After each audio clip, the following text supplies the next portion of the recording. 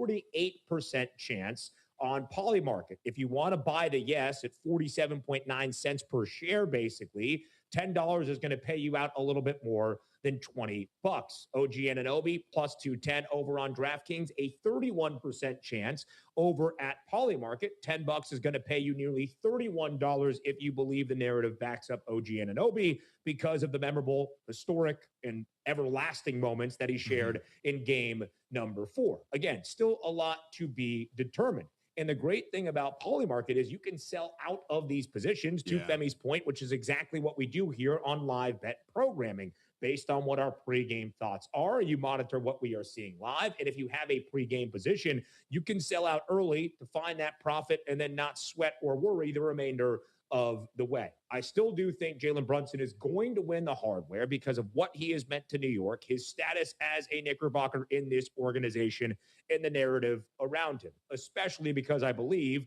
if the Knicks are going to close this out in a 5th game tonight in San Antonio, or if they do so back at home on Tuesday in game number 6 inside Madison Square Garden, I think it's going to be a Jalen Brunson performance that puts New York over the top to win that first NBA championship since 1973. I still believe Brunson is the better bet or the better wager. And again, if you look at Polymarket right now at a 48% chance, slightly better odds for a slightly better payout if you believe Jalen Brunson is going to win NBA Finals MVP. I mean, imagine having a OG Anunoby ticket from before the start of the playoffs. I saw Darren Ravel was tweeting about this earlier this morning that Anunoby was like 500-1 to win Finals MVP before the start of the postseason. And like this is exactly what the usage of Polymarket is for, like having those monster tickets and looking to live trade this stuff and try to at least lock in some kind of a profit, because I think those are the two guys that would win over, barring something insane happening. I mean, maybe the Spurs win tonight and Karl Anthony Towns scores 50 points and all of a sudden it shifts things back to Karl Anthony, you know, like those outcomes could definitely happen. But like if things kind of just stay status quo, it feels like we're down to two guys between Brunson and Anunoby for the New York Knicks, and of course for the Spurs, it's just the Victor Wembanyama show. Like that's like Wemby's price is plus 390 at DraftKings. Spurs are plus 380 to win. Like if you like the Spurs, just bet Wemby to win Finals MVP.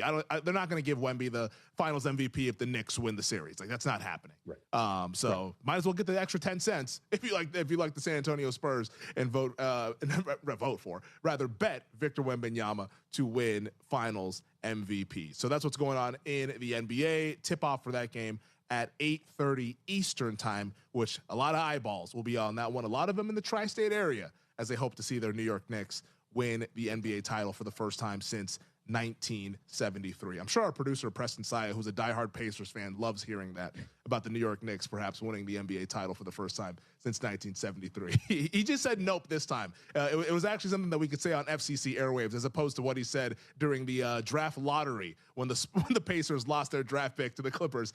I don't want to bring up old stuff, but I'm just saying it was I was like, whoa, Preston, calm down now. All right, like he was letting it fly when that happened, and the Clippers were able to keep that pick from the Ivica Zubac trade, which is a thing that happened earlier this NBA season. We're out of the hydration break, though, aka the commercial break in the FIFA World Cup here, Ben, between Qatar and Switzerland. 72nd minute, still 1-0 with the Swiss. And this is kind of how Switzerland plays, you know, like they're not like a high flying, like a flamboyant team that looks to be on the attack. They got their goal and they tend to just say, you know what, let's keep our defensive shape. Let's keep our defensive structure and let's keep a clean sheet and get the 3 points. And there's still about 30-ish minutes left in this match or so pending stoppage time and all that. But this is not surprising what Switzerland has done here to Qatar. Qatar has actually had a few more chances than I thought they would have in this match. And maybe they will break my heart at some point and score a goal here. But so far, Switzerland has been the right side in this one. And they've been the team that has been the more dominant team in this Group B match. It was a really good look by you, again, from approaching this from the way that you expect things to go in a World Cup match based on what your betting options have available, and then finding the number that goes with it. It is one of the great things about sports wagering in terms of how we break things down from a sports perspective. We're just talking about how we think the game is going to play out. We're going to talk about the stars we expect to score the most points or the team that is going to blow this team out. It's a spread, it's a total, it's whatever. Femi felt pretty confidently that Qatar was in this because it expanded to 48 and they were the host nation back in 2022. That Switzerland was going to win the opener of their World Cup action in 2026 in Santa Clara rather comfortably. So instead of finding a shutout number or one of those wagers, he just went pretty quickly. Qatar under a half goal. So far, still a lot of time left, about 15 minutes plus some stoppage time. It's a great way of looking at it, Femi, and it's a great way to find those wagers throughout the World Cup. Hopefully it continues this way and Switzerland keeps a clean sheet. We'll talk a little Major League Baseball when we come back here on Live Bet Saturday, presented by Polymarket. $5,000. That's the average amount of money people in the U.S. are now spending on gas in a year. $5,000. That's crazy. If you drive, you have to download Upside, the free app that gives you cash back for buying gas. That's right. You can earn cash back with Upside just for buying the gas you're already buying. You can literally start earning cash back today. I use Upside, and just last year, I made nearly $300. You're putting gas in your car anyway. Why not get cash back? If you like extra cash, download Upside. I'm saving the cash I earn from using Upside to help pay for a vacation later this year. Download the free Upside app now to earn cash back when you fill your tank. Use promo code Supreme25 to get an extra 25 cents per gallon on your first tank. You can cash out anytime, right to your bank or a gift card for Amazon and other brands. Just download the free Upside app and use promo code Supreme25 for a 25 cents per gallon bonus on your first tank. That's code Supreme25 for a 25 cents per gallon bonus. The World Cup is here, and VSiN is getting you ready to bet on one of the top sporting events of the year. 104 matches in 39 days. And our hosts, along with experts like Talk Sports' Alex Crook, are getting you ready with expert Adopt wagering US advice and Kids presents What to Expect When You're Expecting. A teenager. Learning the lingo. Today I'm going to help parents translate teen slang. Now, when a teen says something is on fleek, it's exactly like saying, "That's rad." It simply means that something is awesome or cool. Another one is totes. It's exactly like saying, "Totally, just shorter." As in, "I totes love going to the mall with Becca." Another word you might hear is jelly. Jelly is a shorter, better way to say jealous. As in, "Chloe, I am like so jelly of your unicorn phone case." You don't have to speak teen to be a perfect parent. Thousands of teens in foster care will think you're, rad just the same. To learn more, visit adoptuskids.org. A public service announcement brought to you by the U.S. Department of Health and Human Services, Adopt U.S. Kids, and the Ad Council. This is the story of a very special woman. In a matter of seconds, she turned herself into a great mathematician or an entrepreneur. Her knowledge was limitless and still is. She could also make monsters disappear, especially those that lurked in the shadows under the bed. Once, this woman put back together a teenage girl's broken heart, which had been shattered in 1,000 pieces, just by giving her a bear hug. She masqueraded as a regular person at work, but as a superhero at home. Everyone knows her as Gabriella. I still call her Mom. Your hero needs you now, and AARP is here to help. Find the care guides you need to help, complete with tips and resources at aarp.org/caregiving. A public service announcement brought to you by AARP and the Ad Council. I was in the middle of the Atlantic Ocean when it happened. There was a sudden jolt, and our submarine crashed on the seafloor. We were in total darkness. That's Dr. Dejana Figueroa, a marine biologist and STEM teacher, talking about a deep sea dive she'll never forget. It's funny, when I was a kid, I was afraid of the ocean, and there I was, 2 miles below the surface. But as a scientist, you prepare for that. Using our training and a little creativity, we fixed the sub and finished our experiments. The dive was just too important. Every dive gives us glimpses at things few people ever get to see. Glowing creatures, fiery undersea volcanoes. When we got back to the surface, I kissed the ground and called my mom, of course. But you know what? I wouldn't trade that dive for anything. Dr. Figueroa uses her passion for STEM to discover new things and make the world a better place. She can STEM, so can you. Check out She Can STEM for more stories and inspiration. A message from the ad. You're listening to Western Reserve Radio at westernreserveradio.com on the Live 365 network and the Live 365 app. on the night matches at the FIFA World Cup, as right now I'm sweating out this Qatar-Switzerland match. Hopefully Qatar does not score. I'll leave it at that. That is what my bet is. Under half a goal, Switzerland to keep a clean sheet, however you want to phrase it, is what I need here at -145. So that's currently taking place. But the big match today, though, in the Meadowlands between Brazil and Morocco, we'll get Brad Thomas's thoughts on that one at 5:30 Eastern time. But right now, Ben, in Major League Baseball, to update the folks on some scores happening in the big leagues, we have a nice little pitchers duel north of the border in Toronto between the Yankees and the Blue Jays. Cam Schlittler doing his thing per usual. He's got 6 strikeouts through 5 1/3. He is your AL Cy Young favorite. We're knotted up at 1, though, in the bottom of the 6th between the Yankees and the Blue Jays. Cardinals have a 9-5 lead on the Twins in the bottom of the 9th. Marlins Pirates is Buccos leading at 1-0 right now in the top of the 3rd. Bottom of the 2nd, apparently we might have woke up the bats in San Diego and Baltimore, because the Padres, 4 runs here and only played 2 innings. The Padres are up 4-2 on the Orioles, bottom of the 2nd. A little bit of a tough go out there for the Orioles against this lackluster Padres lineup.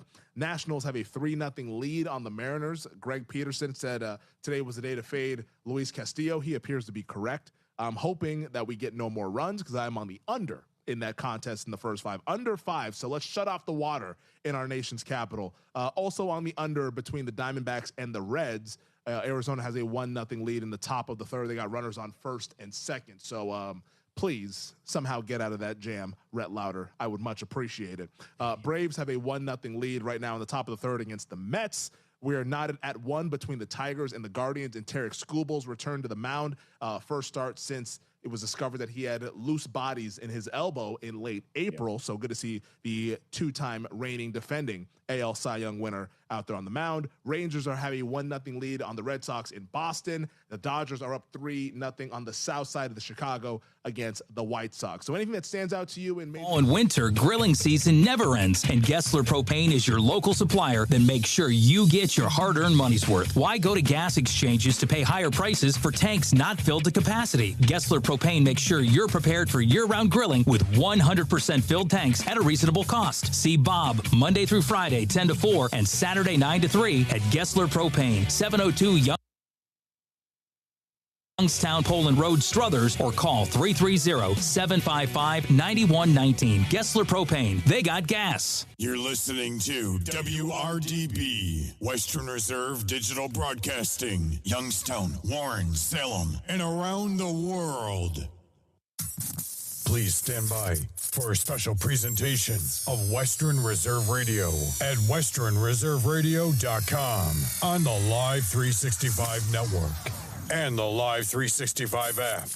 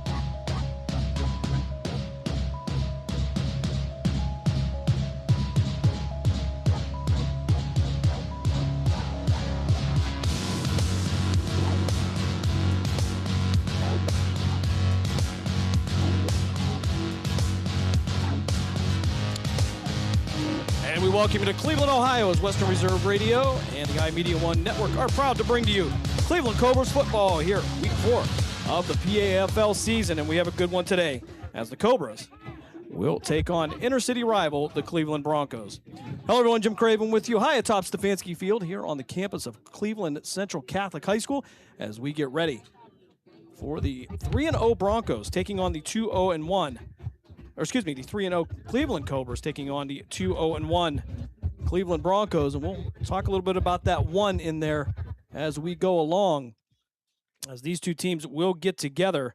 The Broncos now playing in the 2A division of the PAFL, Cleveland, and the 3A division. Again, Jim Craven with you. Thanks for joining me as we will try to keep you up to date on some early scores as well as we keep track of the Youngstown Patricians over on Western Reserve Radio 2 with Mark Means, Dave Clark, Dave Ferris, and our last report. It was the Washington Golden Hawks taking a 6-0 lead over the Youngstown Patricians. For the Cleveland Cobras last week, they would get the 24-8 win over the Stark County Wolfpack. That game played in Canton as Cleveland would start immediately in the first quarter as Slap Thompson would hit Will Anglin on a 22-yard touchdown pass. That coming with 6:20 left in the first quarter. And then he would follow that up with a 3-yard pass to Anglin. That coming with just 1:44 left in that first period. Third quarter action, it would be Thompson, a Hunley on a 53-yard touchdown pass. And then with just 12 seconds left, the Stark County Wolfpack would get into the end zone, and the 12-yard Barrett run, they would cut the lead to 21-8 at the half. Only scoring in the second half would come by way of a 36-yard field goal by Ben Lyons. Again, the final was 24-3. For Slap Thompson, he went 15 of 30 last week for 259 yards, 3 touchdowns, did have 4 interceptions. However, we'll attribute some of those to the wind, and maybe a couple of those just didn't get enough on them. TJ Johnson also in the signal caller position. He went 1 for 4 for 13 yards. Overall passing, 16 for 34 for 272 yards, 3 touchdowns, 4 interceptions. Anglin led all receivers with 5 receptions for 68 yards, and, of course, hauling in the 2 touchdowns. Julian Hunley, he had that 1 reception for 53 yards with the touchdown. Robinson would also have 2 receptions for 40 yards. Tyree Knight 1 for 36. In the rushing department, Cobras, he would have 20 carries for 112 yards. Juwan Hunley leading the way with that. He would carry 5 times for 55 yards. Ben Lyons would go 3 for 3 on extra points, in addition to hitting the 36-yard field goal.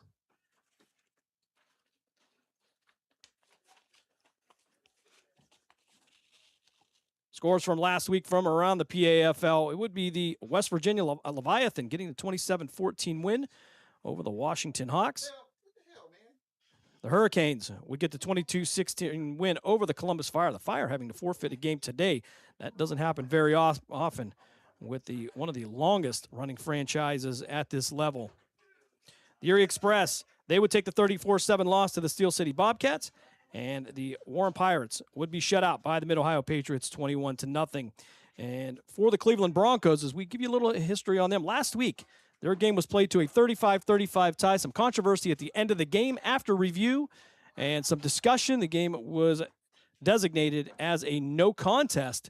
So that is now the 1 in the 2-0-1 for the Cleveland Broncos.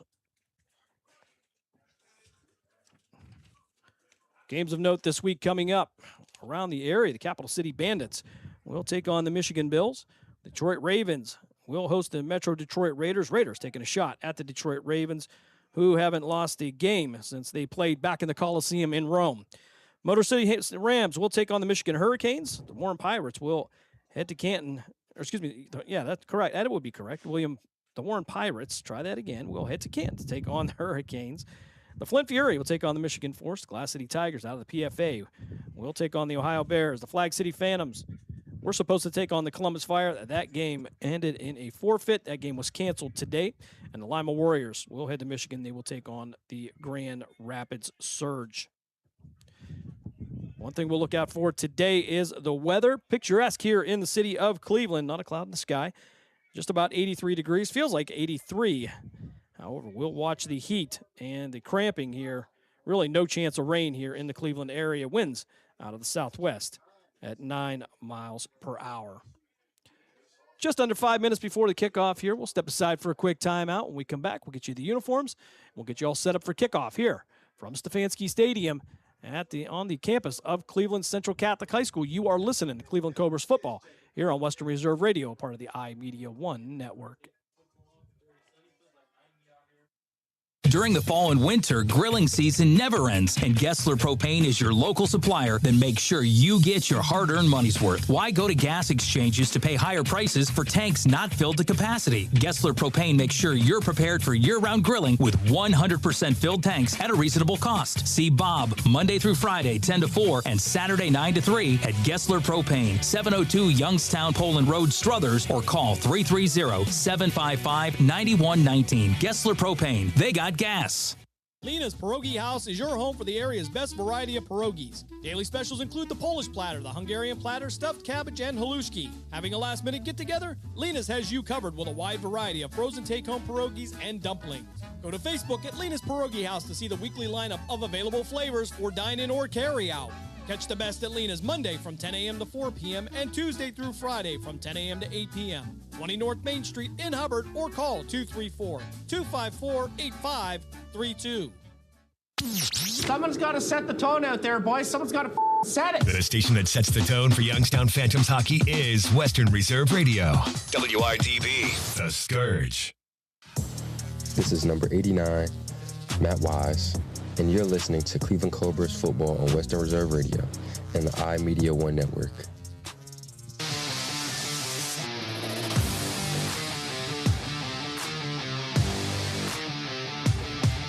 Just moments away from kickoff here at Stefanski Stadium on the campus of Canton Central Catholic High School in Cleveland, Ohio. It's the Cobras. They will receive to start this game. They're going to be in their all-white uniforms with the green numbers outlined in black, the black helmets with the traditional Cobra insignia on the side. And for the Cleveland Broncos, they will be in their black uniforms detailed in orange with the black helmets. As the Broncos look to bounce back from last week again in a very odd situation, but handled by the PAFL Commissioner Jermaine Campbell, probably about the best way you could hope considering the situation. However, today, Cobras will take on the Broncos. Their last meeting came back in the playoffs in 2025. Broncos getting the 16-0 win, including a punt return for a touchdown, so a close game there. As the Broncos and the Cleveland Rams combined over the wintertime here, so some familiar faces from both franchises here as both teams will line up here. Again, Cleveland will receive to get this one started. And for the Ohio Broncos, their other wins would come over the Erie Express by a score of 31-21 back on May 23rd. And they would get the 12-6 win over the Steel City Bobcats. So quality wins for the Ohio Broncos. And for the Cleveland Cobras, they started out with a loss to the Erie Express at home in the non-league portion of the season. They would go on to knock off the Flag City Phantoms in Toledo. It would be a forfeit in week 1 with the Warren Pirates, but then we get a win over the Mid-Ohio Patriots. And, of course, last week, the win over the Stark County Wolfpack. Over on Western Reserve Radio 2 with Mark Means, Dave Clark, Dave Ferris, the Youngstown Patricians, and the Washington Golden Hawks going at it over there. Our last report over there was the Golden Hawks with the 6-0 lead over the Patricians.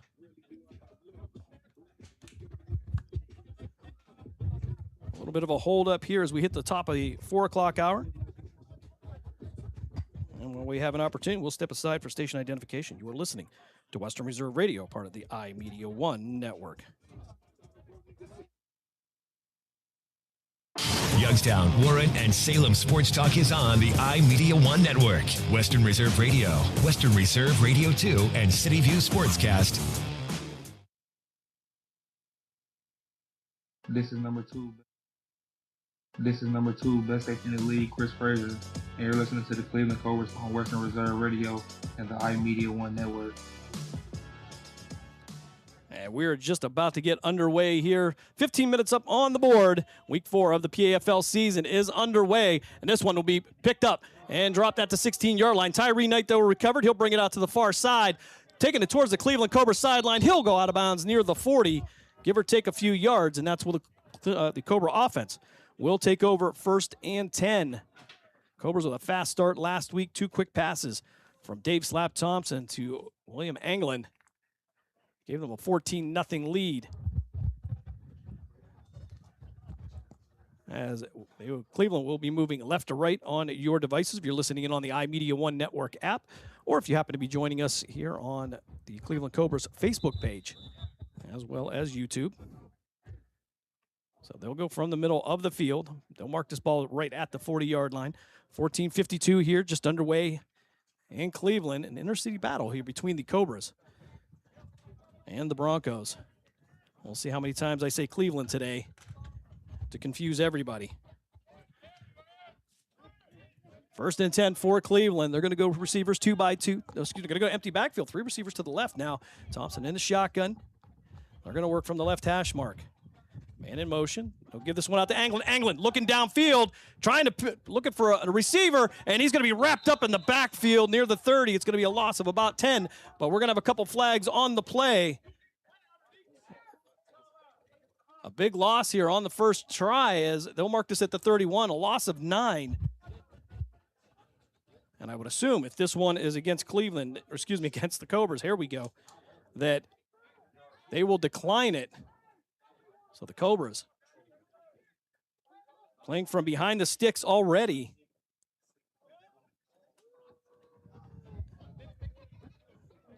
And I'm going to assume this is going to be an illegal procedure. Maybe Anglin cut up a little bit too soon.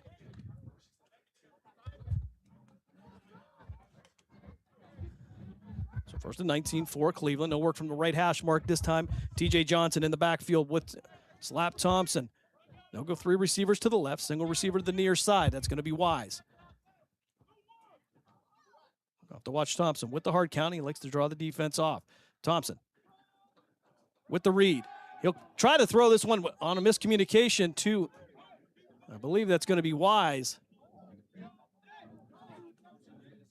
And that'll bring up 3rd down for Cleveland.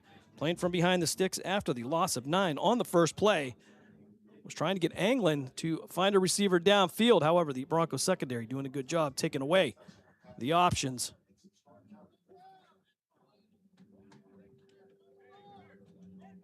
Lamorris Dillard leading the offensive line.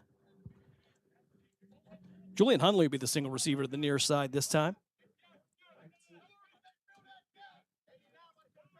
Wise will be one of the 3 to the left. Anglin to the far side. Thompson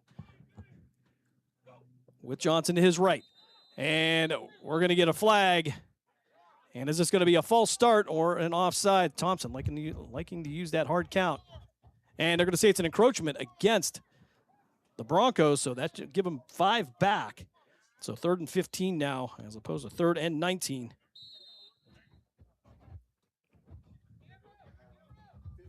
Just under 13 minutes to play here in the first quarter. We're just getting underway.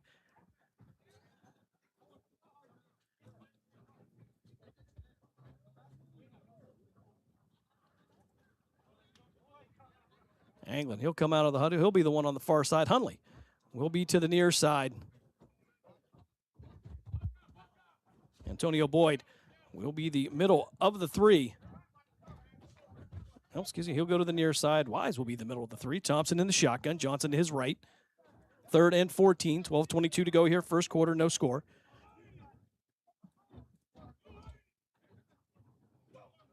Thompson with that hard count, going to get him again. He'll drop back. Free play. He'll throw this one downfield and going to overthrow his receiver. Pass was intended for Matt Wise, but that'll give him 5 more. So 3rd and 9 now for the Cobras. Went into a 2nd and 19 after a broken play. Tried to give it to Anglin on the end around. He tried to look for a receiver downfield, but would be brought down. Again, I want to thank you for joining us here on Western Reserve Radio and the iMedia1 Network.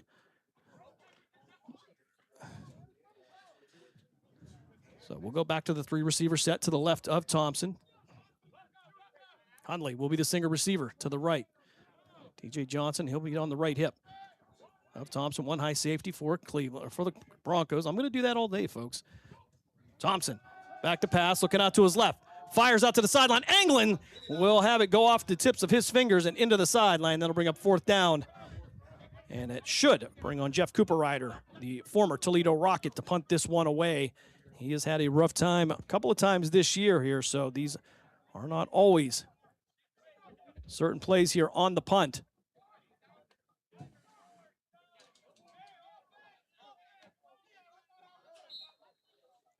Eleven and a half to go here.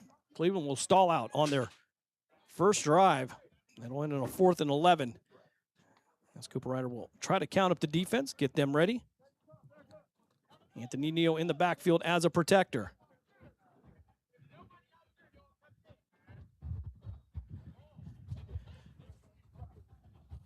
I believe that's going to be Deshaun Evans back to the return. It's going to be an end-over-end short kick. Going to go out of bounds near the Bronco 45-yard line. Although it looks like Brown was trying to say it went a little bit further, but either way you slice it, Broncos are going to have good field position. 11:06 to go here, first quarter. We are scoreless. Cleveland stalling out on the first drive. Defensively for Cleveland, giving Stark County all kinds of fits for 4 quarters. Cooperrider actually coming to the Broncos sideline. I don't know if he was looking for the ball or... All right, so the official's going to find it. Cooperrider wants his ball back. Kickers are finicky that way. 11:06 to go here. Broncos with the first possession of the day. They'll go 2 by 2. Actually, they're going to go 3 to the right for the Cleveland Broncos. Single receiver to the near side. 1st and 10. They'll send a man in motion from right to left. I believe that's going to be Evans. So a handoff. They'll test the left side of that line. Nowhere to go. And he'll be hemmed up. Maybe about a half a yard pickup on the play. Donovan Mormon coming in and covering him. That'll bring up second. We'll call it 2nd and 9 for the Broncos.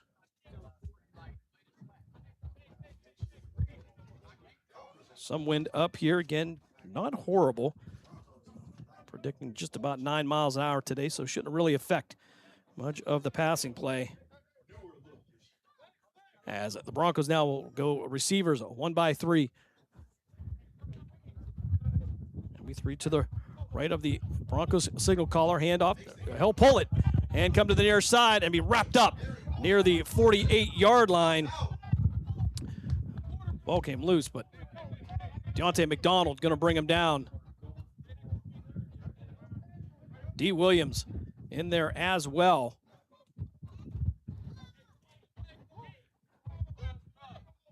D. Williams, a firefighter out of Warren, Ohio.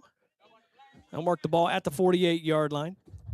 3rd down now for the Broncos. They need to get to the Cobra 45-yard line for the 1st down.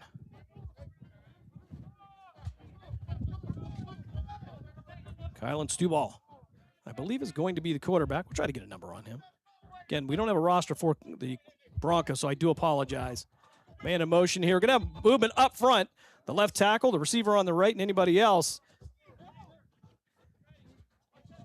And Antoine Ford was kind enough to point that out for the officials.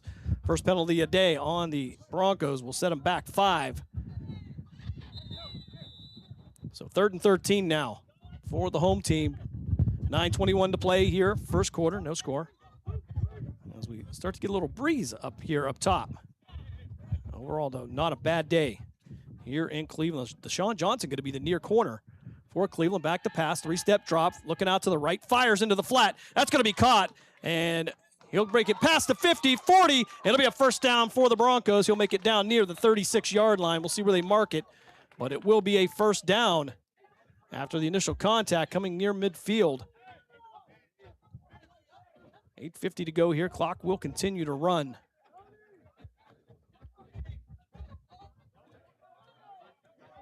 So I believe that is going to be Kylan Stuball at the quarterback position for the Broncos. Tony Perrine will come out Stuball will take the play. And for the 2025 3A PFL champions. Twin receivers to each side this time. Stuball in the shotgun. You have one running back just about a yard in front of him and off to his right. Clock continues to run. 8:07 to go here, first quarter. No score. Stuball waiting for the pass. He'll hand it off straight up the middle, and he'll work his way past the 35 and down near the 33-yard line. Second down now for the Broncos. They'll mark it at the 33. They'll have to get to the 28 for the line to gain. No scores. We approach the 7.5-minute mark. And we'll try to bring you some scores from around the area as we go on today. Receivers 2x2 this time. Stuball in the shotgun.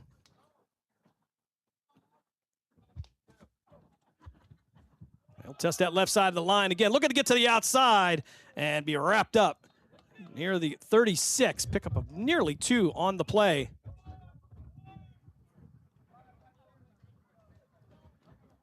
The charge led by Derek Brumfield. Brumfield listed as an outside linebacker for the Cobras. Stuball bringing the play in from the sideline. Stuball, the 6'3", 215-pound quarterback. We'll have it 3rd and 4 now. Ball at the 31-yard line. Receivers 2x2. They'll work from the left hash mark. I believe that might be Shropshire at running back now to his left. They'll send a man in motion from left to right. Back to pass. 3-step drop. Looking out to the right. Steps up. And he's going to fire this one downfield. Wide open receiver caught in the end zone. Touchdown on a broken play. And the Broncos take a 6-0 lead. 6:30 to go here, first quarter, on a 31-yard touchdown pass.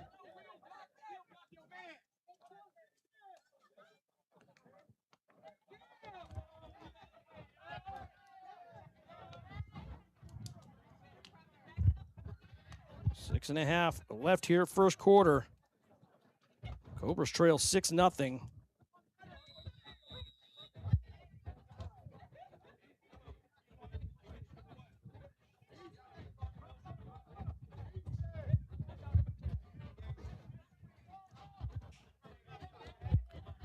And Shropshire will attempt the extra point. Snap is back, kick is up, and it's going to be off to the right. No good. 6:30 left here, first quarter. Broncos take a 6-0 lead. We'll step aside for a timeout. You are listening to Cleveland Cobras football here on Western Reserve Radio, part of the iMedia1 network. Play the new $5 Win Big Scratch-Off for a chance to win $100,000. But if you don't, just scan that ticket for a second chance to win big. Enter our Big Game Second Chance promotion to win great pro football prizes, including Cleveland tickets, Cincinnati tickets, or even tickets to the biggest football game of the year. If football is your passion, Win Big is your game. Only from the Ohio Lottery. Way to go, Ryan. This is number 33, D'Artagnan Fortner, and you're listening to the Cleveland Cobras football on Western Reserve Radio and the iMedia1 network.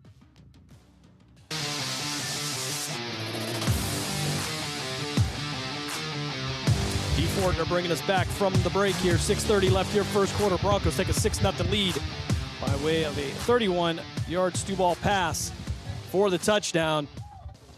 6-0 is your score. Shropshire hold the extra point to the right.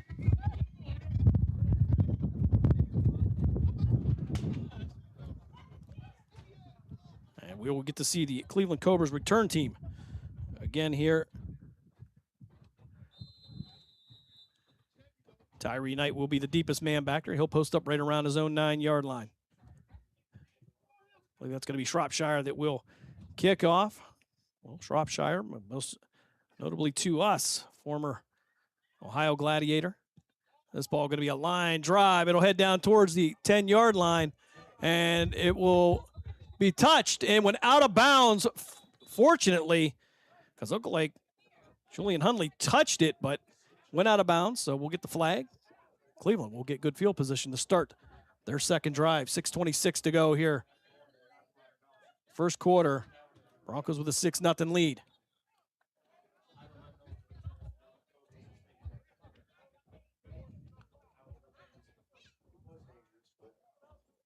Try to get you some updates from around the area. As a few games underway here early, including the Mid-Ohio Patriots and the Stark County Wolfpack. Also the Youngstown Patricians and the Washington Golden Hawks over at Brookfield High School in Trumbull County. Matter of fact, Dave Ferris just sending me an update. Golden Hawks lead 14-0 at the half. As Cleveland will come to the line. They'll go 3 receivers to the left. Actually, they'll flip wise from left to right, and they'll hand this one up to Johnson. Johnson twisting and turning. He'll work his way out near the 42-yard line.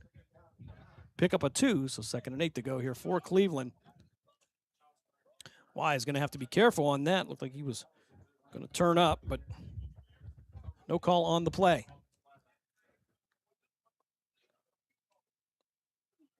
Beautiful day here in the Cleveland area. Again, we'll keep an eye on the heat, as I assume there will be some cramping coming up.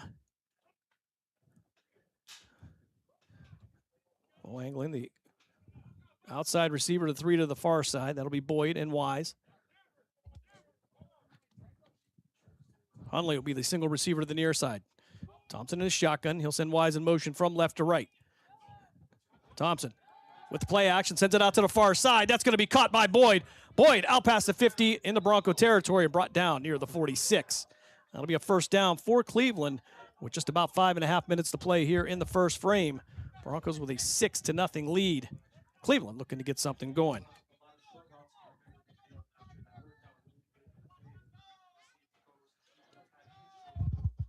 So right back to the line as Wise will flip to the near side. Receivers will go 2 by 2. Thompson in the shotgun.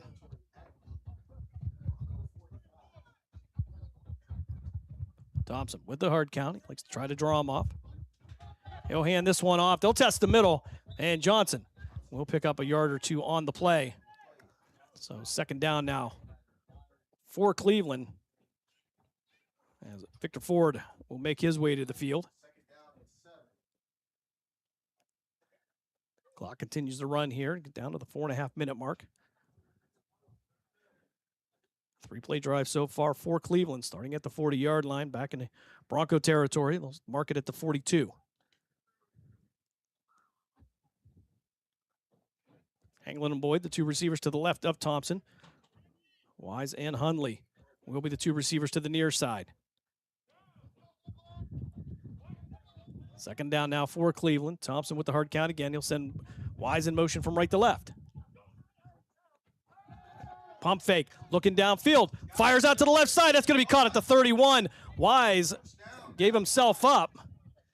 So probably could have picked up a few more yards, but oh, they're going to say that's going to be an incomplete pass. His feet were close to that Cleveland Cobra sideline. All right, so we stand corrected on that incomplete pass. 3:55 to go here, first quarter.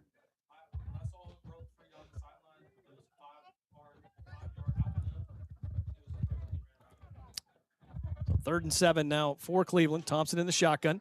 Receivers 2 by 2. With the hard count, trying to draw him off. Broncos aren't going to bite.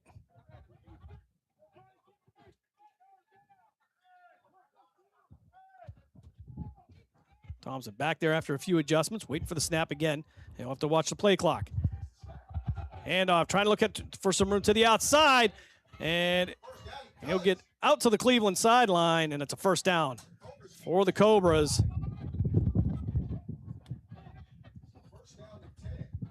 That might be Robinson on the carry here, seeing number 8, but Robinson usually wearing number 22. So 5-play drive here so far. They'll mark the ball at the Bronco 31-yard line.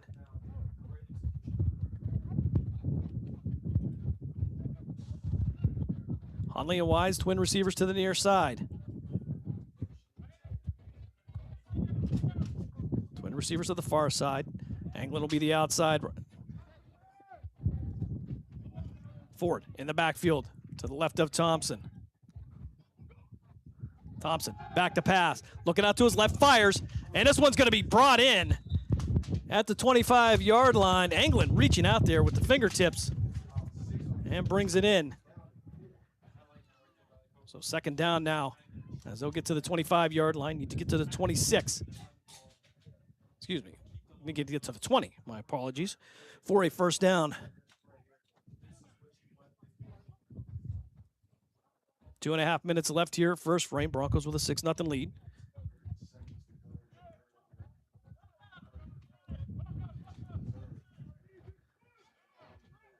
One single high safety for the Broncos. Thompson waiting for the snap. 3 receivers to his left. He'll flip forward from his left hip to his right. Single receiver to the near side. Back to pass. Fires it downfield. Looking for Hundley, and it's going to go through his hands.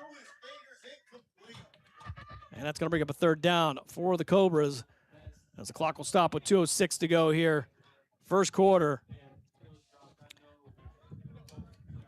Not a bad pass, just looked like it went through the hands. I don't know if it was a defensive issue for the Broncos coming in, but nonetheless, it'll bring up 3rd and 4 for the visiting team.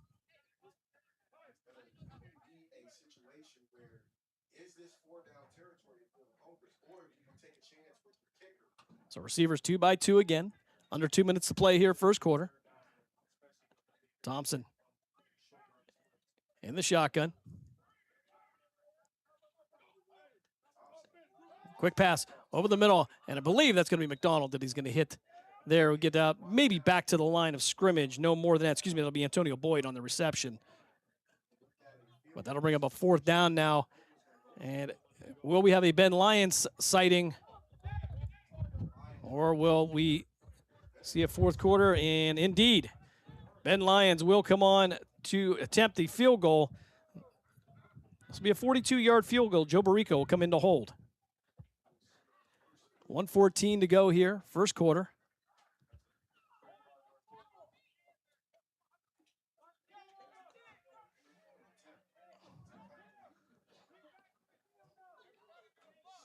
Lions last week 3 for 3 on extra points and also adding a 36-yard field goal. As Lions will try to line this up. Cleveland shuffling one more player on here with 44 seconds to go. Here in the first frame, Barrico waiting for the snap. Lions with the kick attempt. This one's going to be low and not even close. And that'll be a turnover on downs as the Broncos will take over 1st and 10 with 32 seconds left here first quarter with a 6-0 lead. 8-play drive for the Cleveland Cobras comes to an end on a missed 42-yard field goal attempt by Ben Lyons. The Broncos will make their way back out for their second possession of the day. They lead 6-0. Here as we approach the end of the first quarter. Clock stopped with 32 seconds left. May get a play or two off before the end of the period.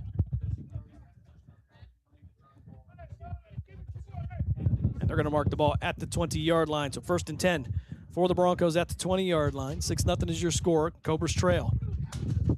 32 seconds to go here in this first quarter.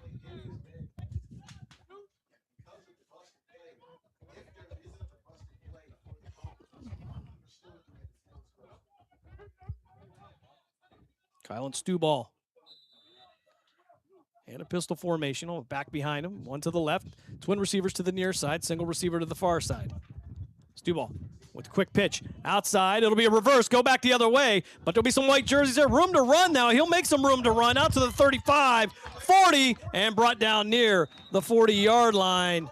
And what should have been a loss on the play turns into a first down for the Broncos. 15 seconds left here, first quarter.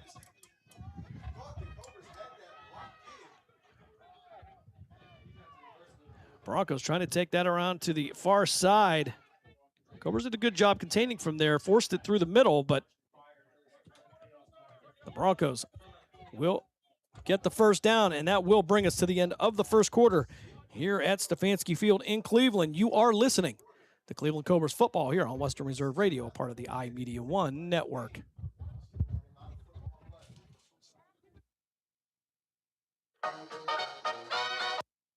Are you tired of switching apps just to catch your favorite shows and live events? Say hello to the iMedia1 Network app, your one-stop destination for streaming and everything that matters. From national sports to exclusive local content, Western Reserve Radio, Western Reserve Radio 2, and City View Sportscast are now all in one place, anytime, anywhere. Download the free iMedia1 Network app on iOS and Android and unlock the future of sports audio in the palm of your hand. The iMedia1 Network, your sports app in the Valley. This is number 2 best safety in the league, Chris Frazier, and you're listening to the Cleveland Cobras on Western Reserve Radio and the iMedia1 network. The stations that always keep you in the zone. I love it. It's awesome. Western Reserve Radio, Western Reserve Radio 2, and City View Sportscast, Youngstown, Ohio.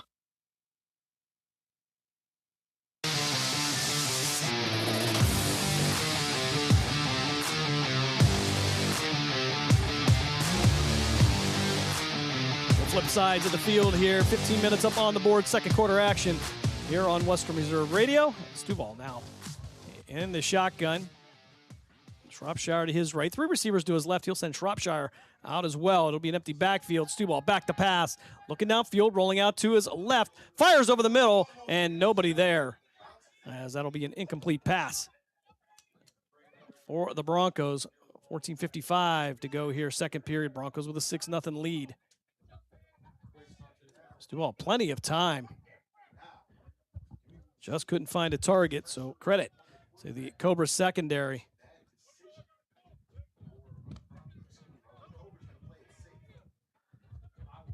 Broncos going to go 2-by-2 this time. 14:43 to go. Stuball making some adjustments. Green moving from the right side to the left side. 3 receivers now to the left of Kylan Stuball. Hand it off and be hemmed up in the backfield. Nowhere to go. Marquise Hodges on the tackle. 14:20 to go here. Well read by the Cleveland defense. Excuse me, the Cobra defense. We'll have to clarify that since both teams right here from the city of Cleveland. Broncos now with a 13-0 lead. Cam McCauley, the corner on the near side here. Executed about a 7-flip celebration last week.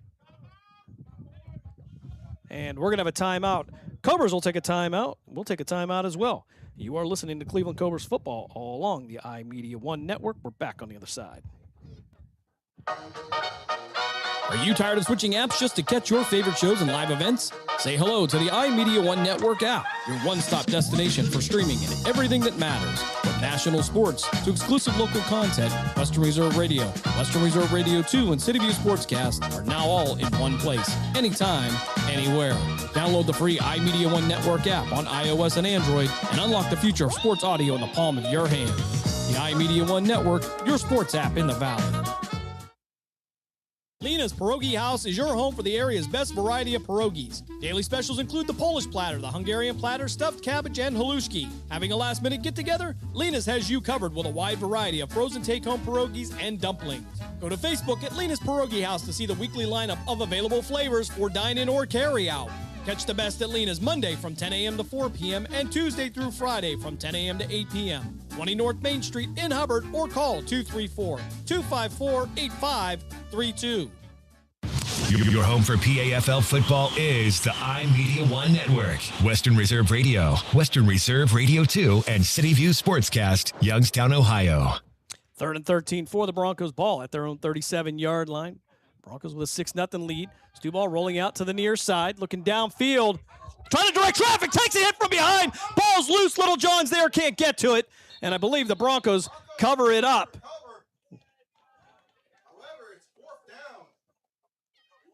And I believe that D. Williams came from behind and hit Kylan Stuball. Ball came loose. Robert Littlejohn, the closest one to it. We'll bring up a 4th down now for the Broncos. They'll have to punt this one away. And I believe Shropshire will come out to do the kicking duty. Shropshire, the multi-talented athlete.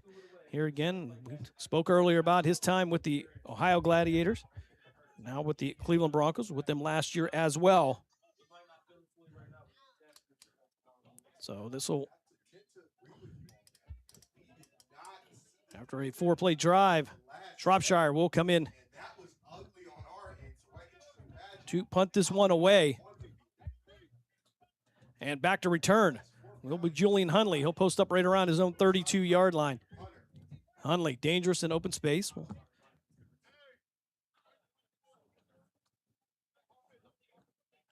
Hodges, he'll be the protector. He'll line up right around the Bronco 45-yard line.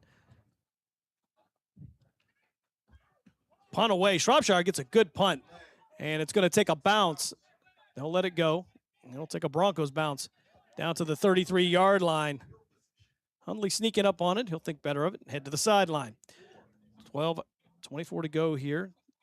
Second quarter. Broncos with a 6-0 lead. Cobras will get the ball.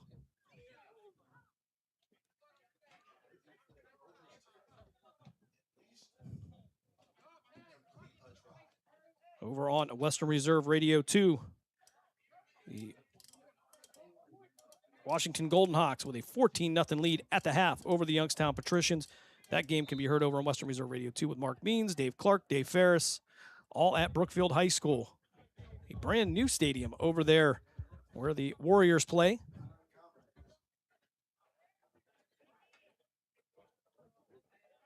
So Hunley and Wise will be the twin receivers to the far side. Two receivers to the near side. Thompson in the shotgun. He'll talk to the running back on his right hip. Can't get a number on him as Thompson is in the way. Slap Thompson waiting for the snap. Play action. Looking downfield. Fires out to his right. And this one's going to be caught at the 45-yard line. Matt Wise on the reception. Worked right up the hash marks. And that'll be a first down for the Cobras as we approach the 12-minute mark of the second quarter. Broncos with a 6-0 lead. Cobras trying to get some offense going. Tried a little trickeration there on the first play of the game. Ended up losing 9 yards on the play. Couldn't quite recover. It's been back and forth here so far. Broncos scoring on a broken play of 31 yards. Thompson in the shotgun again. They'll go 2 by 2. Hunley, the slot on the left side. They'll hand this one off the left side. Trying to look for some room to run. Going to take a bump and work towards the Broncos sideline and knocked out of bounds near the 45-yard line. Juwan Hunley on the carry for the Broncos. The Broncos doing a good job stringing it out and getting him to the sideline. Clock will continue to run here. 11:17 to go, second quarter. If you're just joining us here on Western Reserve Radio. Doubleheader today on Western Reserve Radio, Western Reserve Radio 2.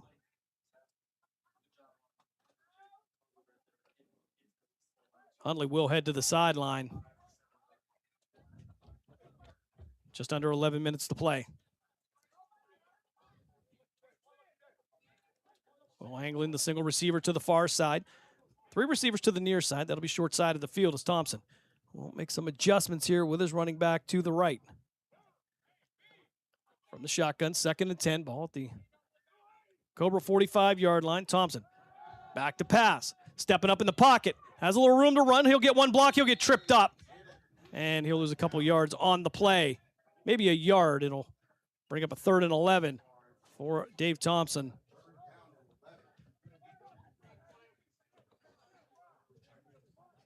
Good coverage by the Broncos in the secondary. Thompson, with not many options. Tripped up in the backfield.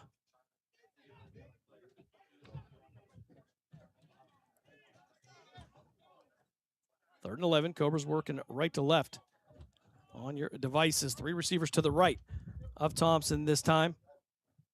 D'Angelo Thompson, a single receiver to the near side. Thompson in the shotgun. Juwan Hunley, running back, and there's going to say some movement. And finally, we're going to get a flag here. It looked like the Broncos made the call instead of the line judge.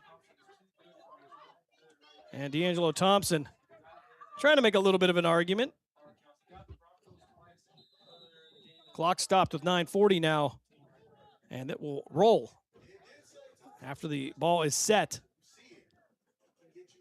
Broncos 6, Cobras nothing here in the Battle of Cleveland.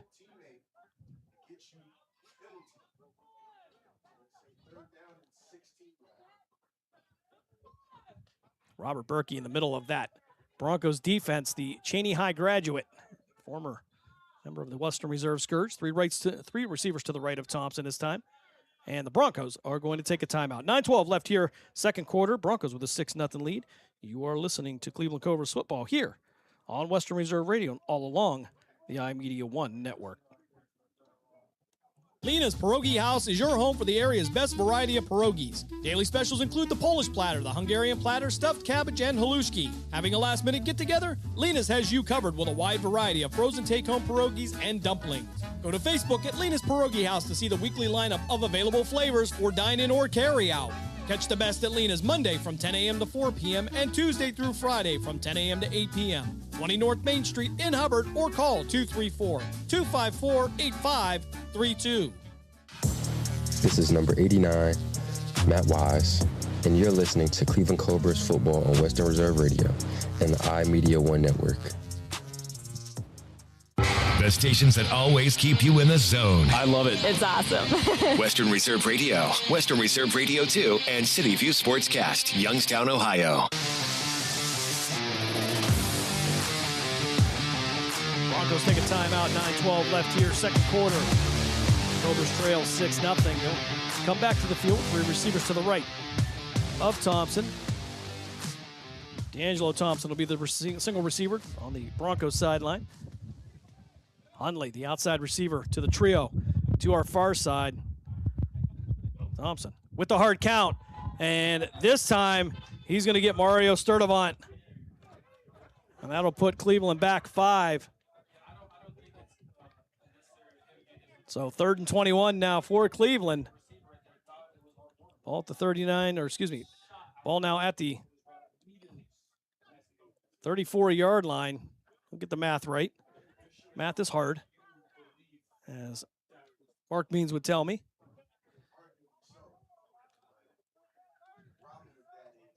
Clock will start on the snap, since we did come out of the timeout. Now 3rd and 21 for the Cobras. They're going to be at their own 34-yard line. Again, we'll go single receiver to the near side, 3 to the right of Thompson. D'Angelo Thompson will be one-on-one with Asian Burt. Thompson looking out to his right, fires, and it went off the fingertips of a receiver. I think he was looking for Sturdivant on that one as well. That'll bring up 4th down, and that will also bring on Jeff Cooperrider to punt this one away. 9:08 to go here, second quarter. Cobras with a 6-0 deficit. Broncos score on a 31-yard touchdown pass from Stuball. Broken defense in the secondary for Cleveland on that one. And since then, it has been a stalemate between these two.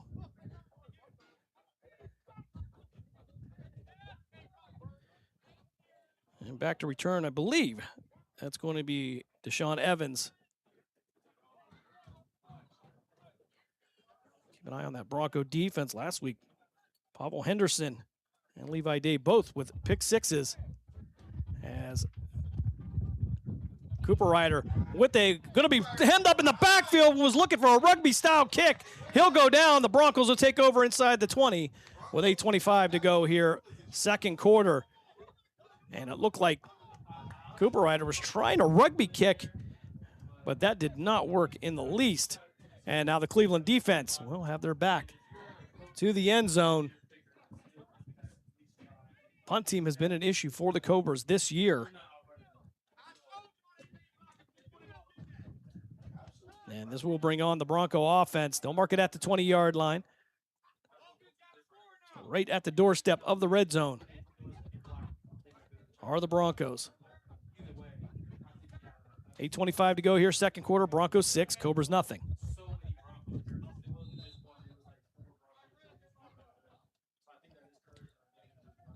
So ball marked at the Cobra 20-yard line.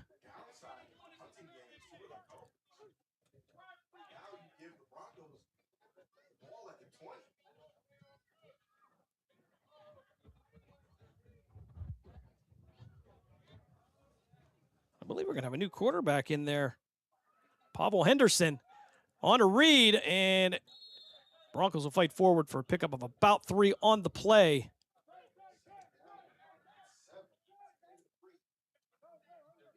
Denzel Blair limping off the field. Looks like he's a little bit shaken up as he looks like he may have twisted an ankle. Clock has not run here. Still 8:25 left here, second quarter.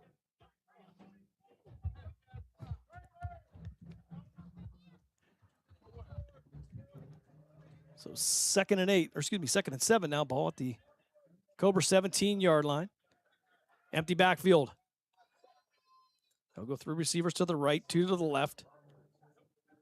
I believe that's going to be Henderson in at quarterback. Henderson taking it himself, looking for room to run. He'll have to work to the outside, and he'll get back maybe to the line of scrimmage. And then he'll be thrown back unceremoniously. As Hodges breaking his way through there, and the Broncos not appreciative of how they treated the Broncos signal caller. Clock continues to run here, 7:38 to go here, first half. Cobras trail 6-0.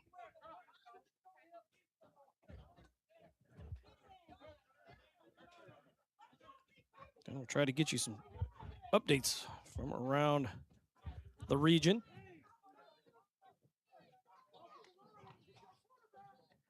Right now, the Cuyahoga Falls Rapids have a 14-0 lead over the Steel City Bobcats. That in the second quarter. And Stuball back at the quarterback position this time. He'll have Shropshire to his right. He'll send a man in motion from right to left. Single receiver to the far side. Back to pass. Under pressure, stepping up. Trying to find some room to run. He's going to be brought down. Ball's loose and covered up by the Broncos. And it looked like Stuball was chased down from behind. I couldn't get a number on that, but I believe I said I would be wrong. Nonetheless, 6:29 to go here, second quarter.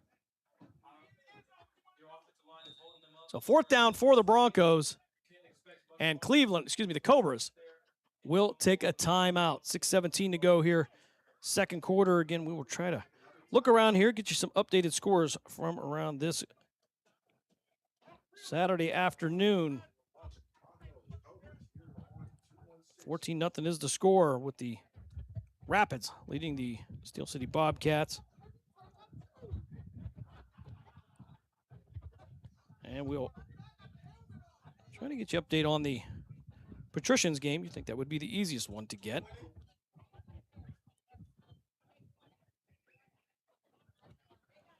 Cleveland's going to take a timeout here, 4th and 15. Ball's on the 25-yard line, but the Straw Brothers bringing all the action with the Cuyahoga Falls Rapids.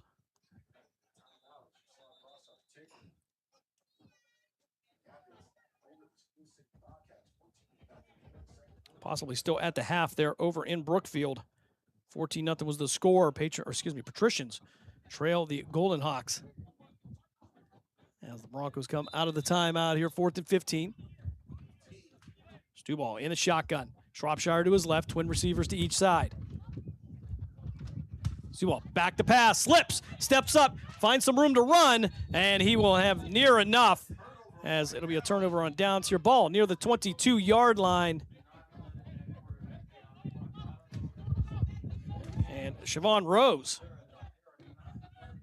if there is the correct 17, there to make the play for the Cobras. 6:17 to go here. 6:10. Clock will stop there on the change of possession. And they will mark this one right at the 25-yard line.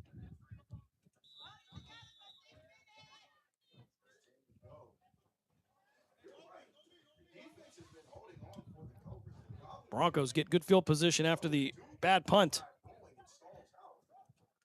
Can't do anything with it.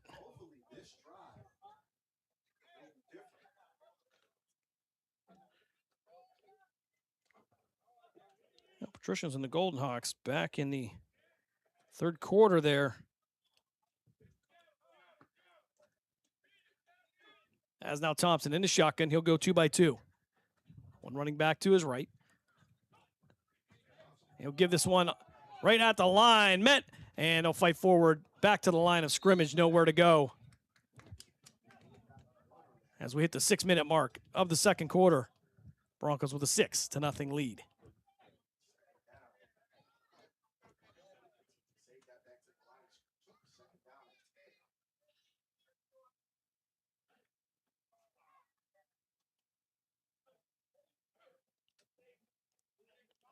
Cleveland Guardians also in action today. As the clock will hit the 5.5-minute mark. 2nd and 10 now for the Cobras. They'll go through receivers to the short side of the field.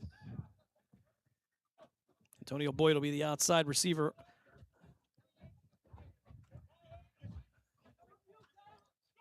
Slap, waiting for the snap. Back to pass, looking out to his right. Fires, and this one's going to be tipped away. An outstanding play by Eddie Edwards. Disrupts the pass, and that will bring up 3rd down now for Cleveland. 5:10 to go here, second quarter. 6-0 is your score. Broncos with the lead. They get that in the first quarter by way of a 31-yard touchdown pass from Stuball, but obviously broken play.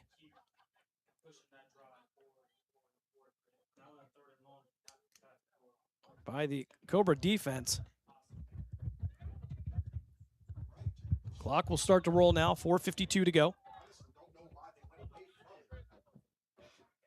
Thompson back in the shotgun. He'll send those 3 receivers to the left again. Boyd the outside receiver, followed by Wise and Hundley. Ford to his right. Anglin will be the single receiver to the far side. Hard count by Thompson. 3-step drop. Looks downfield. Fires over the middle. And it's going to be incomplete. And I think he was trying to find Antonio Boyd. Boyd coming across the middle. Couldn't time it up.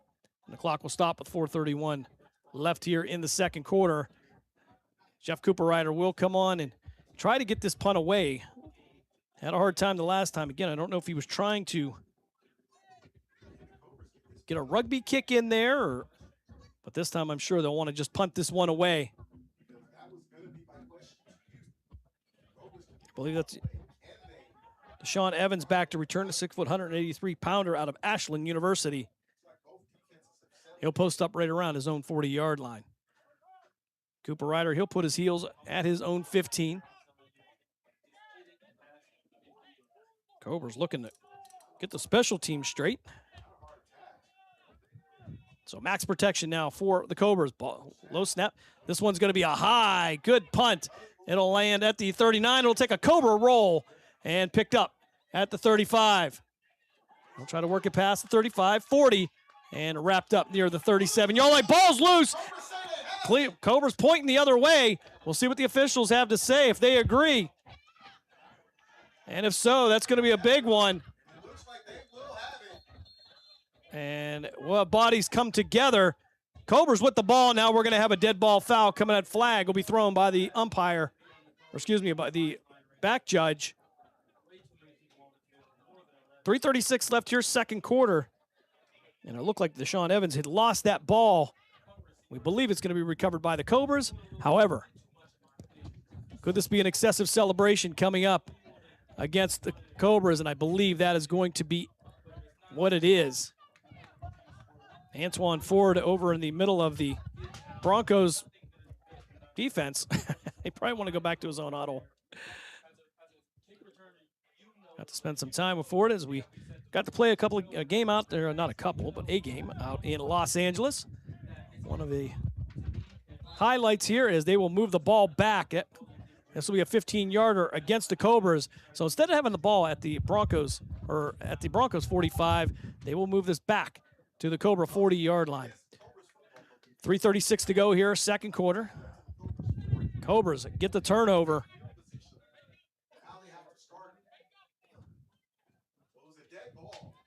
So 3:36 to go here. 6-0 your score. Broncos with the lead. Forward in the game, he'll be to the right of Thompson. Twin receivers to each side. Excuse me, that will be Hundley at the running back position. Quick pass out to the near side. That'll be Wise looking for the outside. There's a flag on the play. Gets to the 40 and knocked out of bounds near the 48-yard line. And Tate Gibbons says, welcome to the Broncos sideline. And the penalty coming up against the Cobras now. They'll move that back, so that'll wipe the positive play out. We'll redo the down, but the Cobras, after recovering the fumbled punt at the Bronco 40-yard line, got the excessive celebration penalty. That'll move the ball back. And now they will spot the ball at the 30-yard line.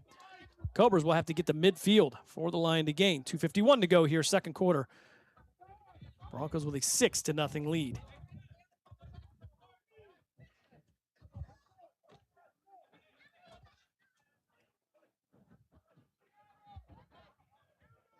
Sturdivant and Anglin will be the twin receivers to the far side. Knight and Hundley to the near side. Juwan Hundley will be the running back. Thompson with the count. Quick pass, shoulder fake, downfield, and it's going to be dropped at the 41-yard line, and a late hit coming up. They'll get 15 back as Julian Hundley took a shot. And what should have been a reception will end up in a personal foul. Julian Hundley taking the blindside shot after the play was over. The call coming in from the line judge, also coming from the umpire. 2:15 left here, second quarter. Broncos with a 6-0 lead. Now it's been varied over weeks whether we're going to get a 2-minute warning before the half, but last week we did not. But we'll see if we have that coming up this week. All right, so ball now marked at the 45-yard line. It's going to be an automatic first down for the Cobras. 2:15 to go here.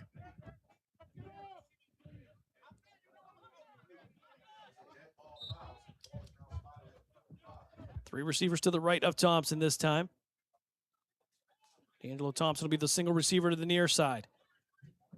Julian Hundley, the running back. He'll get the ball, try to work to the outside, and he'll try to get back to the line of scrimmage. 2nd and 10 now for the Cobras as we hit the 2-minute mark here. And we'll see if we're going to get the 2-minute warning. Last week we played on. And it looks like we will most likely be doing the same thing here.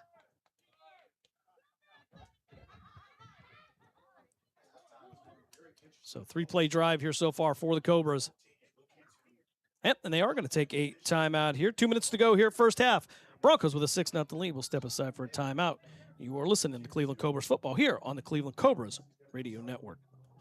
Play the new $5 Win Big Scratch-Off for a chance to win $100,000. But if you don't, just scan that ticket for a second chance to win big. Enter our Big Game Second Chance promotion to win great pro football prizes, including Cleveland tickets, Cincinnati tickets, or even tickets to the biggest football game of the year. If football is your passion, Win Big is your game. Only from the Ohio Lottery. Way to go, Brian. The stations that are always ahead of the game. Western Reserve Radio, Western Reserve Radio 2, and City View Sportscast. Youngstown, Ohio.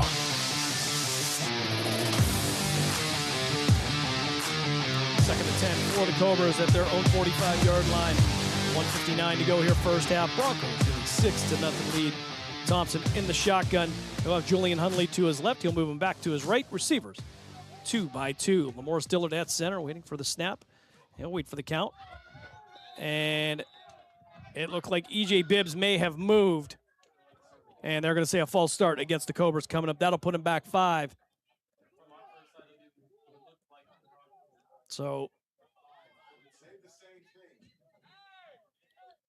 2nd and 15 now for the Cobras. Penalties hurting both teams here. So 2nd and 15. Clock did not run. Still 1:59 to go here in the first half.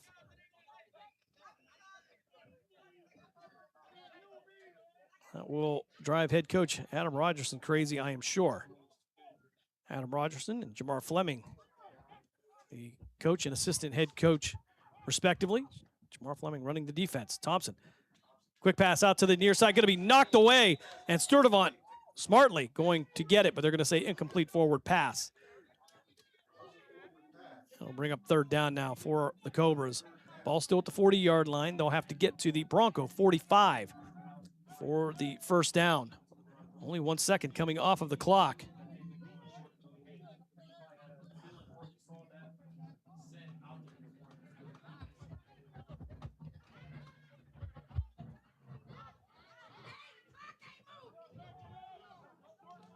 We'll get you some more scores here coming up here as Cleveland Guardians with a 3-1 lead, bottom of the 6th. They're leading the Detroit Tigers. Thompson. And the shotgun. Receivers again, 2 by 2. Back to pass. Fires out to his right.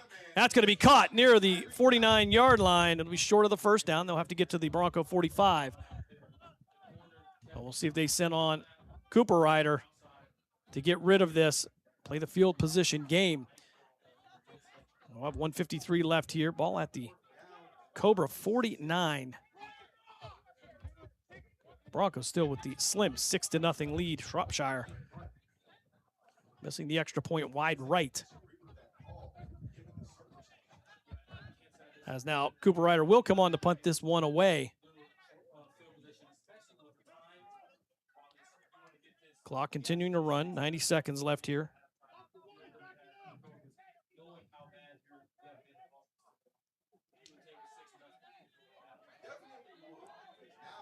Cooper Ryder waiting for the snap. A little bit high. It's going to go through his hands. Cooper Ryder going to have it. It's going to be on the ground, covered up by the Broncos. And the punt team continues to be the Achilles heel for this Cobras team. Went right through the hands of Jeff Cooper Ryder. The Broncos are going to end up with good field position here. 1:13 left here in the half with their 6-0 lead.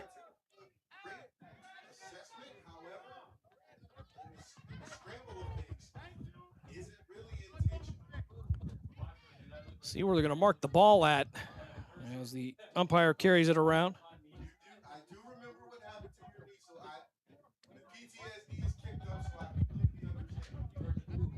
All right, so this ball marked at the 27-yard line on the Cleveland side of the field. Broncos in plus territory. Rapids still with a 14-0 lead over the Steel City Bobcats.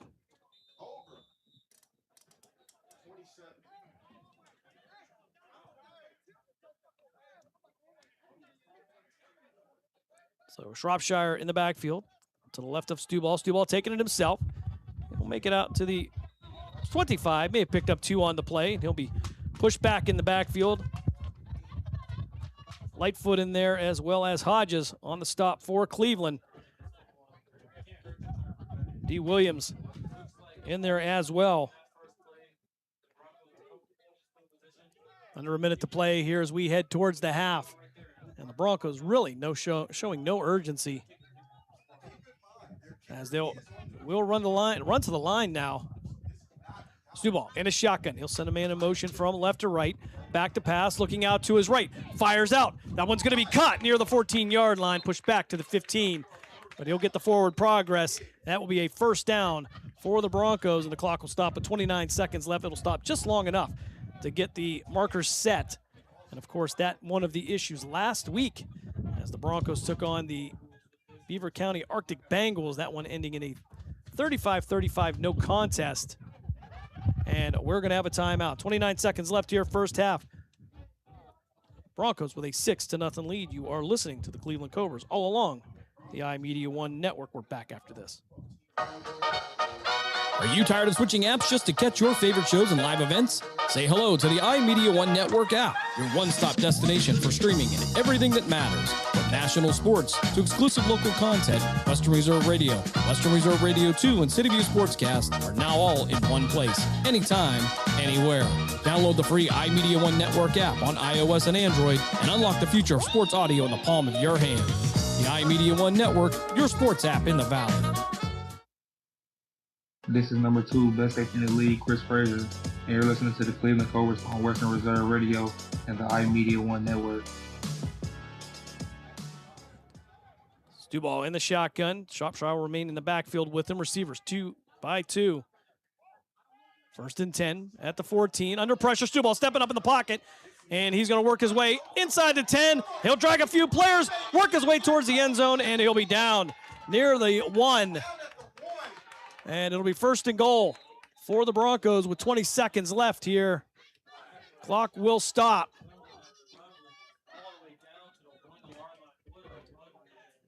Broncos looking to add to their 6-0 lead before they go into the break. Kylan Stuball stepping up in the pocket here. And they'll take another timeout here. Again, game's in progress right now. The Mid-Ohio Patriots taking on the Stark County Wolfpack. And the Youngstown Patricians.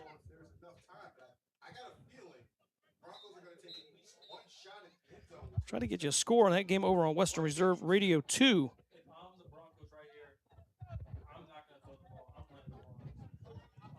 Ball marked at the 1-yard line here as we'll come out of the timeout.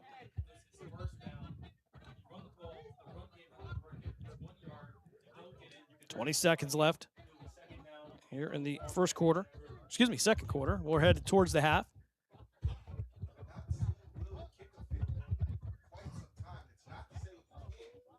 All right. So 20 seconds left here, first and goal for the Broncos. Stuball in the shotgun. He'll have Berkey to his left. He'll take it himself and nowhere to go. He'll get stopped. May have lost a half a yard, and we'll get a whistle. Robert Berkey in at the fullback position on his left side. But Stuball took it himself, and that'll bring up second down. 5 seconds left here in the half. Broncos trying to get back to the line, and Stuball will spike it with no time left on the clock. And are they gonna say there was time on the clock, or are we going to the half? And it looks like both teams are going to head to the break.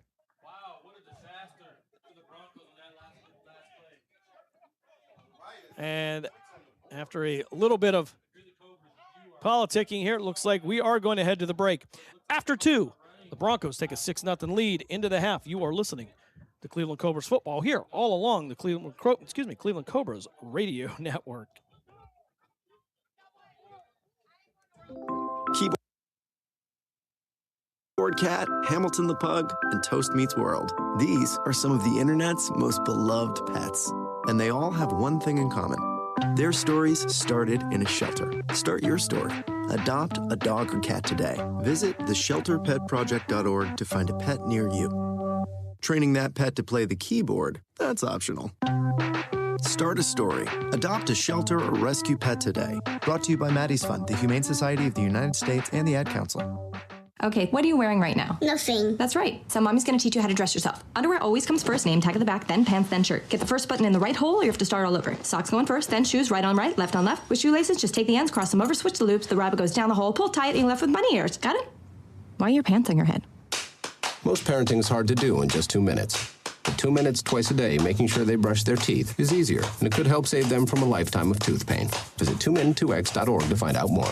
A message from the Partnership for Healthy Mouths, Healthy Lives, and the Ad Council. How's it going? I'm having a stroke. Are you going to shake my hand? I'm having a stroke. Wow, you're not even moving your arm. I'm having a stroke. When someone is having a stroke, they may not be able to say it with words, but their body language will tell you loud and clear. Look for FAST. F, face drooping. A, arm weakness. S, speech difficulty. T, time to call 911 immediately. Know the sudden signs. Spot a stroke fast. Visit strokeassociation.org. Brought to you by the American Stroke Association and the Ad Council. The storks are bringing me a baby brother.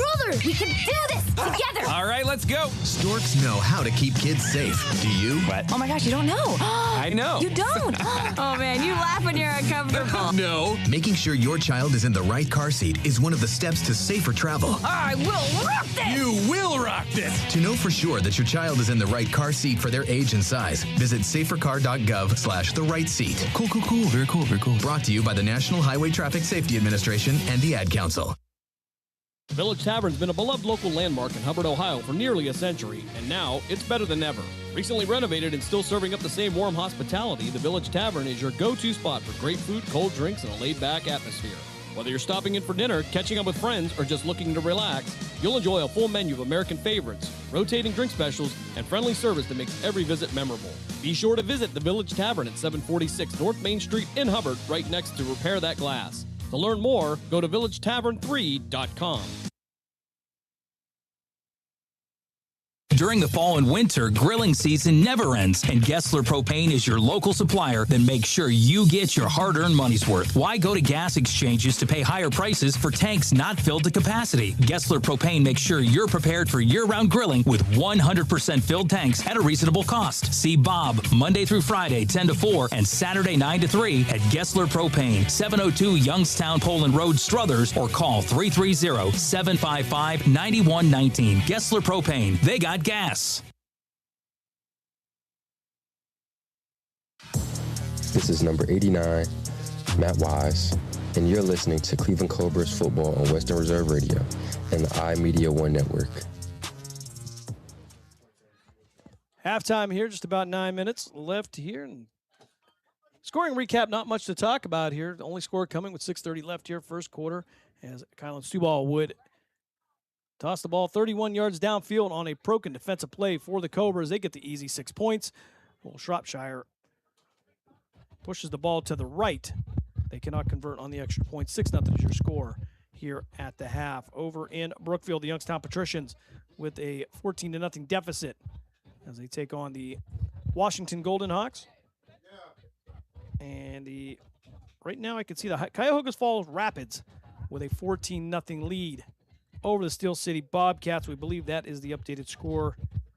Unknown how much time is in that game. The Patricians Golden Hawks game kicked off at 4 o'clock. There it should be well into the second half. We'll wait to hear from Dave Ferris as we try to get you some updates here in Cleveland. After 2, Broncos with a 6-0 lead. We'll step aside for a break. You are listening to the Cleveland Cobras Radio Network here on Western Reserve Radio on the iMedia1 network. Lena's Pierogi House is your home for the area's best variety of pierogies. Daily specials include the Polish platter, the Hungarian platter, stuffed cabbage, and halushki. Having a last-minute get-together? Lena's has you covered with a wide variety of frozen take-home pierogies and dumplings. Go to Facebook at Lena's Pierogi House to see the weekly lineup of available flavors for dine-in or carry-out. Catch the best at Lena's Monday from 10 a.m. to 4 p.m. and Tuesday through Friday from 10 a.m. to 8 p.m. 20 North Main Street in Hubbard or call 234-254-8532.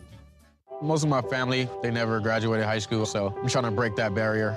My daughter, Brooklyn, was also a motivation for me to go back to school. Every day after work, went straight to school, and it paid off. At age 26, Kareem finished his high school diploma.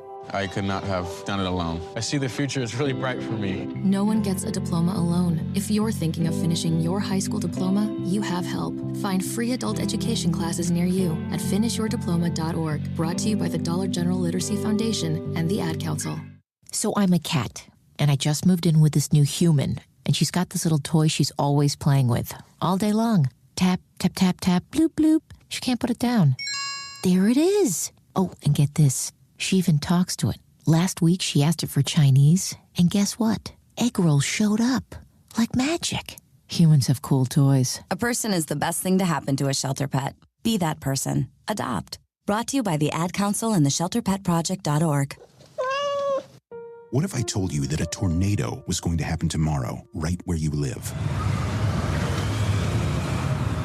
That it would touch down at exactly 3:17 p.m., and I told you the exact path it would take. You would, of course, prepare. You would talk with your loved ones, and you'd make a plan today. It's true, I can't tell you a tornado will strike tomorrow, but shouldn't you have a plan anyway?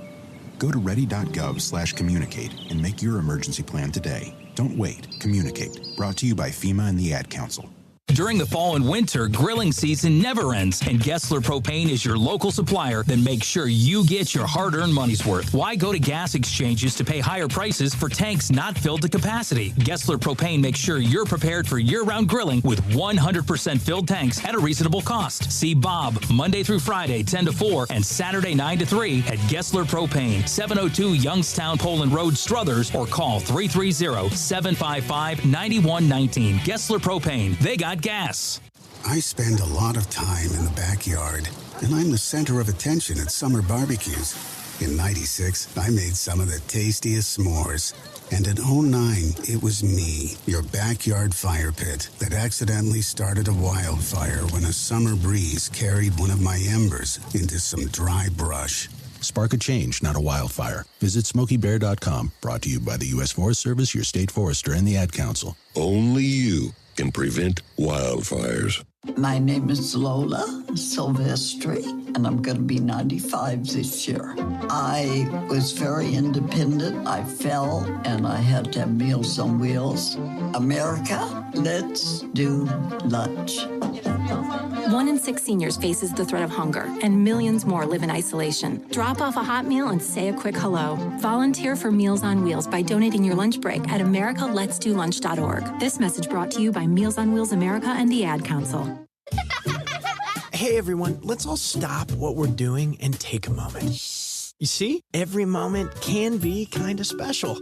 But they can be loud moments, goofy moments, dorky moments, it doesn't matter. Because every time dads like us take a moment like that to spend with our kids, well, it's pretty momentous. So let's take a moment to make a moment. Call 877-4DAD-411 or visit fatherhood.gov. Brought to you by the U.S. Department of Health and Human Services and the Ad Council.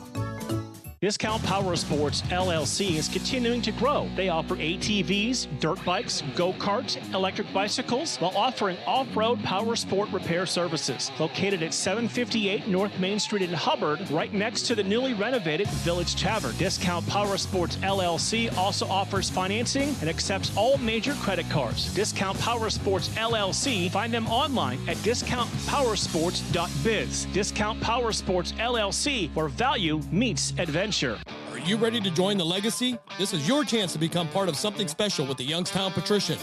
Honoring the proud football tradition of the Valley, we're on the lookout for talented post-high school athletes who want to make their mark on the field. Whether you're a seasoned high school athlete, college, or former professional player, develop your skills and become part of a team that values hard work, dedication, and community spirit. Don't wait. Begin your path to the gridiron by visiting youngstownpat.com or contacting us on Facebook at the Youngstown Patricians. Be bold, be legendary, join the Youngstown Patricians today. The Village Tavern's been a beloved local landmark in Hubbard, Ohio for nearly a century, and now it's better than ever.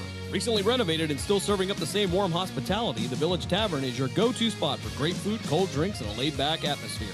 Whether you're stopping in for dinner, catching up with friends, or just looking to relax, you'll enjoy a full menu of American favorites, rotating drink specials, and friendly service that makes every visit memorable. Be sure to visit the Village Tavern at 746 North Main Street in Hubbard, right next to Repair That Glass. To learn more, go to villagetavern3.com. Are you tired of switching apps just to catch your favorite shows and live events? Say hello to the iMedia1 Network app, your one-stop destination for streaming and everything that matters. From national sports to exclusive local content, Western Reserve Radio, Western Reserve Radio 2, and City View Sportscast are now all in one place, anytime, anywhere. Download the free iMedia1 Network app on iOS and Android and unlock the future of sports audio in the palm of your hand. The iMedia1 Network, your sports app in the Valley. Your home for PAFL football is the iMedia1 Network. Western Reserve Radio, Western Reserve Radio 2, and City View Sportscast, Youngstown, Ohio. This is number 33, D'Artagnan Fortner, and you're listening to the Cleveland Cobras football on Western Reserve Radio and the iMedia1 Network.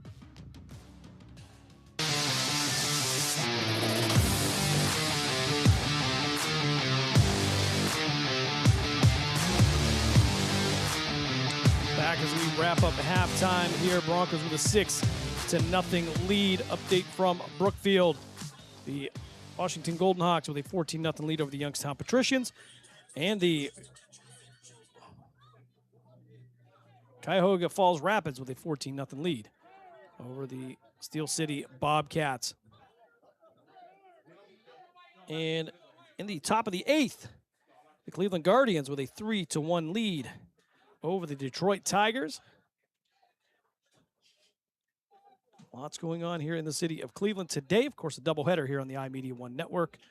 Over on Western Reserve Radio 2, Mark Means, Dave Clark, Dave Ferris, bringing you the Youngstown Patricians and the Washington Golden Hawks. Dave Clark, of course, the former Philadelphia Star in the USFL and a Los Angeles Ram. Joining that team over there. Of course, you can hear Mark Means and Dave Clark. Dave Ferris pushing all the buttons during our presentation of the high school football game of the week. We'll have some announcements coming up here shortly as we will get through this summer. And, of course, it will go fast as we will look forward to the kickoff of the Ohio high school football season. You can catch all the Poland Seminary Bulldog games right here on Western Reserve Radio. Myself and the coach, Bob Gessler. The coach taking a well-deserved hiatus the last couple weeks, headed out west towards Arizona. And normally I would have young Will Craven jump in for the coach. However, he is on hiatus as well as they head down south for a little celebration after graduating from the Poland Seminary High School class of 2026. We'll be headed to the Ohio State University at Newark coming up here in August. Proud of him. Looking forward to that as he looks forward to working with the Scarlet and Gray Network down at the Ohio State University. As we get ready for kickoff here, Broncos will get the ball to start. There's been a defensive battle here thus far.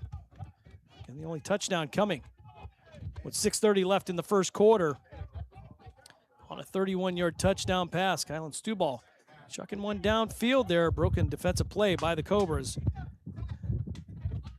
And Ben Lyons going to try to kick this one off. A little bit windy up here in the press box. We'll see if it's going to affect him the same way down on the field. And for the Broncos, I believe that possibly Deshaun Evans, and 6', 183 out of Ashland University. As we kick off the third quarter here, this one's going to be a high kick towards the sideline, and it's going to go out of bounds. We'll get the flag, and the illegal procedure is they will move the ball to the 40-yard line. Broncos will have the ball 1st and 10 to start the third quarter here. They will also have the 6-0 lead. Try to get you an update on the United Bowl as well. UFL's championship game. DC and Louisville going at it.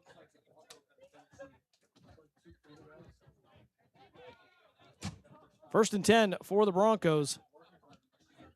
And they'll mark this at the 35. Depending on where you go, sometimes it's the 40, sometimes it's the 35 at this level. Kind of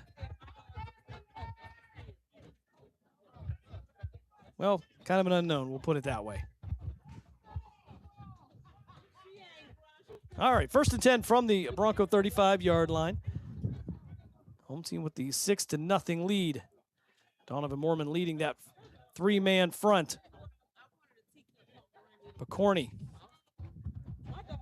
as well as Williams in there. Pressure being shown, back to pass. Under pressure, chasing him down from behind. He's wrapped up and brought down near the 15-yard line. A loss of 20 yards on the play. 2nd and 30 now for the Broncos. Hodges on the tackle. Marquise Hodges chasing him down, being persistent. Gets the sack, and now the Broncos going in the wrong direction. 14:35 to go here, clock running. We're just starting the third quarter. However, the Broncos with a 6-0 lead. Again, we're trying to get you an update here from the UFL.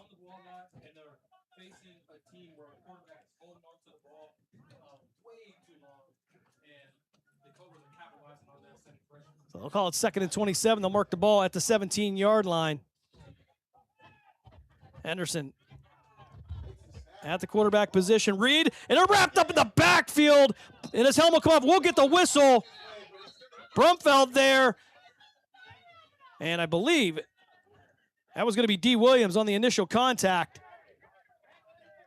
And it's going to be 3rd and forever for the Cleveland Broncos. Still want to call them the Ohio Broncos.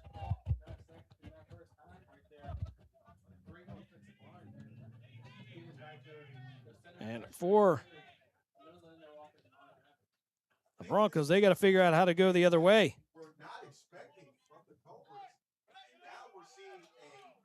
So 3rd down now for the Cobras. They'll mark this at the 13. Henderson at the quarterback position.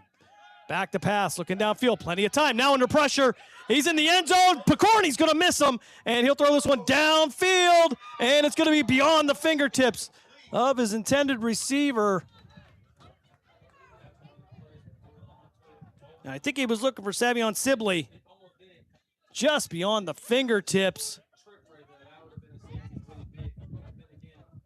And it's a 4th down and 32. Now for the Broncos, and it's safe to say that Will Shropshire will have to come on and punt this one away. Tyree Knight will post up right around the 47 or 48-yard line on the Broncos side of the field. Cobras should come out with decent field position. 12:49 to go here, 3rd quarter.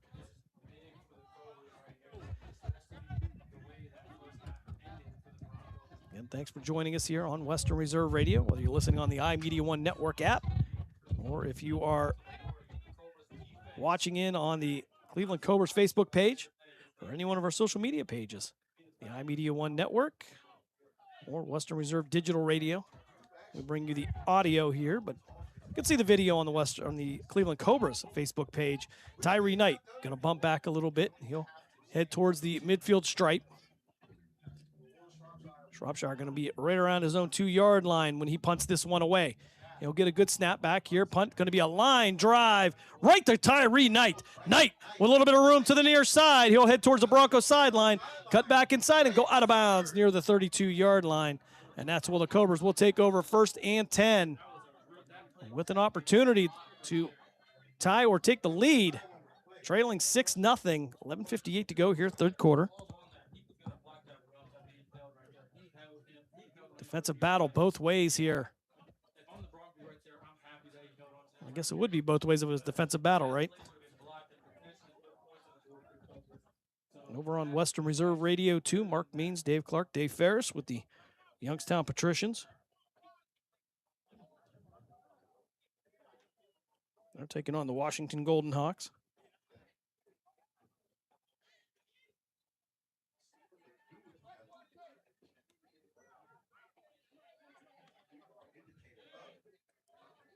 So 1st and 10 for the Cobras.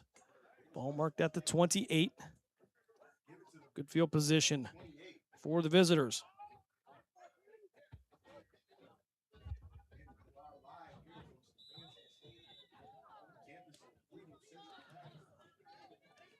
So Thompson in the shotgun.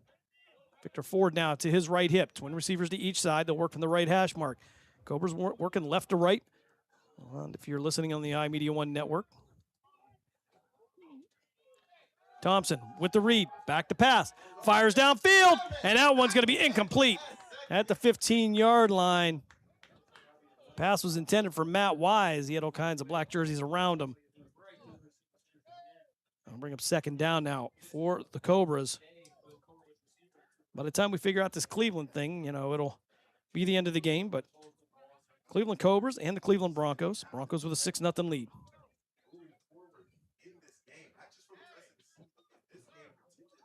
The Cobras sending the Broncos backwards on their first possession of the 3rd quarter. Twin receivers to the left side. That'll be Boyd and Hundley. Twin receivers to the near side. That'll be Anglin and Wise. Thompson with the hard count. With the read, back to pass. He'll chuck it downfield. Looking for Anglin. And is it going to be intercepted? And they're going to say he was out of bounds. And the line judge says inbounds, so they're going to say touchback.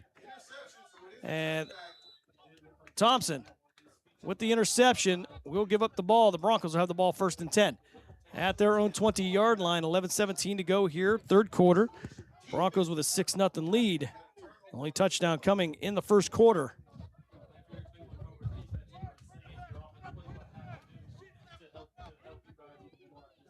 Thompson not afraid to send it down into coverage with Anglin there.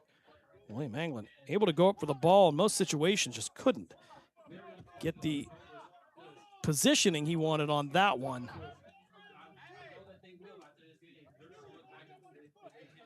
So 1st and 10 for the Broncos. They'll get the ball for the second time here in the half.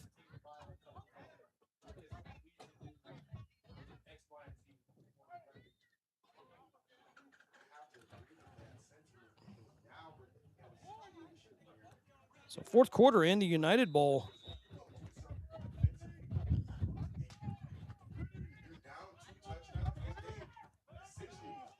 All right, so Louisville leading DC by a score of 27-20. We try to get an update there. Twin receivers each side for the Broncos. They'll try to work it out the left side. Quarterback keeper. And Estubal will head to the sideline. He'll make his way out to the 23. And that'll be a 2nd and 7 now for the Broncos. 11:05 to go here, third quarter. Run game pretty non-existent for both sides. Louisville with that lead, 27-20, 3:48 left, fourth quarter. In the second United Bowl being played in DC.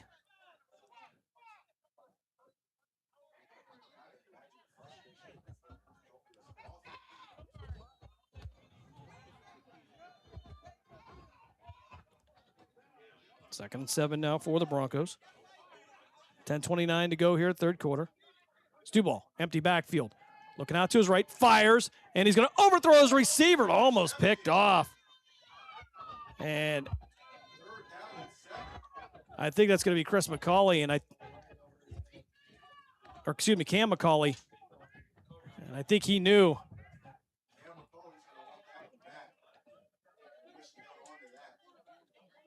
See some folks listening in on the Cleveland Cobras page. Big shout out to Todd Mitchell, formerly of the Cleveland Cobras. Thanks for listening in. As Stuball will bring in the play from the sideline. So 3rd and 7, ball at the 23 for the Broncos. 9:58 to go here, third quarter. Broncos with a 6-0 lead. Receivers 2 by 2. Stuball in the shotgun.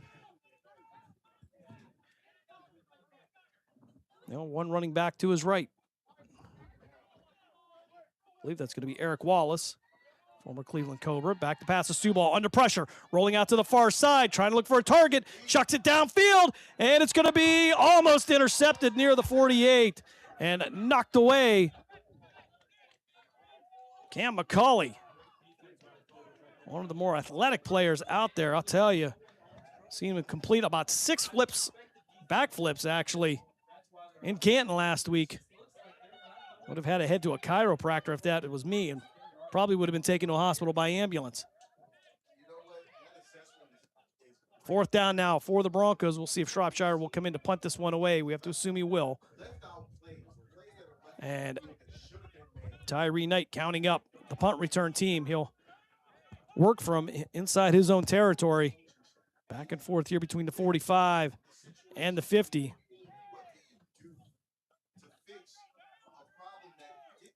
Clock continues to run, 9:20 here. Broncos with a 6-0 lead.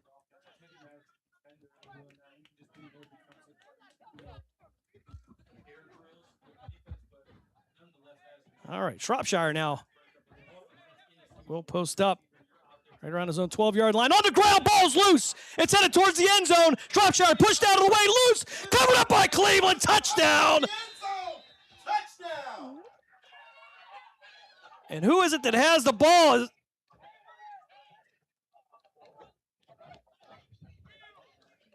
And that's going to be D. Williams, the first-year Cobra from Warren. He gets the fumble recovery in the end zone. 8:57 left here, third quarter.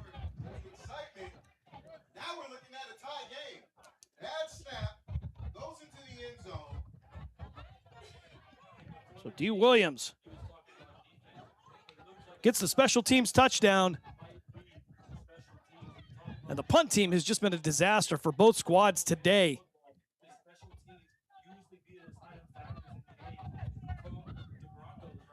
As D. Williams gets the fumble on the punt attempt.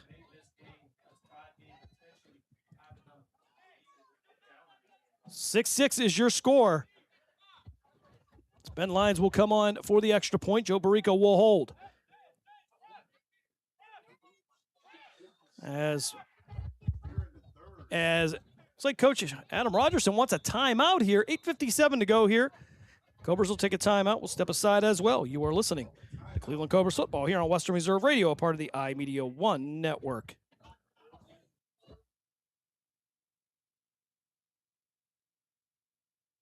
During the fall and winter, grilling season never ends, and Gessler Propane is your local supplier that makes sure you get your hard-earned money's worth. Why go to gas exchanges to pay higher prices for tanks not filled to capacity? Gessler Propane makes sure you're prepared for year-round grilling with 100% filled tanks at a reasonable cost. See Bob Monday through Friday, 10 to 4, and Saturday, 9 to 3 at Gessler Propane, 702 Youngstown Poland Road, Struthers, or call 330-755-9119. Gessler Propane. They got gas.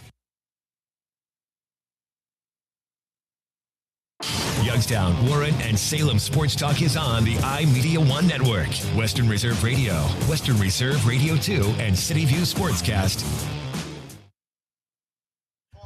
8:57 left here, third quarter. Joe Barrico to hold. Ben Lyons coming in for the all-important extra point. 6-6 is your score.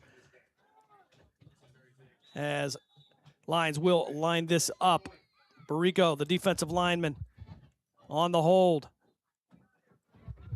Snap a little wobbly, kick is up, and it is good. 8:57 left here, third quarter. Cleveland takes the 7-6 lead by way of a fumble recovery on the punt attempt by the Broncos. D. Williams covering up in the end zone. Gives the visitors the 1-point lead.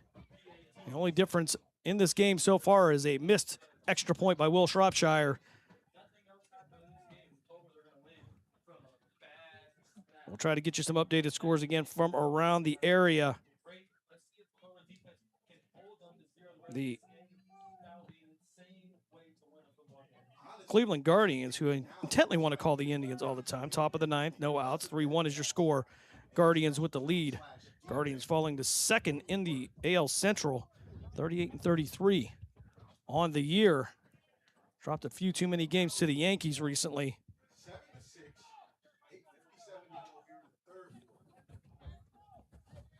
And Ben Lyons coming on to kick this one off. Special teams, always a story here when these two seem to play.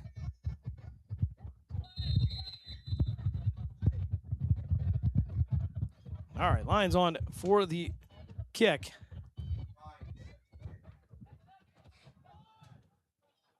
Sean Evans to return, 6 foot, 183-pound wide receiver out of Ashland University.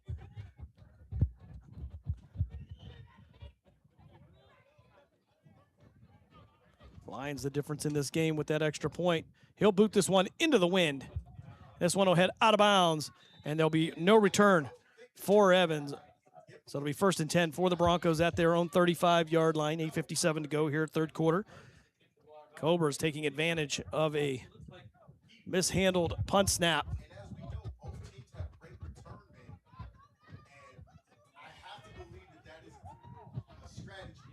7-6 is your score. Cleveland with the lead. Again, the defensive battle here. Special teams well on their way to deciding this one.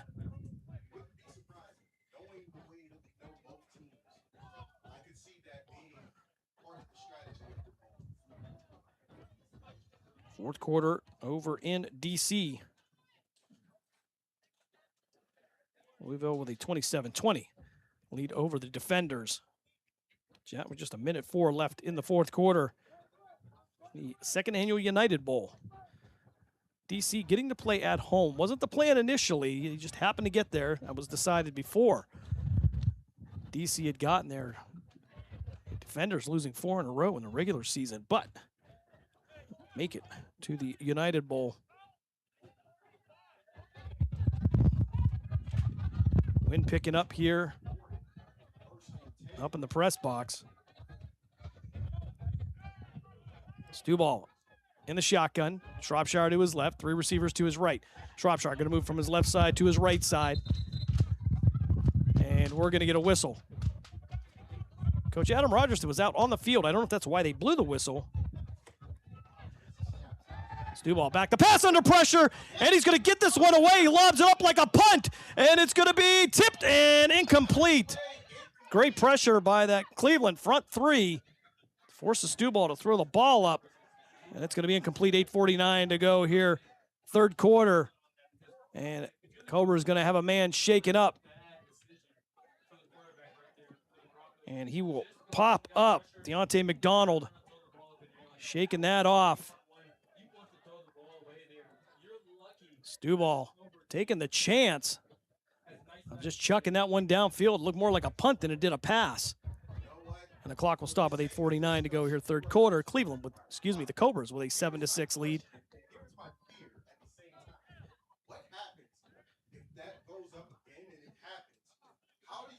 Ball up to 40-yard line. Broncos 2nd and 10. Stuball in the shotgun. Shropshire to his left. Receivers 2 by 2. Broncos moving right to left on your iMedia1 network app. He'll give the Shropshire off the right side. He'll fight forward for a couple 3 yards. And we'll get the whistle. He fell forward to the 45. We'll see where they're going to mark it at. I believe they're going to give him the 43. So pick up a 3 on the plays. 3rd and 7 now for the Broncos. Nehemiah Lightfoot in at that nose position now. Cleveland with that front line rotation. One just as good as the other. Picorni in there as well. Brumfield in there as a linebacker. Stuball in the shotgun. Shropshire to his left. And all kinds of movement up front. No snap, so they're going to let that one go. Hand off to Shropshire. He'll work to the far side and get pushed out of bounds near the Cleveland sideline. Ball's loose, picked up by the Cobras. They're headed the other direction. And is this going to be a touchdown? Cleveland scores on their 2nd fumble recovery of the quarter. Marquise Hodges on the Cobras touchdown. Shropshire looked like he had gone out of bounds from our angle. However, the officials with a better angle than we had loses the ball, picked up by Marquise Hodges. Hodges dances to the end zone with a plethora of blockers. And 13-6 is your score. I don't see anything else telling us otherwise.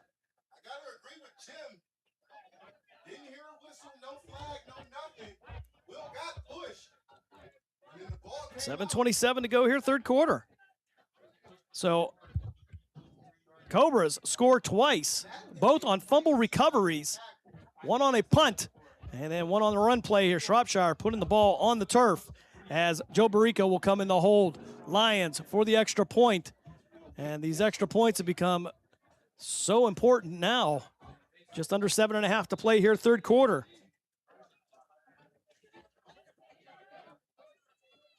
Barrico waiting for the snap. He'll check with Lions. High snap. He'll get it down. This one's going to be blocked.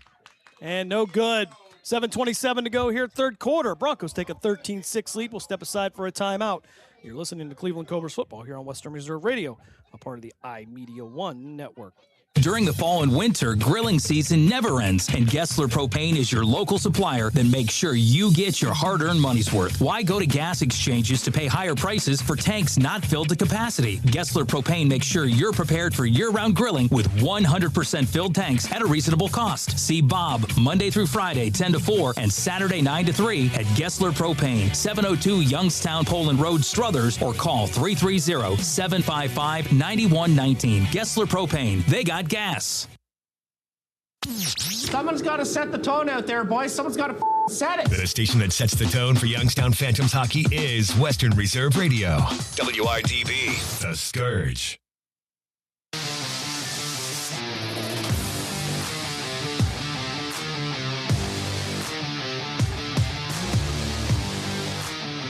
7:27 to go here, third quarter. Cobras take the 13-6 lead. They get the fumble return, 40 yards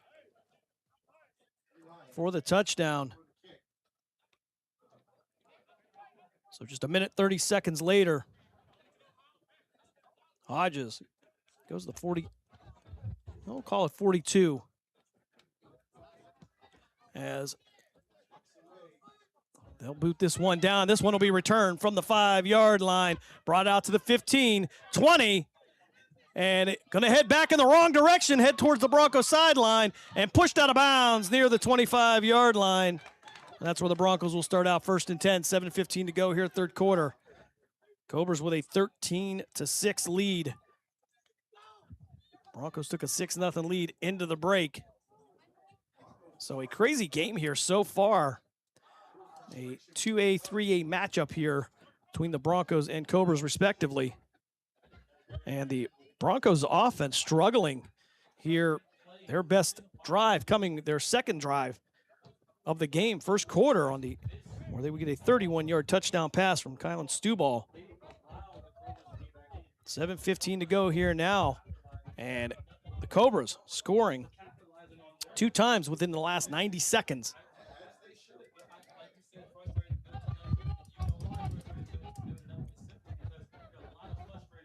A little bit of a delay here. Broncos now will break the huddle. Stuball in the shotgun. He'll go 2-by-2 with the receivers.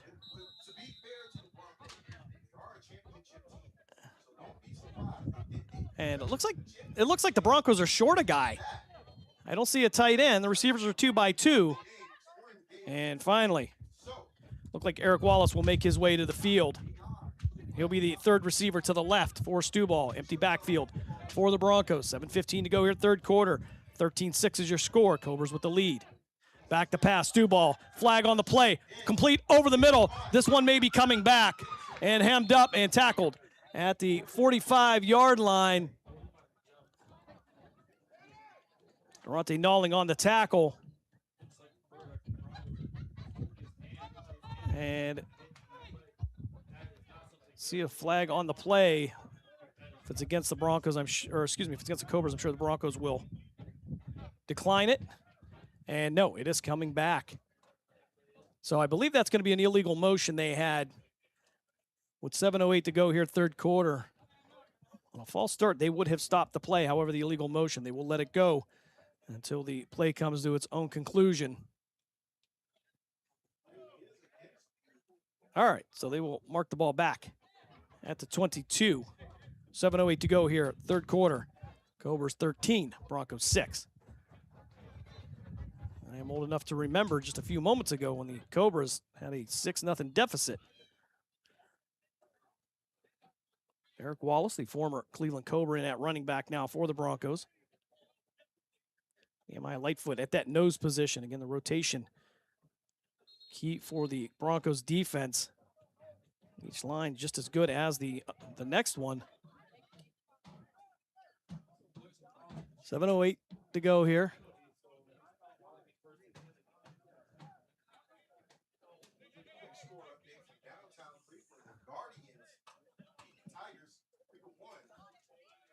And Shropshire. Looks like he's going to be at the quarterback position. Stuball came out. It looked like he was holding that hand. Maybe a little banged up. We'll see if he makes his way back. So Eric Wallace, who played some quarterback for the Cobras last year, looks like he will be the signal caller for the home team. 7:08 to go here, third quarter. Wallace with the snap. He'll give this one to Shropshire. Will Shropshire trying to find room around the outside. He'll get out to the 30 and go out of bounds near the 32. And it's hard to see the chains here. I don't know what they're doing over there. Anyway, second down now for the Broncos.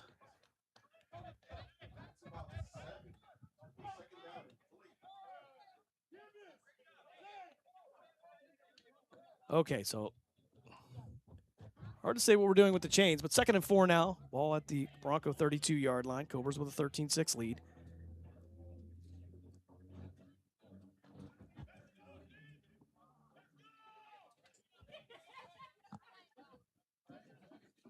They'll go receivers 2 by 2. Wallace will remain at the quarterback position. They'll send a man in motion from left to right. High motion now. They'll give this one. Try to find room up the middle. And hemmed up in the backfield. Not much room to work there. Tate Gibbons on the run. 6 foot, 190 pounds. Clock will continue to run here. 5:40 to go here in the 3rd frame. 13-6 your score. Cobras with the lead. Cobras scoring on special teams and defensively. Shropshire will make his way back onto the field.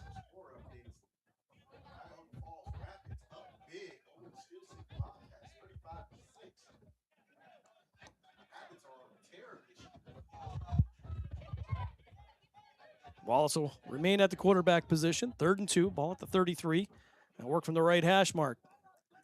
Broncos working right to left on your iMedia1 network app devices. Wallace. Pass out over the middle. That's going to be caught at the 44-yard line. Out past the 50, working towards the Cobra sideline. He'll be upended in Cobra territory at the 40. And we'll have just under 5 minutes to play here, 3rd quarter.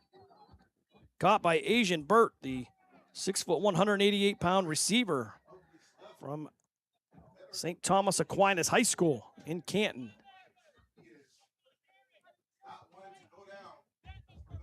Four and a half to go here, 3rd quarter. And Broncos finding a little bit of rhythm here. Wallace at the quarterback position. Stu Ball going out with an injury. Now work from the right hash mark. Wallace with the read. And not much there. Got back to the line of scrimmage for the most part. Host of Cobras in there, including Lightfoot and Siobhan Rose leading the charge. And it looks like we're going to have a timeout. 4:03 to go here, 3rd quarter. We'll step aside for a break. You're listening to Cleveland Cobras football here on Western Reserve Radio, part of the iMedia1 network.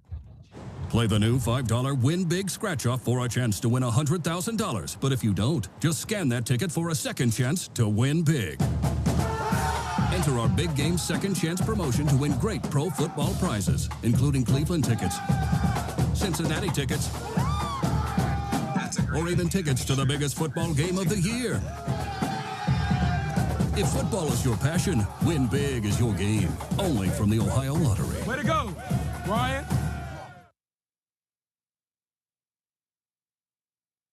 This is number 2, best safety in the league, Chris Frazier, and you're listening to the Cleveland Cobras on Western Reserve Radio and the iMedia1 network. Youngstown, Warren, and Salem Sports Talk is on the iMedia1 network. Western Reserve Radio, Western Reserve Radio 2, and City View Sportscast.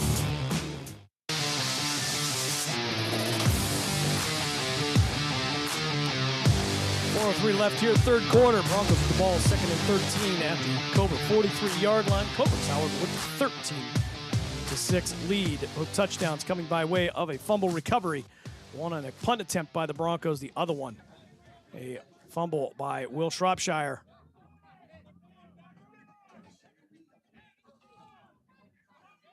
As Wallace will remain the quarterback for the Broncos. High snap, bring this one down under pressure, brought down in the backfield. Nowhere to go. D. Williams gets in there and wraps him up. They'll lose a couple of more yards. So 3rd down now. The Broncos will have to get to the Cobra 30-yard line for a 1st down. They'll mark the ball at the 46. So 3rd and 16 for the home team. Arnold McLean listening in on the Cleveland Cobras Facebook page, formerly of the NEO Predators. Yes, I do. I remember that. Little rumor about that going on here, so we'll see what happens. You don't have to tell me, though. We'll speculate and we'll make it up as we go along. All right, Wallace with the snap, back to pass, three-step drop, rolling out to the near side, fires downfield. That's going to be intercepted, picked off by by the Cobras. The ball loose, it's going to come out again. And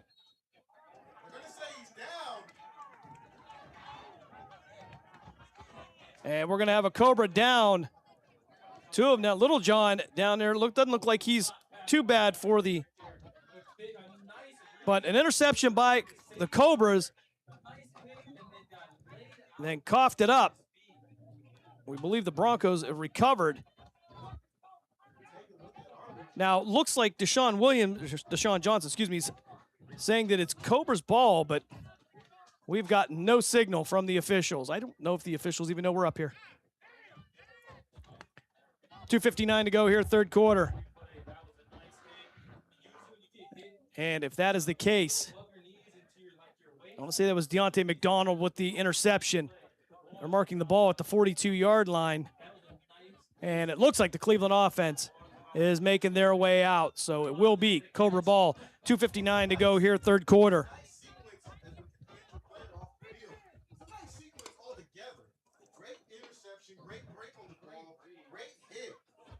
So an interception by the Cobras.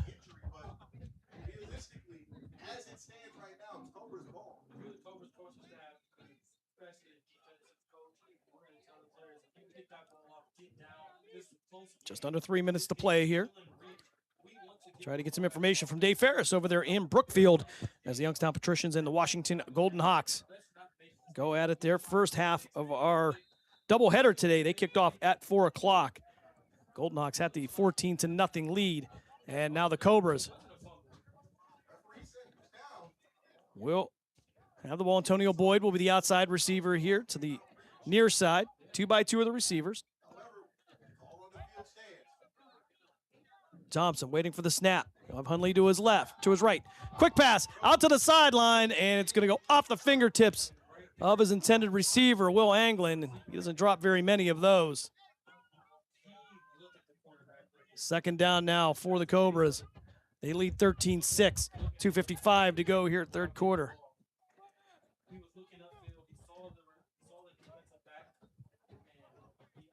From downtown Cleveland, Guardians get the 3-1 win over the Detroit Tigers. Try to get back on the winning track. A final from Brookfield. The Golden Hawks get the 21-6 win over the Youngstown Patricians.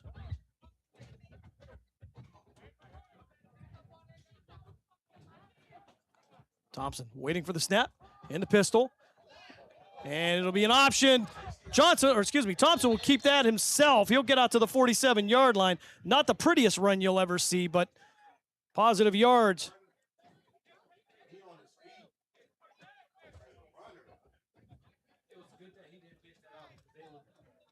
And it'll bring up third down now for the Cobras. They'll mark the ball near the Cobra 46-yard line.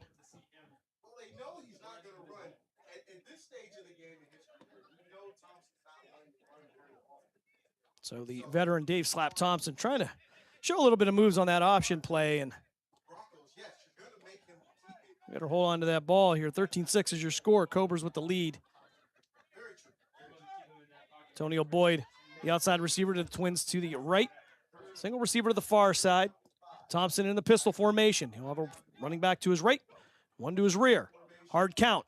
Back to pass. Looking out to his right. Fires to the sideline. That's caught by Boyd at the 48 on the Broncos side of the field. He'll be pushed back, but that should be enough for a first down. And we're going to have a flag on the play coming from the referee. And it seemed to come awfully late. And we'll see what the call's going to be. So I'm not sure if this is going to be a dead ball foul or just the official couldn't find his flag. 1:19 to go here, third quarter. And dead ball, unsportsmanlike against the Broncos. That'll add 15 on. 1:19 to go here. Not a smart play by the Broncos, trailing by 7. So they're going to move the ball forward. It'll be well into Bronco territory. And they'll mark this one at the Bronco 34-yard line. They're in the huddle at their own 40. They're going to have to jog down to the line as the play clock will start. Morris Dillard, that offensive line, I don't think will appreciate that. E.J. Bibbs, first one down there. E.J. the Barbarian. E.J., you can use that. That's yours. All right. So 1st and 10 for the Cobras at the 33-yard line. Thompson in the shotgun. 2 running backs in the backfield. Pistol formation. They're going to send a man in motion. That's going to be Hundley. Thompson with the quick pitch. He'll get this to Hundley. The other Hundley, who may pick up a yard or 2 on the play. That is Juwan Hundley on the run. That was Julian Hundley that went in motion. So we'll see if they give him credit for any pickup on that. Second and 10. 25 seconds left here. We'll see if they're going to get a play off. If this will take us to the 4th quarter. And it looks like that is, oh, no. Cobras look like they're going to come back out. Thought they would let that run down. Matt Wise, single receiver to the far side. Boyd and Hundley, the twin receivers to the right. They'll go pistol formation. Thompson going to step up to the line, make some adjustments. And it looks like they're going to let this one run down. 3 quarters in the books. Cobras with a 13-6 lead. We'll step aside for a timeout. You are listening to Cleveland Cobras football here on Western Reserve Radio and the iMedia1 network. Lena's Pierogi House is your home for the area's best variety of pierogies. Daily specials include the Polish platter, the Hungarian platter, stuffed cabbage, and halushki. Having a last-minute get-together? Lena's has you covered with a wide variety of frozen take-home pierogies and dumplings. Go to Facebook at Lena's Pierogi House to see the weekly lineup of available flavors for dine-in or carry-out. Catch the best at Lena's Monday from 10 a.m. to 4 p.m. and Tuesday through Friday from 10 a.m. to 8 p.m. 20 North Main Street in Hubbard or call 234-254-8532. Play the new $5 Win Big Scratch-Off for a chance to win $100,000. But if you don't, just scan that ticket for a second chance to win big. Enter our Big Game Second Chance promotion to win great pro football prizes, including Cleveland tickets, Cincinnati tickets, or even tickets to the biggest football game of the year. If football is your passion, Win Big is your game. Only from the Ohio Lottery. Way to go, Ryan. Someone's got to set the tone out there, boys. Someone's got to set it. The station that sets the tone for Youngstown Phantoms hockey is Western Reserve Radio. WRDB, The Scourge.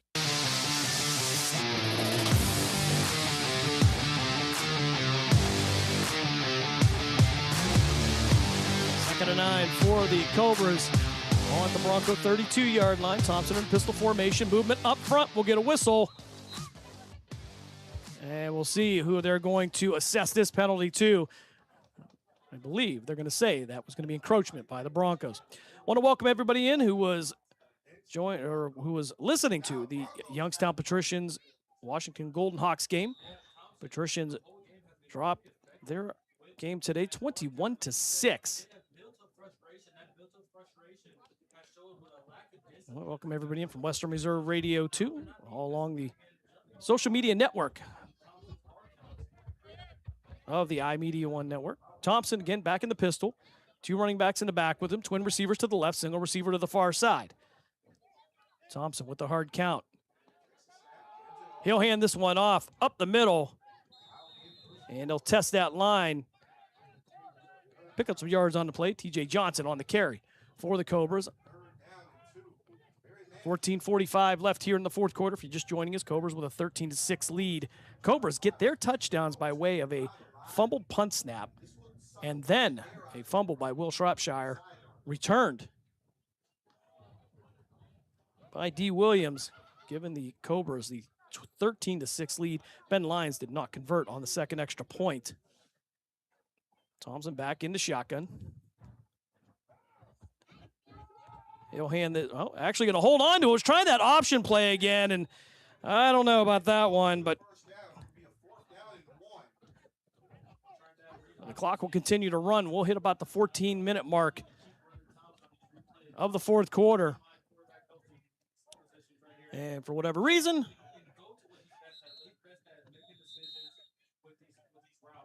the Cobras now will take a timeout, and for whatever reason, Slap Thompson trying to run that option. And making great decisions here. Not one turnover today here for the Cobra veteran. However, He has a 13-6 lead, holding on to that, looking to add some points. We'll step aside for a quick break. You are listening to Cleveland Cobras football here on Western Reserve Radio, part of the iMedia1 network. Are you tired of switching apps just to catch your favorite shows and live events? Say hello to the iMedia1 Network app, your one-stop destination for streaming and everything that matters. From national sports to exclusive local content, Western Reserve Radio, Western Reserve Radio 2, and City View Sportscast are now all in one place, anytime, anywhere. Download the free iMedia1 Network app on iOS and Android and unlock the future of sports audio in the palm of your hand. The iMedia1 Network, your sports app in the Valley. This is number 33, D'Artagnan Fortner, and you're listening to the Cleveland Cobras football on West Reserve Radio and the iMedia1 network. 4th and 1 for the Cobras. They're going to bring in Victor Ford at the running back position. Hunley will be behind a pistol formation. 13:52 to go here in the game. Cobras with a 13-6 lead. Twin receivers to the left, single receiver to the far side. Thompson with the hard count. He'll try to draw him off if he can. He'll give it up to, hands it off to Ford. Ford going to fight forward, and it looks like the head linesman stepped a little bit to his right. And they're going to say, no, he's short. So a turnover on downs here. 13:45 to go. Broncos will get the ball back. They stop the Cobras on a 4th and 1. Broncos going to look to put something together on offense. They have struggled mightily today. Except for that second drive, they moved downfield and got the 31-yard touchdown strike from Kylan Stuball. Updated score. The Cuyahoga Falls Rapids with a 35-6 lead over the Steel City Bobcats. Uncharacteristic game for the Bobcats. Be interested to know where that game is being played. Sometimes teams don't travel as well. That may be a little bit of an explanation, but nonetheless, looks like the Rapids on their way to a victory here in Week 4 of the PAFL season.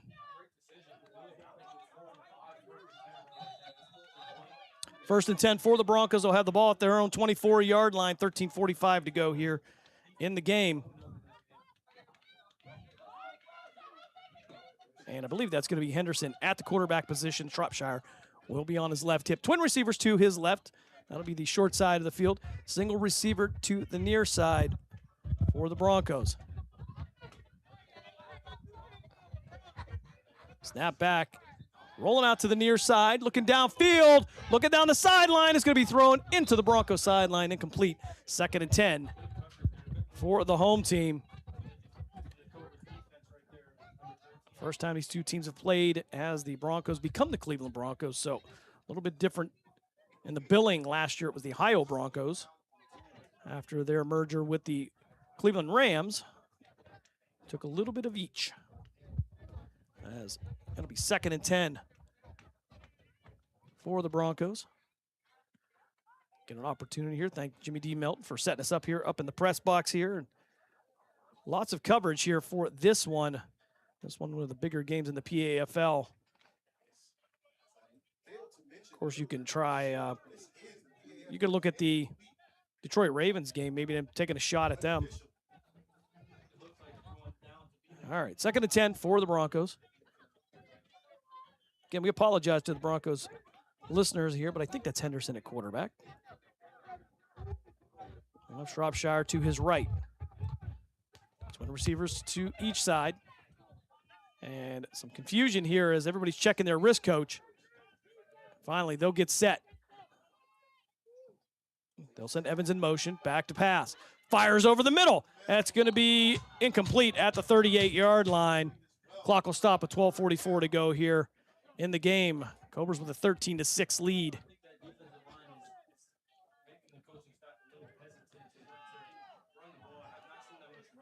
Cobras offense struggling today. They've relied on the defense and special teams. The Cobras scoring on a fumbled punt snap and then causing a fumble on near their own sideline, and Hodges running that back for the second Cobra touchdown. So Broncos now 2-2. 3rd and 10. 12:07 to go here in the game. Back to pass, rolling out to the near side, and throws this one out to the sideline. It's going to go off the fingertips of Asian Burt. And 4th and 10 now for the Broncos. And just under 12 minutes to play here. The Broncos will definitely have to punt this one away. Play the field position game.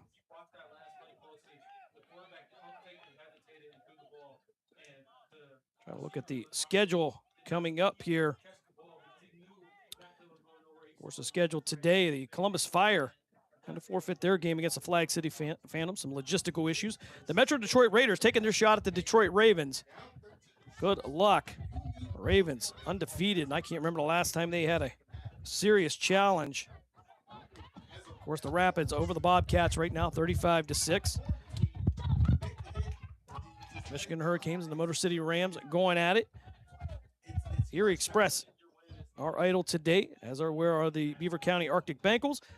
Wolfpack and the Patriots at it, and the Pirates have a bye week as well. So Will Shropshire back to punt. Eric Wallace coming on the special teams. They were short one. Shropshire, he'll get this one. He'll get this off. It's going to be a high, short one, end over end, and it's going to land at the 40-yard line, take a Bronco bounce, and be downed near the 44-yard line. And with 11:05 left here, 4th quarter, Cobras will get their chance to run some clock off here and maybe get in the end zone. They'll be on the Broncos side of the field. Scores coming here in the first quarter with 6:30 left. As Duvall would launch one up for the 31-yard touchdown. And that would be the only score for the Broncos today. 3rd quarter with 8:57 left. D. Williams would recover a fumble in the end zone on a punt attempt by the Broncos. Ben Lyons would convert on the extra point, and with just 90 seconds later, it will be Marquise Hodges returning the ball. I believe it was 42 yards for the fumble recovery and the touchdown. Did not convert on the extra point. 13-6 is your score. The Cobras with the lead. They're both Cleveland today, folks. All right, so 1st and 10, ball at the Cobra 45-yard line. Thompson in the shotgun. Victor Ford to his left. Wise and Anglin, twin receivers to the near side.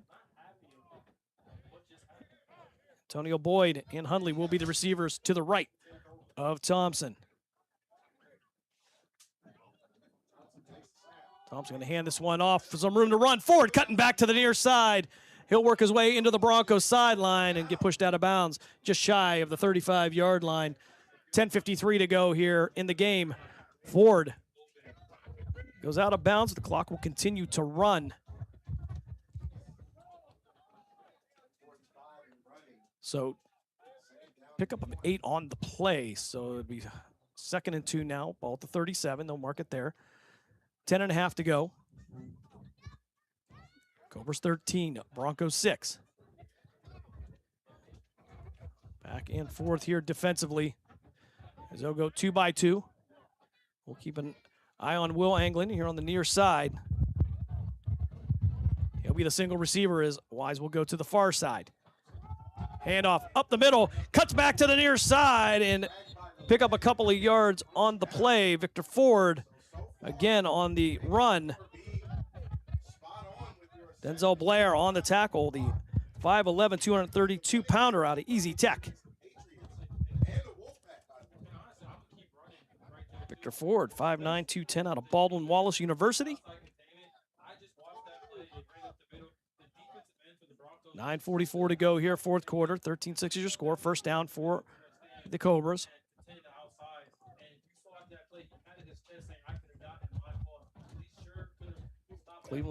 Cobras starting to filter in some fresh faces here. Tavion Swain, the outside receiver on the right. Thompson in the shotgun. Ford will still be to his right. He'll give it to Ford. Ford again looking at left side, and he'll go out of bounds inside the 30. But the clock will continue to run here, 9:12 to go, as the Cobras chip away.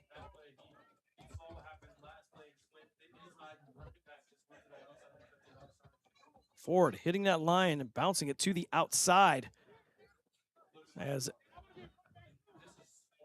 Robert Berkey holding down the middle for the Broncos, so he'll see fit to go to the other way. 2nd and 6 for the Cobras, ball at the 29-yard line. They'll have to get to the 22, I believe. It's Thompson working from the left hash mark. Gives it to Ford. Ford will be hemmed up in the backfield, nowhere to go, lost a yard on the play. And an excellent play by Asian Burt. Playing both ways today. Heat relatively reasonable today. Again, 80 degrees at kickoff, felt like 83, according to AccuWeather.com. And we are approaching the 8-minute mark here of the 4th quarter. As Arnold McLean, absolutely no reason for the Cobras to throw the ball. And I think they're listening. Again, with McLean with the NEO Predators, did a lot of winning over there. It's Thompson in the shotgun. Ford will remain in the game to his right hip, twin receivers to each side. Back to pass, Thompson firing downfield, and it's going to be picked off at the goal line. Broncos headed the other way, and with some more room to run, gets to the far side. And it'll be, either way, it'll be a decent return. And could this be a 100-yarder? No. He's going to go out of bounds on the Cleveland sideline. 7:24 to go here in the 4th quarter. Thompson is intercepted at the goal line. And now the Broncos are in business.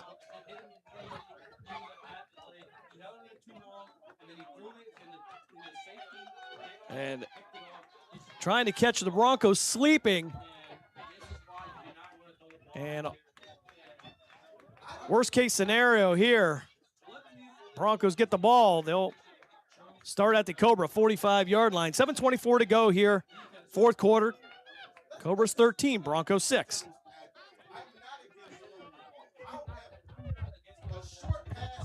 So the Bronco defense back on the field.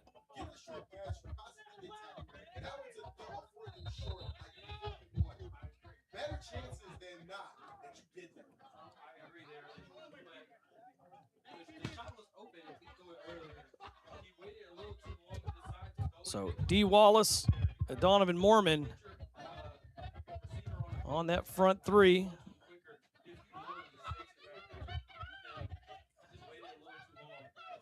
And it looks like that might be Siobhan Rose.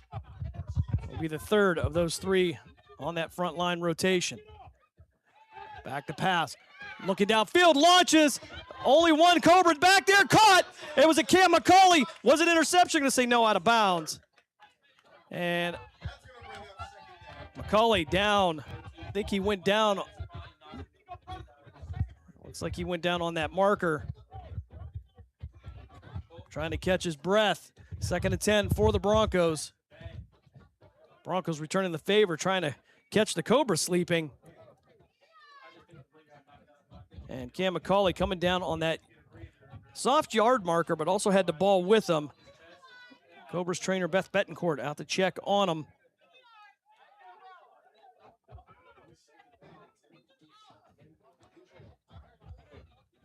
.7:17 left here, 4th quarter. Cobras with a 13-6 lead.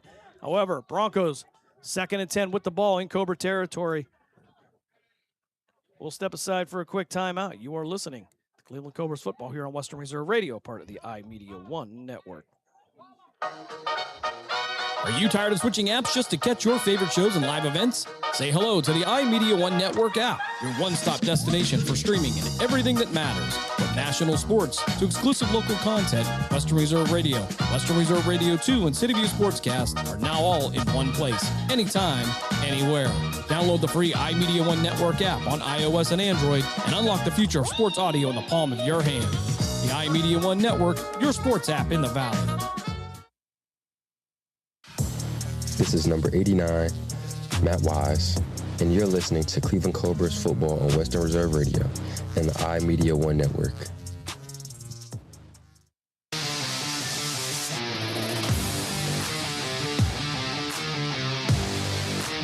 7:17 left here in the game. Cobras with a 13-6 lead. However, the Broncos with the ball 2nd and 10 at the Cobra 45-yard line.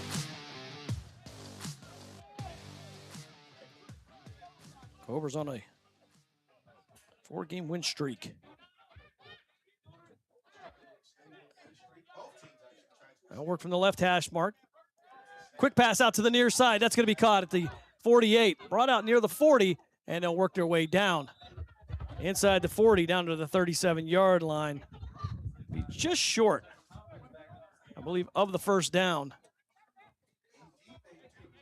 So 3rd down for the home team in this Battle of Cleveland today. Again, this was billed as the Ohio Broncos last year. This year, the Cleveland Broncos. So the ball actually at the 37. 3rd and 2. Work from the right hash mark.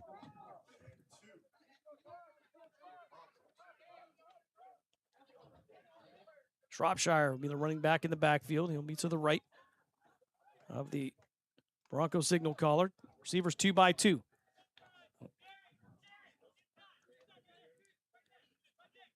Third down again. Yes, I believe that'll be Henderson at quarterback, and we apologize. We don't have a great roster. Back to pass, under pressure, working out, and he's going to get brought down near the 37. Might have gotten back to the original line of scrimmage. And D. Wallace chasing him down. And conspicuous by his absence. Well, I was just going to say Picorni was missing, but Ambrose Picorni now in. He had Donovan Mormon and D. Williams at front 3. Actually, Mormon going to come out. Nehemiah Lightfoot will go to the nose. And that rotation up front, the strength of the Cleveland Cobras defense. Of course, seconded by Robert Littlejohn. Probably the most fun player you'll see with a GoPro. All right. So 4th and just about a yard to go. Henderson in the shotgun. Shropshire to his right. Receivers 2 by 2. They'll work from the middle of the field. They'll get this one on the end around. Sherman brought down. Oh, and second, almost got a second shot at it. And that's going to be a turnover on downs. Nowhere to go. And that was going to be Deshaun Evans out of Ashland University on the end around. Nowhere to go. 4:53 to go here in the game. Cobras with a 13-6 lead. And we will flip sides here. Broncos will go on defense. Cobras will go on offense.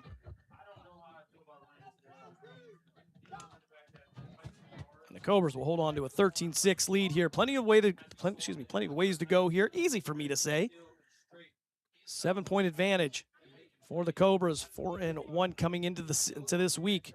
Their only loss coming in week 1 to Erie, who had 2 or 3 games under their belt by that time. So it was a tough week for the Cobras at home. However, after that, they head out to Toledo with I'd say a bus full of roster to take on the Flag City Phantoms. They get the win out there. Get the forfeit over the Pirates, get the win over the Mid-Ohio Patriots, and then knock off the Stark County Wolfpack last week as Thompson in the shotgun. Hundley to his left. Hard count. Hundley with some room to run. He's got room to the left. He'll work inside to Bronco territory, and he'll take a hit at the Bronco 40, and he'll go down. 4:43 to go. Hundley well into Bronco territory. A first down for the Cobras.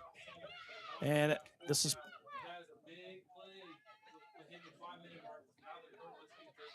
is exactly what the Cobras need in a game like this. Run this clock down and make Coach McLean very happy. First down and 10 for the Cobras at the Bronco 40-yard line. You wonder if some fatigue starting to creep in, probably from both sides here. Again, the heat not overbearing today, but not much in the way of clouds today, so it's been all sun.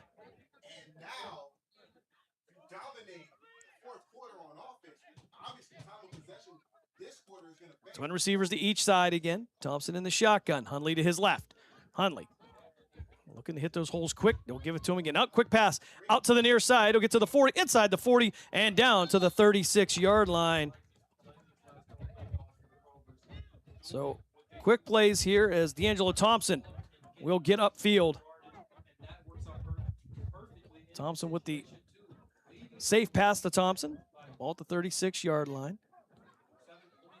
They have to get to the 30 for the line to gain. 13-6 is your score. Cobras with the lead.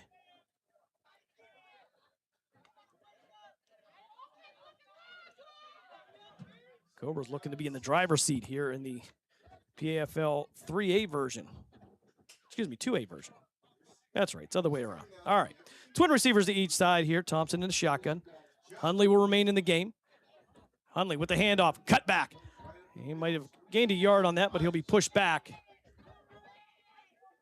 And maybe by the way the officials going, may have picked up half a yard on the play.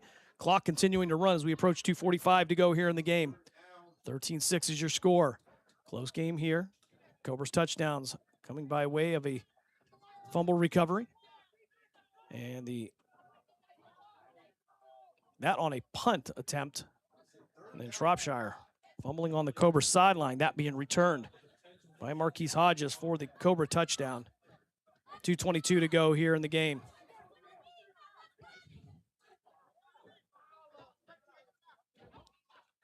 Receivers 2 by 2. Thompson now working from the left hash mark, moving right to left on your devices. They'll hand this one off again, up the middle.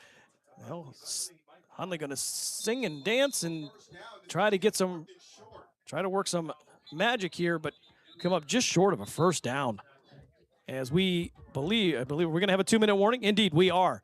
1:58 left here in the game. Cobras with a 13-6 lead. It'll be fourth down when we come back. You are listening to Cleveland Cobras football here on Western Reserve Radio, a part of the iMedia1 network. Lena's Pierogi House is your home for the area's best variety of pierogies. Daily specials include the Polish platter, the Hungarian platter, stuffed cabbage, and halushki. Having a last-minute get-together? Lena's has you covered with a wide variety of frozen take-home pierogies and dumplings. Go to Facebook at Lena's Pierogi House to see the weekly lineup of available flavors for dine-in or carry-out. Catch the best at Lena's Monday from 10 a.m. to 4 p.m. and Tuesday through Friday from 10 a.m. to 8 p.m. 20 North Main Street in Hubbard or call 234-254-8532. The stations that always keep you in the zone. I love it. It's awesome. Western Reserve Radio, Western Reserve Radio 2, and City View Sportscast, Youngstown, Ohio.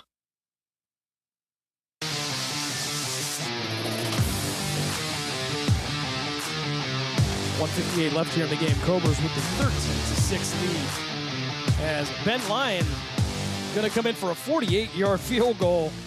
Joe Barrico to hold. Well within range of Ben Lyons if he can get a good one off here, but we'll see about the snap and the hold. Special teams have been rough for both sides today. Snap back for Barrico. He'll get his boot into this one. Is it good? Is it going to be? He got it! 48-yard field goal by Ben Lyon. Extends the lead to 16-6. Lions with the boot. They have put this one out of reach of the Broncos. Fourth quarter here. 1:53 to go. Lions with a 48-yard field goal. Came very close there. Everybody held their breath on the last seconds of that one. 16-6 your score. And that is the difference between having a kicker at this level and not. So Lions, 1 for 1 on extra points, 1 for 1 on field goals.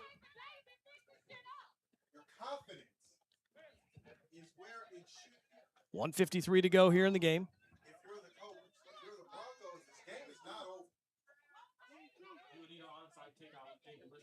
Cobras bringing on their kickoff team here to try to finish this one out.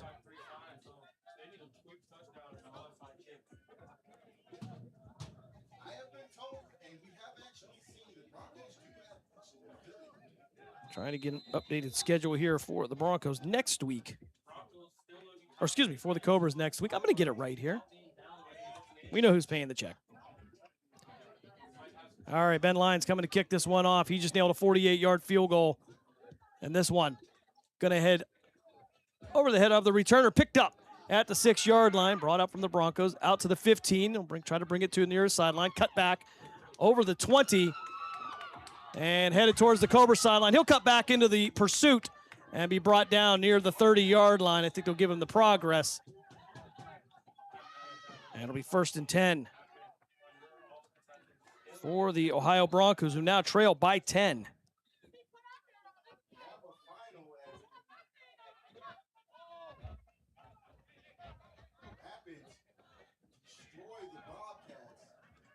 First and 10 now for the Ohio Broncos. 1:38 to go here in the game. And we'll try to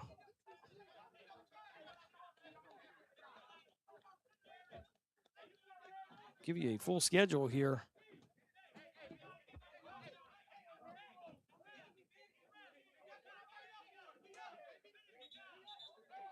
All right, anyway, we'll get to that here with just 98 seconds left here in the game.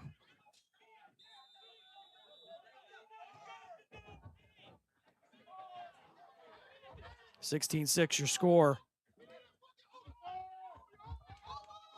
The Cobra offense not able to put any points up, but getting the help of their special teams and defense.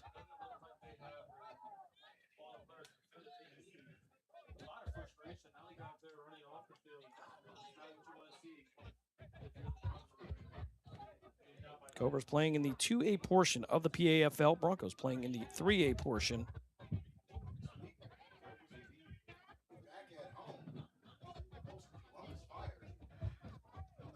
So 1st and 10 for the Broncos. Ball at the Bronco 30-yard line.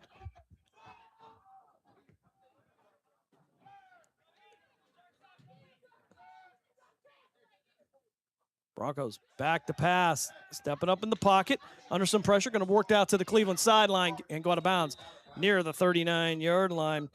And it looks like that's going to be Bijan Walker, the 6'2", 230-pound quarterback out of East High School. And another one of those guys I got to spend a little bit of time with there on the road. Great athlete. Played in the NPSFL National Championship in LA with him back in 2019 as Walker. Now 3 receivers to his right, single receiver to the far side. Back to pass, 3-step drop. Stepping up in the pocket under pressure. Almost tipped up, but we're going to get a flag, and he's going to run all the way around the backfield. It might have been a hold on the play, but Walker heading into Cobra territory, brought down near the 48, but I believe this one may be coming back. Holding going to be the call against the Broncos, so wipe that off the board. 1:21 to go here in the game. Cobras with a 10-point lead, 16-6 is your score. Finals we've gotten so far here. The Rapids knock off the Bobcats. And the Patricians, they fall to the Golden Hawks today. Patricians with their first home game of the season. So 2nd and 12 now for the Broncos. They'll mark the ball on the negative side of the field for them. Ball at the 28-yard line.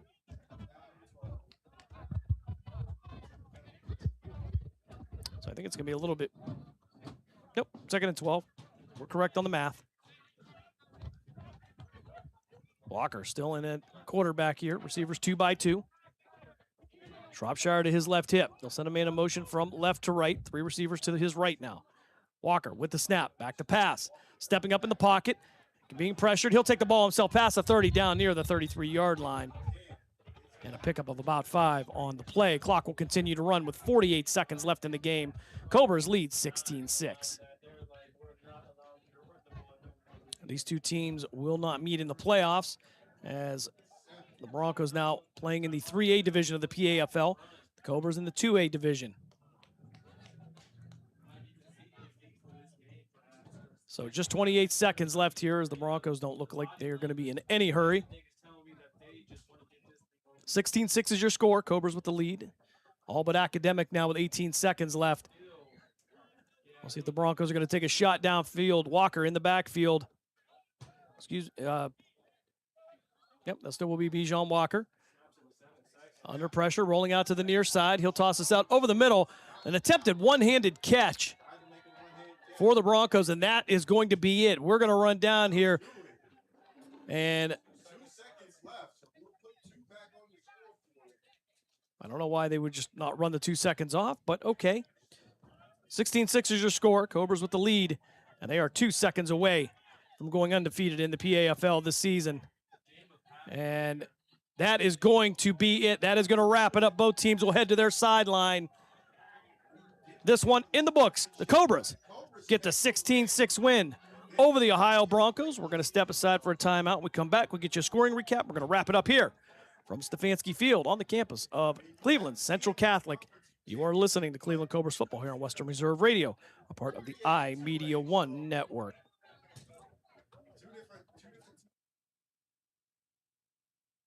I spend a lot of time in the backyard, and I'm the center of attention at summer barbecues. In '96, I made some of the tastiest s'mores. And in '09, it was me, your backyard fire pit, that accidentally started a wildfire when a summer breeze carried one of my embers into some dry brush. Spark a change, not a wildfire. Visit SmokeyBear.com. Brought to you by the U.S. Forest Service, your state forester, and the Ad Council. Only you can prevent wildfires. Hope you enjoyed your meal. And I just want to say, he's lucky to have a brother like you. Lucky? Caring for my brother is far from easy. But he's a part of me, like my arms and legs, so I'll be his. No time for tired.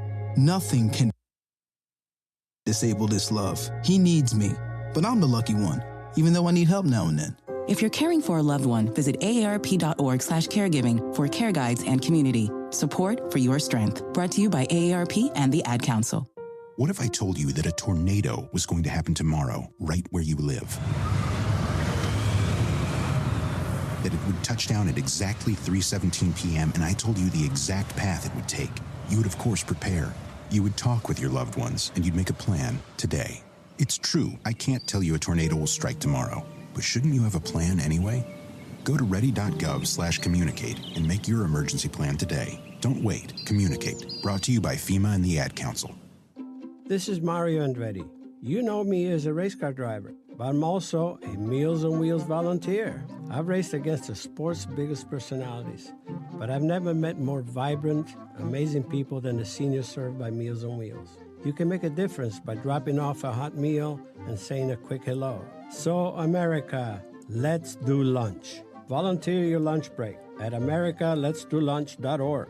This message brought to you by Meals on Wheels America and the Ad Council. This is number 2 best safety in the league, Chris Fraser, and you're listening to the Cleveland Cobras on Western Reserve Radio and the iMedia1 network. Back here one last time at Stefanski Stadium in Cleveland. Cobras get the 16-6 win over the Cleveland Broncos. They win the Battle of Cleveland. They move to 4-1 on the season. 5-1 on the season. If you include the 2 non-league games against Erie and the Flag City Phantoms.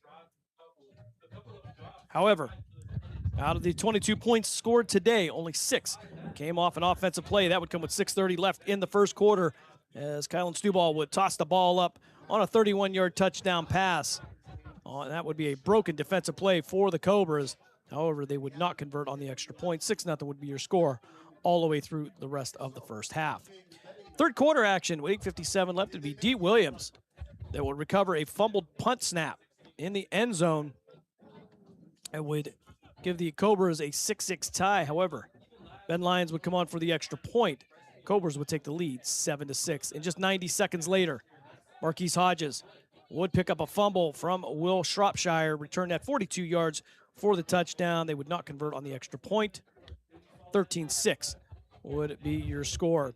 And in the fourth quarter, Ben Lyons comes through big with 1:53 left in the game. He hits on a 48-yard field goal giving the Cobras the 16-6 win over the Cleveland Broncos.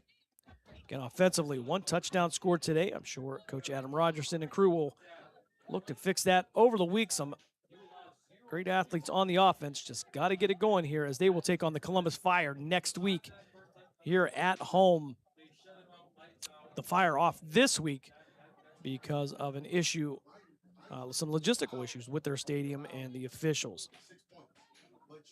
Other scores here, the Youngstown Patricians, they fall to the Washington Golden Hawks today by a score of 21-6. In the Cuyahoga Falls Rapids gets the win over the Steel City Bobcats. That'll wrap it up here from Cleveland here this week, week 4 of the PAFL season, week 6 of the Cleveland Cobra season.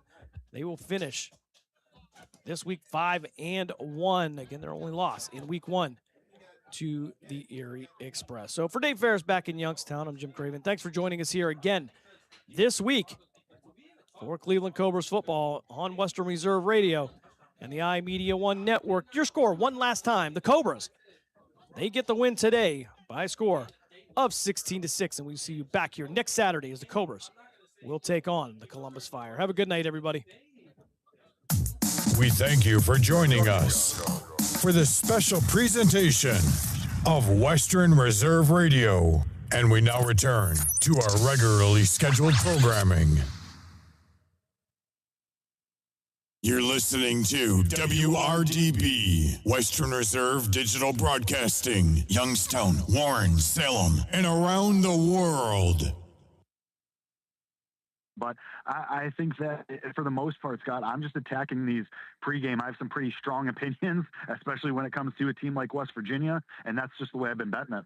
All right. I'm looking at the latest leaderboard from about 20-something minutes ago. Looks like, let's see, Ole Miss dominating the Jello Shot Challenge. Is that correct? Or no. I'm sorry. There's an extra number on the West Virginia number. West Virginia, is that correct? 16,921, Jake?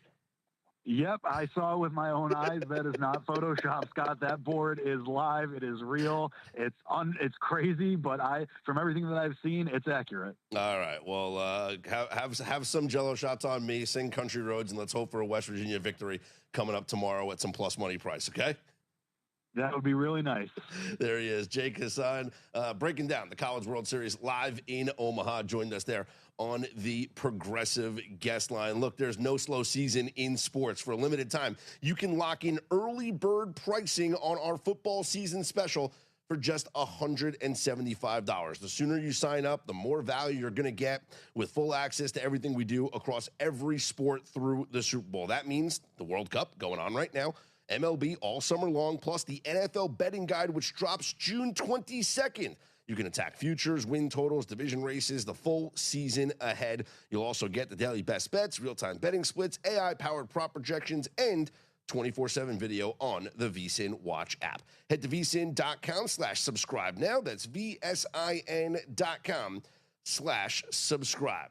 I'm Scott Seidenberg, again, always on Twitter at Scott's On Air and at VSiN Live. Coming up at the top of the hour, we're going to be joined by Adam Zadroik from RotoWire. He is their lead soccer writer and editor. He'll talk to us about the World Cup as we are watching the action in progress right now. Morocco and Brazil tied at 1 in the 73rd minute. Coming up a little bit later on this evening, it'll be Haiti and Scotland as the opening round or the opening matches of the group stage continue here. The United States coming off a very impressive victory in their opening match yesterday, a 4-1 win over Paraguay. And that really shouldn't have come as a surprise to anybody because maybe people that are saying, oh, the United States, we haven't been good. We don't have a chance. We're not going to win the World Cup. Throw that all out right now. The expanded field of this World Cup tournament, it leads to a lot of mismatches in the group stage.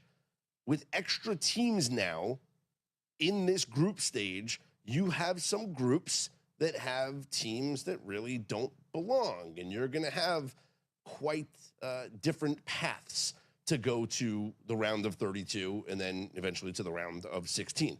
The United States is going to win their group, and there shouldn't be any doubt about that. And then it's just a matter of, do they win in the round of 32, which right now, if you're looking at their opponent or the potential of their opponents, they've got a very good chance to do so.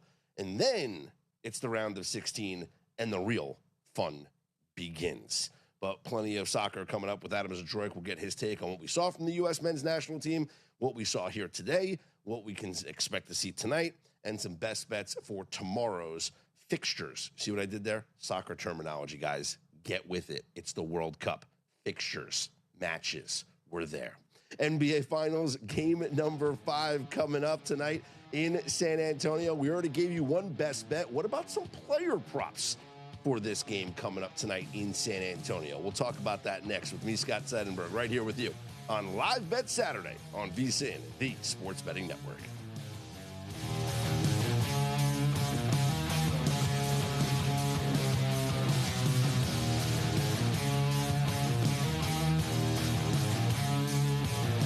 Download to see if you qualify. Not all customers will qualify. Transfer fees may apply. No Albert subscription required. Albert is not a bank. Albert Instant Loans are issued by FinWise Bank, member FDIC. Not an actual client. Terms apply. Hey, Albert, can you help us plan and budget for a bathroom renovation?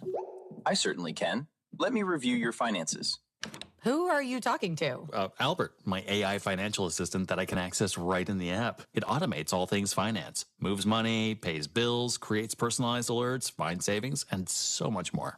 Your bathroom renovation financial plan is ready. I found cash you can put aside, and to cover the rest, Albert can get you up to $10,000 fast. Can you find contractors nearby within our budget? Here's a list of contractors. Would you like help requesting a $10,000 loan for your bathroom renovation? Yes! Download the Albert app and use promo code BUILD to access Genius. Plus, get up to $10,000 for whatever you need. Just download the Albert app right now and use promo code BUILD to get up to $10,000. That's promo code BUILD. If you're looking for an edge in MLB player props, VSiN delivers with data you can trust. VSiN Pro subscribers now get exclusive access to MLB player prop projections powered by Opta AI. Get clear, data-driven numbers for both hitters and pitchers across the props that actually matter. Then see how those projections stack up against DraftKings lines so you can spot value instantly. Stop guessing. Start betting smarter. Go to VSiN.com/MLB props and join us on the Sports Betting Network. Celebrate in style with the Legacy Club Sunset Package at Circa Resort and Casino. Cozy up by a fire pit, enjoy handcrafted cocktails, and raise a champagne toast as the sun sets over the Las Vegas Valley. With breathtaking panoramic views and an unforgettable atmosphere, it's the perfect setting for any occasion. Legacy Club Rooftop Cocktails. Reserve your spot today at circalasvegas.com.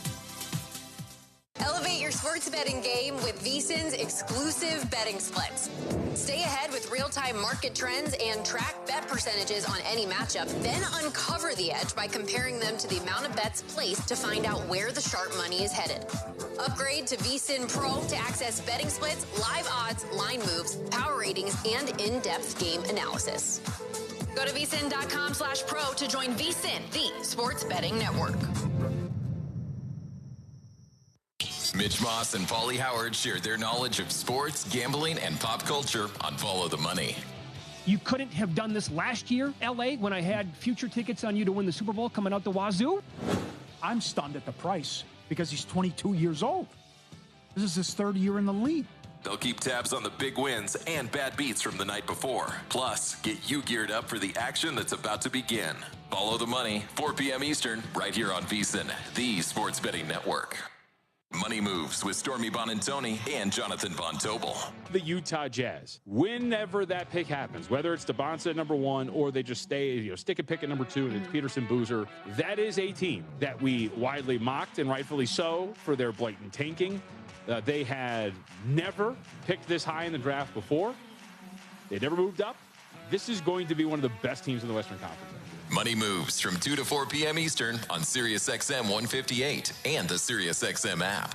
Hey, it's Bill from VSiN. You may know me as the guy who writes the VSiN daily newsletter, but I'm also one of VSiN's owners. If you're a business owner like I am, you need to reach customers ready to spend, right? VSiN talks to millions of engaged sports fans every month, folks with money in their pockets, ready to bet on the next big game. If you want to connect with this audience, email me at bill@vsin.com. Let's talk about how VSiN can help your business, no matter what its size, win big.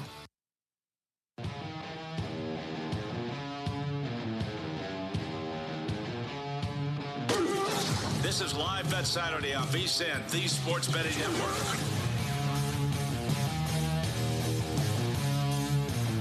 Scott Seidenberg back here with you. This is Live Bet Sunday here on VSiN, the Sports Betting Network. You guys can always contribute to the program. Hit me up on Twitter at Scott's On Air. Hit us all on the network at VSiN Live. We're monitoring all the action in World Cup, Major League Baseball as well. We have Game 5 of the NBA Finals coming up tonight in San Antonio, a little less than an hour away from tip-off of that game. We'll talk more about it coming up in a little bit with Brandon Kravitz from RotoWire, as well as he hosts for 96.9 The Game there in Orlando. He's a frequent contributor here on VSiN. Sometimes you see him on Prop Points with Jeff Erickson or Nick Whalen.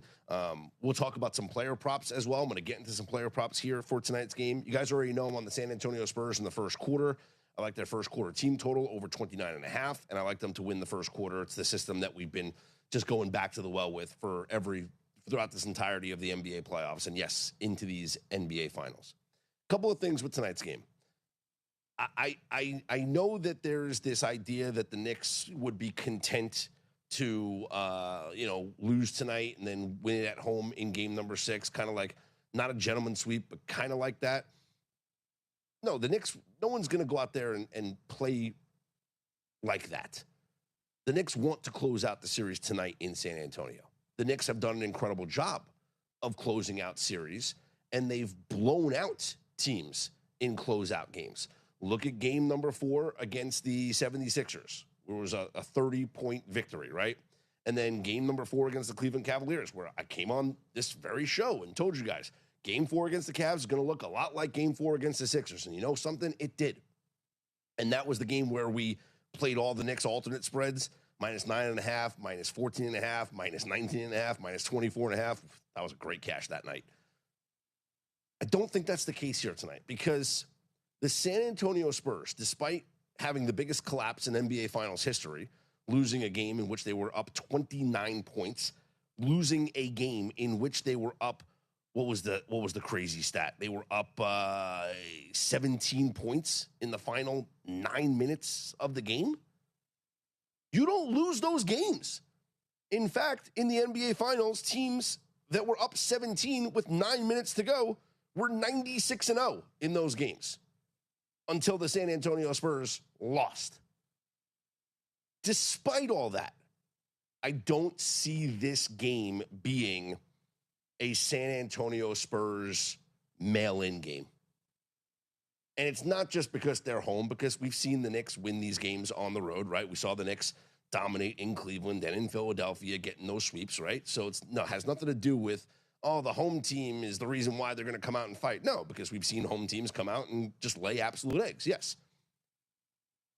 But we've seen San Antonio have opportunities to lay down before, and they haven't.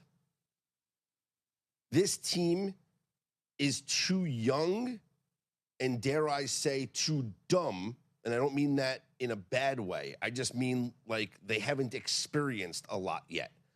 So maybe dumb is a wrong way to say it. They're young, they're too young and inexperienced to know that this series is over. And I understand, the series is not over, the series is not over. Again, only one team's ever come back from 3-1 down in the NBA Finals, ever. Of the 300, what was it? Let's see. I know we had 2 3-1 comebacks this postseason in the NBA playoffs, but of the history of the NBA playoffs, of the 303 playoff series that were a 3-1 deficit, only 15 of those teams came back to win. 15 out of 303. 15 out of 303. And in the NBA Finals, 38 series with a 3-1 lead. 37 of those teams went on to win. The only one that didn't, as I mentioned, the Warriors blowing that lead to the Cleveland Cavaliers. No offense to Wemby, he's not LeBron. He might get there someday. It's just not LeBron. But let's talk about the Spurs not giving up. Earlier in these playoffs, and you've heard me talk about this game several times before because it was the moment where I knew the Spurs were ready to make a deep run here in this postseason. They were playing Portland in the first round, and they were down by 17 points at the half. They were getting blown out. And in that game, when you had what was it at that point? Was it they had a 2-1 series lead, or was it 2-0 series lead? They had the series lead. And I know it's different tonight because, yes, your season's on the line tonight. Like, you could lose if, the season's over if you lose here.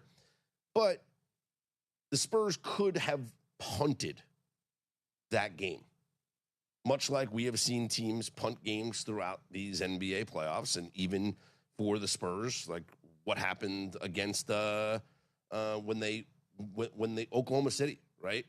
When Oklahoma City just said, Tom has been a teacher for over 40 years. One day, I think one of the students had asked the question and he didn't remember the answer. And I also noticed that he was letting his class out earlier than they were supposed to let out. I was really starting to worry. Levi and I talked about how it would change our lives, but he was there beside me. When something feels different, it could be Alzheimer's. Now is the time to talk. Visit alz.org/ourstories to learn more. A message from the Alzheimer's Association and the Ad Council. Village Tavern's been a beloved local landmark in Hubbard, Ohio for nearly a century, and now it's better than ever. Recently renovated and still serving up the same warm hospitality, the Village Tavern is your go-to spot for great food, cold drinks, and a laid-back atmosphere. Whether you're stopping in for dinner, catching up with friends, or just looking to relax, you'll enjoy a full menu of American favorites, rotating drink specials, and friendly service that makes every visit memorable. Be sure to visit the Village Tavern at 746 North Main Street in Hubbard, right next to Repair That Glass. To learn more, go to villagetavern3.com. Someone's got to set the tone out there, boys. Someone's got to set it. The station that sets the tone for Youngstown Phantoms hockey is Western Reserve Radio. WRTV, The Scourge.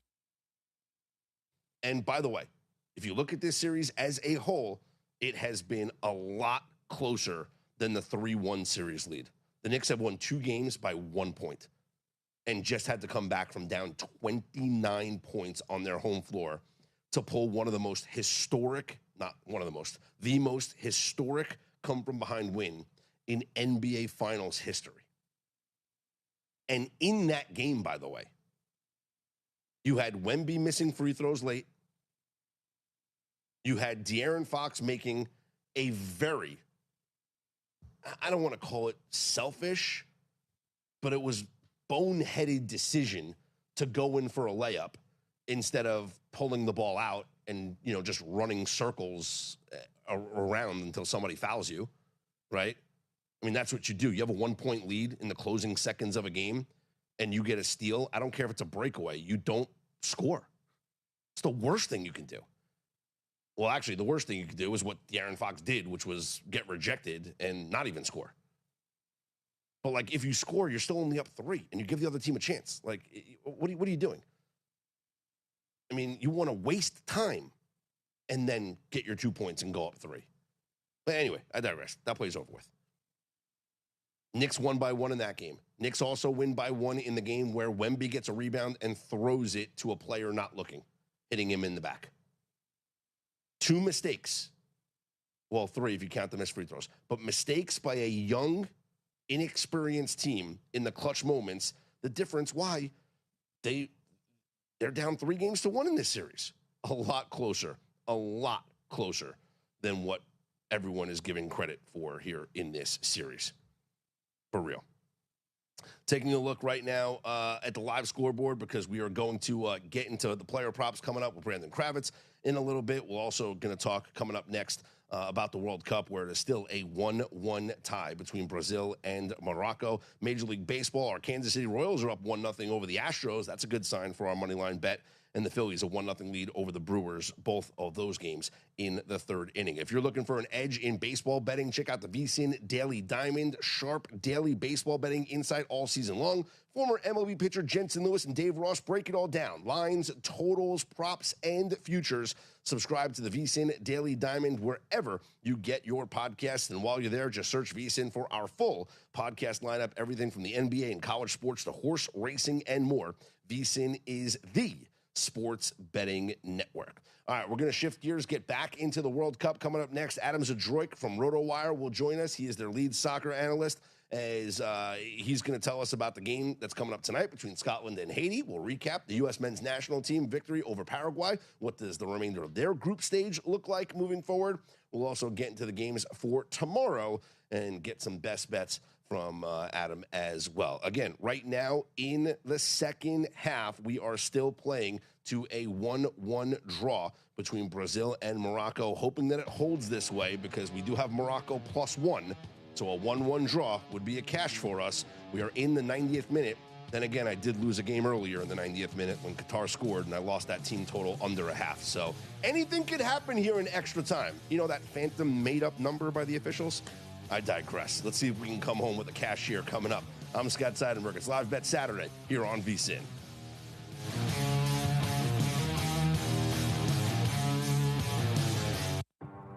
There's no shortage of action between basketball and hockey right now, and Polymarket lets you cash out before the final buzzer. Unlike traditional sportsbooks where you're locked in until the game ends, you're in control of your position the entire time. Get started with a free $50 using promo code BUZZ at Polymarket. That's BUZZ. Trading not available in all jurisdictions. Check local regulations before trading. Restrictions and eligibility requirements apply. Progressive knows you could have easily taken the freeway, but you took the scenic route to see a waterfall and an oddly busy boiled peanut stand. Discovering the unexpected is exactly why you bought an RV, so protect it with a bundle from Progressive. Because although you may be 3 hours behind schedule, you're 6 jars of jam richer and possibly enrolled in a butter-churning workshop. Switch to Progressive and protect your RV, boat, or motorcycle by bundling with your home or auto insurance. Progressive Casualty Insurance Company affiliates and third-party insurers. Not available in all states or situations. Hey, it's Jonathan Von Tobel from Pod to the Futures, where Mitch Moss and I recently handicapped the American League MVP awards market with favorites Bobby Witt Jr. and Yordan Alvarez both playing on losing teams. Well, Alvarez is the best hitter in baseball this year. How does that work in the minds of voters if the Astros miss the playoffs? I keep saying Junior Caminero, only because I think the Rays can kind of stay at the top. I feel like I want to take one of these shots in the middle of the pack just because there's so many guys if they're not going to include Alvarez. I'm not taking Ben Rice. No way, no how at this number. I took a shot. I maybe took the wrong A's player, Kurtz at 14 or 16-1, and Langoliers. I took Langoliers there. He is 8th right now for WAR. He's slightly behind his teammate Kurtz there. But also, what if the Guardians win their division, JVT, and Jose Ramirez is not hitting very well? I say only 10 home runs because this is a guy that has had borderline 40 home run power in the past. He also has 23 stolen bases. What if he goes 30-50 and the Guardians do win that division? I took him at 40-1. Hear more on Pod to the Futures wherever you get your podcasts and on the VSiN Watch app. If you're serious about betting football this season, get ahead now with VSiN Pro. For a limited time, get our football special for just $175 with full access through the Super Bowl. Get our NFL betting guides, daily best bets, real-time betting splits, AI-powered prop projections, and 24/7 coverage on the VSiN Watch app. Plus, previews and coverage for college football, NBA, NHL, and more. Go to VSiN.com/subscribe to sign up for just $175 and join us on the Sports Betting Network. On the next A Numbers Game, the World Cup is in full swing. Dallin Cuff takes his Monday position, a Monday regular. Talking World Cup with us. Dallin Cuff from Turner Sports, all of his plays today and beyond. Plus, baseball doesn't stop. Greg Peterson's Fab 5, his first 5 or favorite 5 baseball plays. How about some Adam Burke on baseball, Wes Reynolds, golf, and more because it's U.S. Open week. Let's do it. It's A Numbers Game. 10 a.m. Eastern, 7 a.m. Pacific, right here at VSiN. Experience the time of your life at Circa Resort and Casino in Las Vegas. Live it up with the world's largest sports book, Circa Sports. Get loose and get loud with all sports, all seasons at Stadium Swim. Take in the $1 million views at our rooftop lounge, Legacy Club.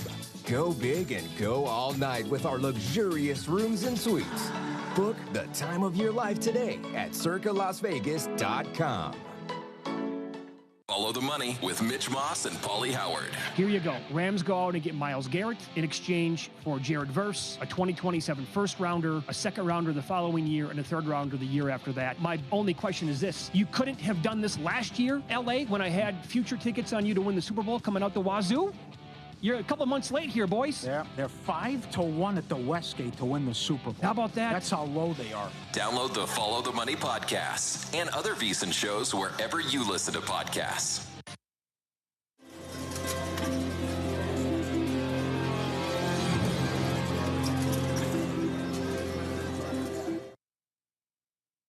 This is VSiN. Your home for PAFL football is the iMedia1 Network. Western Reserve Radio, Western Reserve Radio 2, and City View Sportscast, Youngstown, Ohio.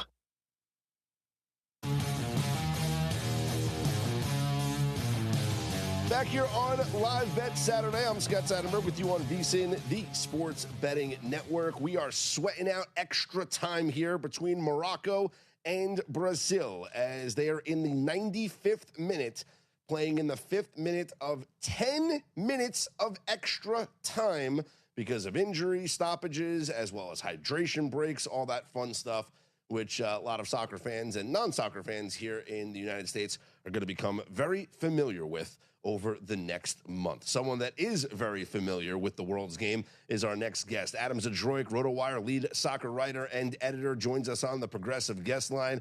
Adam, thanks so much for joining us here on VSiN. Do you have anything sweating out here in this game in the final 4 minutes or so between Brazil and Morocco?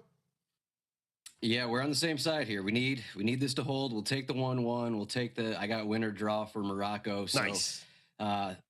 Don't want to say anything right now. We got a few minutes to go. I'm not going to say anything else. Are you surprised by the added time that we've seen in a lot of these first games? Because also something that I've noticed a lot of fans on social media at least are, I don't want to say upset with, but it's the hydration breaks. I get it. It's summer here in the United States. It's hot, it's humid, but these players are very familiar to playing in these conditions. We're not talking about playing in Qatar, or we're not talking about playing in parts of South America where it's a lot hotter than it is in New York or other cities. Are you surprised that we're seeing so many stoppages, and then how much added time the officials are adding at the end of these games? Yeah, I think we get the added. It's automatic with the breaks and 3 minutes, and then whatever else the ref decides. We got 10 minutes in this Brazil-Morocco one, which is fun for us to sweat out a little bit. But it's not. Yeah, there is a lot of fouls also in this Brazil-Morocco game as well, so that just kind of adds the time. Got pretty physical at times. Hakimi, one of Morocco's best guys, is just all over the place, drawing fouls, committing fouls as well. So the 10 minutes, and then you throw in the goalkeeper from Morocco picked up a late injury, which added even more minutes, which is why we're around to 10. I think it was even the last World Cup where we saw 10 plus minutes often in added time. But I think it's actually, may even this World Cup may even be, smaller because we have speeded up rules with, 5 seconds for throw-ins and goal kicks and kind of thing. So if with prior rules, it could have been 10, 11, 12, pretty much every game to end. But I think maybe we'll see the 10-minute max in this Brazil-Morocco game just because we had the added injury late. Let's talk about a game coming up here in about an hour from now. Scotland takes on Haiti. It's another game here in this same group. Scotland is the favorite. They're about minus 190 to win. We're talking three-way line, obviously, in soccer. How do you see this one playing out between these two nations? This line just keeps moving up. I've noticed with a lot of the favorites, the line just keeps going up.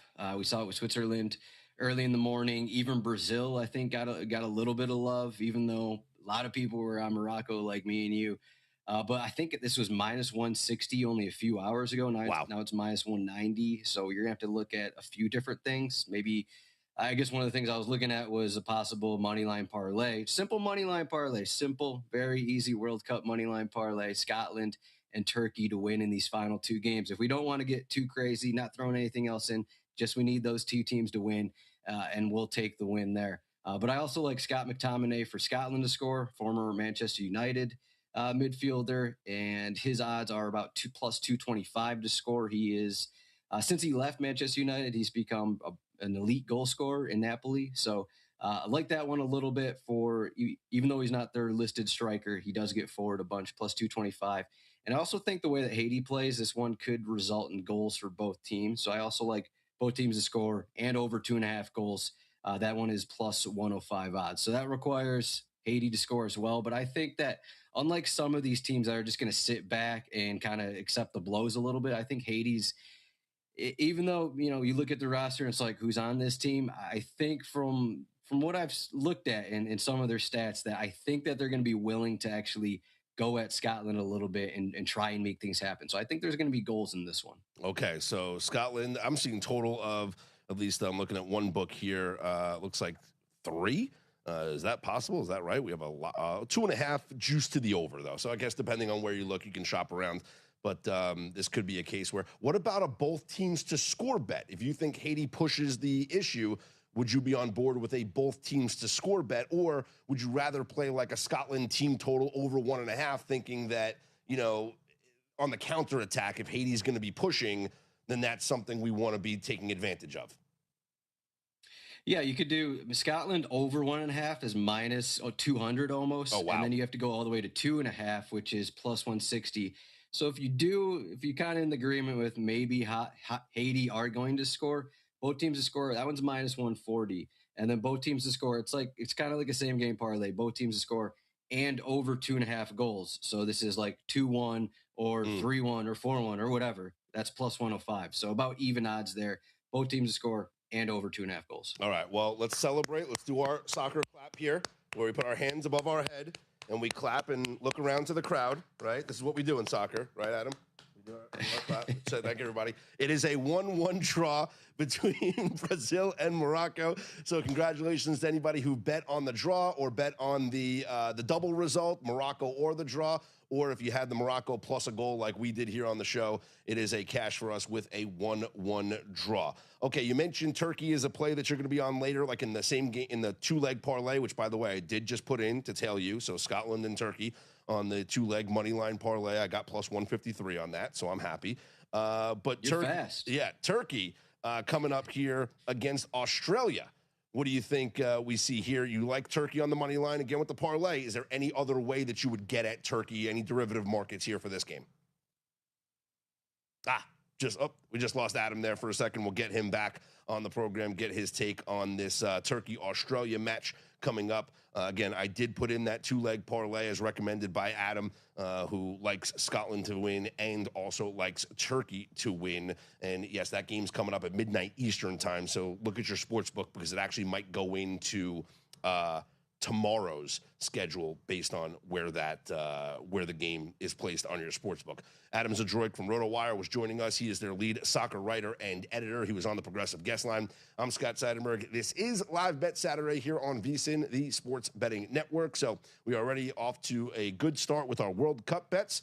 We erased the sour taste of the loss earlier, where we lost the Qatar team total under a half with their goal in extra time, but we did come back with a victory here on Morocco +1 as they play Brazil to a 1-1 draw. We'll see if we can get Adam back up on the line. If not, we thank him for that bet. We are playing that. We did put it in, as I mentioned. Shop around with your sports book, but I did get it at plus 153. Let me price it out for you here up on DK right now.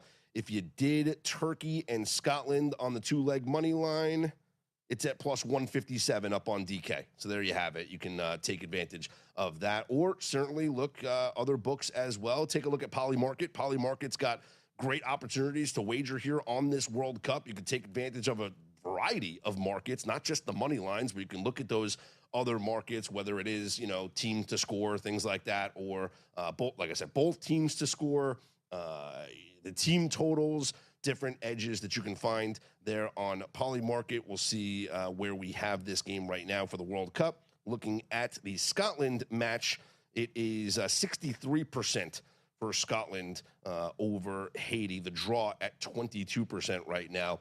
buy your position, sell off your position. It's all available for you there, whether you're into the World Cup, hockey, basketball, the action nonstop there at Poly Market. Download the app now. Get started with a free $50. Use promo code BUZZ at Poly Market. That's BUZZ. Trading not available in all jurisdictions. Check local regulations before trading. Restrictions and eligibility requirements apply. All right, Adam Zadroik from RotoWire is back with us here on the Progressive Guest Line. Adam, real quick, with that match coming up later on tonight with Turkey, any other ways that you're interested in getting in on Turkey in that match? Yeah, I was looking at over 5.5 corners. You can get about even odds there, minus 105 I'm seeing. You can also look to the goal scorer markets. You could touch in Aktürkoğlu plus 200, Yildiz plus 260, Yilmaz plus 285, and then Real Madrid's Arda Güler is at plus 260. So I think all of those options are available in there. And then if you really want to go heavy in Turkey, over 2.5 goals is plus 257. All right. How should we be taking too much away from the United States victory over Paraguay yesterday? I know that they were, home soil, getting out to a great start is certainly something that we expected.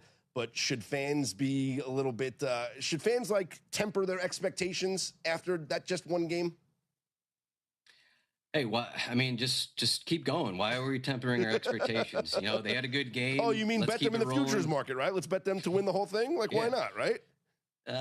You could go that far. I'm not sure I'd go that far, but minus 195 against Australia in that next game, I think that's going to move up after what we just saw. I think you want to take USA minus 1.5, USA over 2.5 goals. Of course, we're going to see what Australia looks like later tonight, but I think you can go heavy on USA based on what we saw. And I don't think Australia are going to be better than Paraguay. I think they're actually worse than Paraguay. So that kind of goes with what I'm saying here. USA minus 1.5. Take that right now. That game going to be in Seattle, Washington. And tonight's game right now between Turkey is in Vancouver. So everyone's on the West Coast, but one less day of rest. Maybe that comes into play. Hey, Adam, great stuff as always, man. Good luck with your bets. Let's ride that money line parlay with Scotland and Turkey, all right? Let's do it. Moneyline parlay season. Let's go. There he has it. It's Adam Zadroik there from RotoWire, joined us on the Progressive Guest Line. Coming up next, it is time for NBA Finals game number 5. We will break down the props, the best bets, and get you all set up for tip-off in San Antonio between the Spurs and the Knicks. I'm Scott Seidenberg. Live Bet Saturday continues here on VSiN, the Sports Betting Network.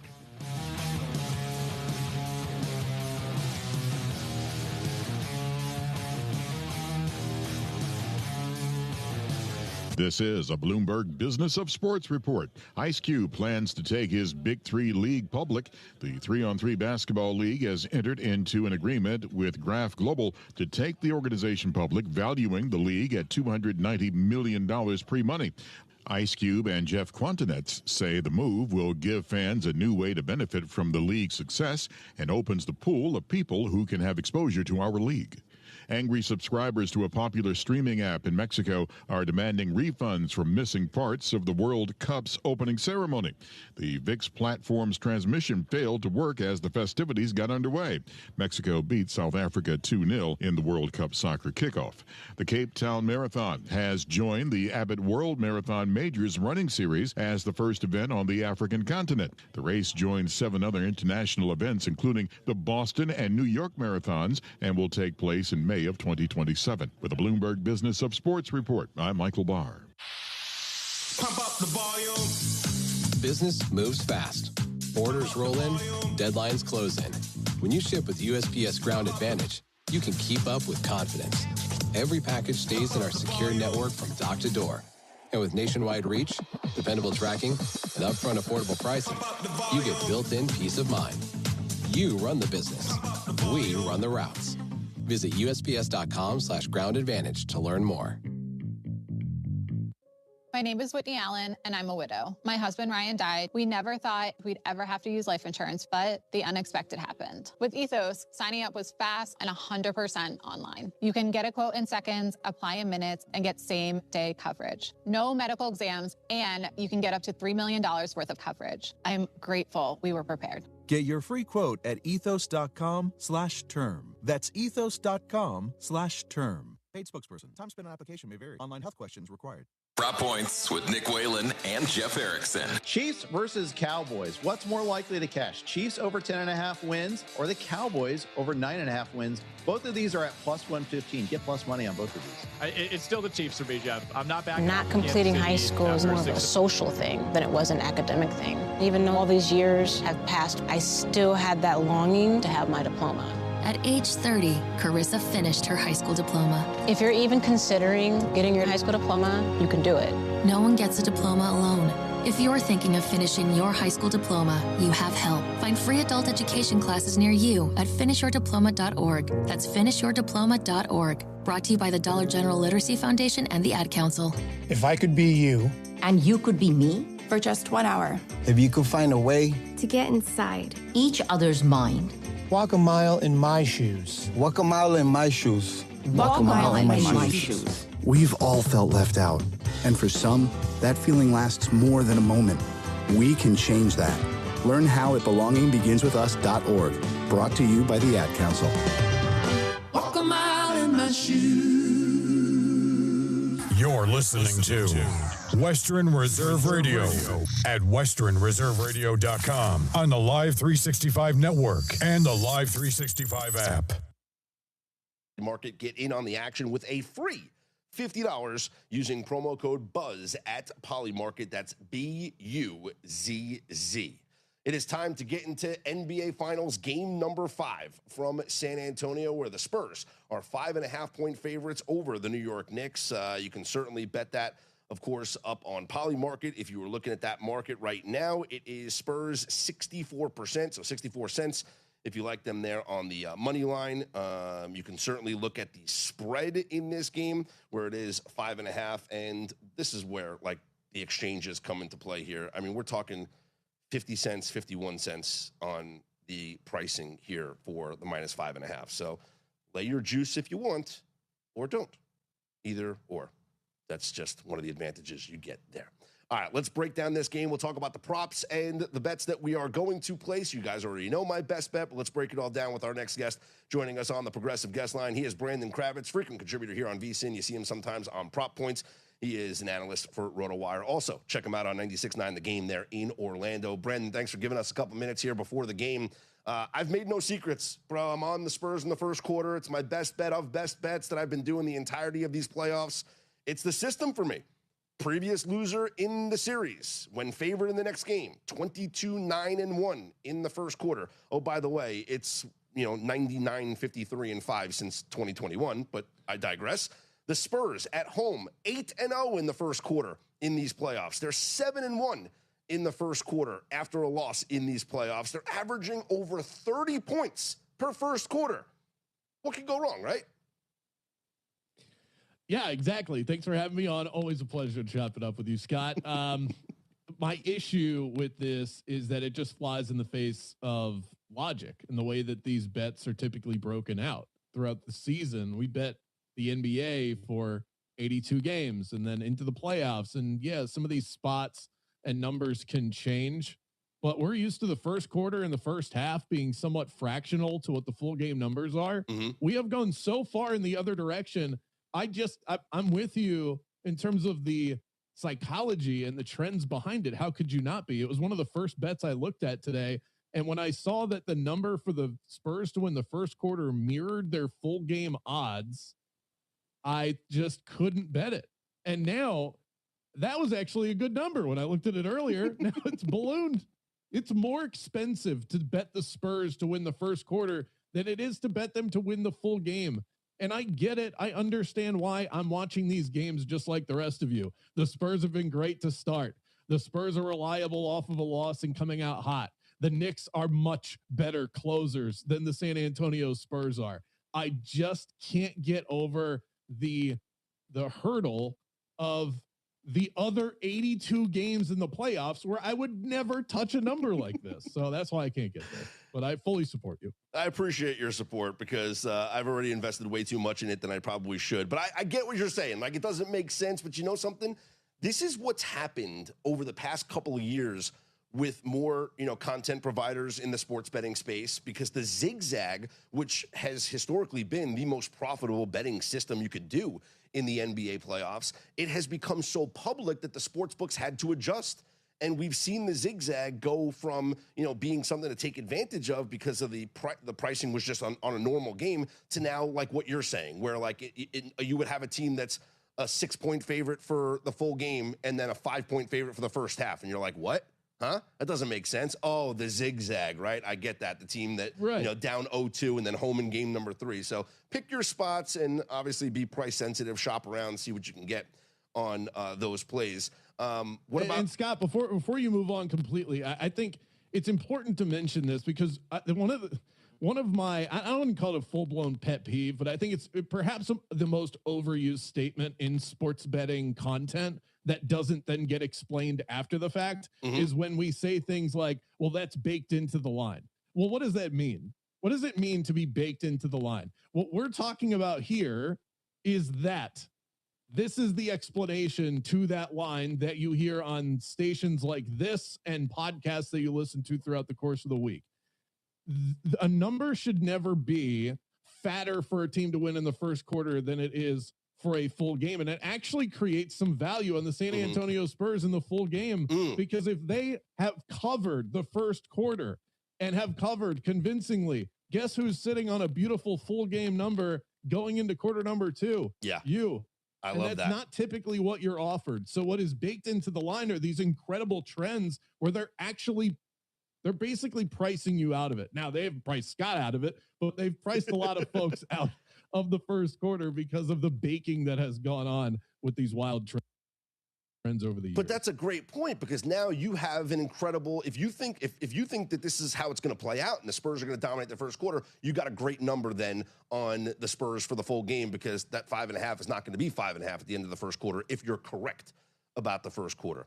I don't want to play conspiracy theorist here, Brandon, but like, honestly, if you're the NBA, you clearly want another game, and you want the Knicks to win at home in Madison Square Garden. You want Ben Stiller with his iPhone filming that documentary courtside with the Knicks winning the title at Madison Square Garden. You want that to happen.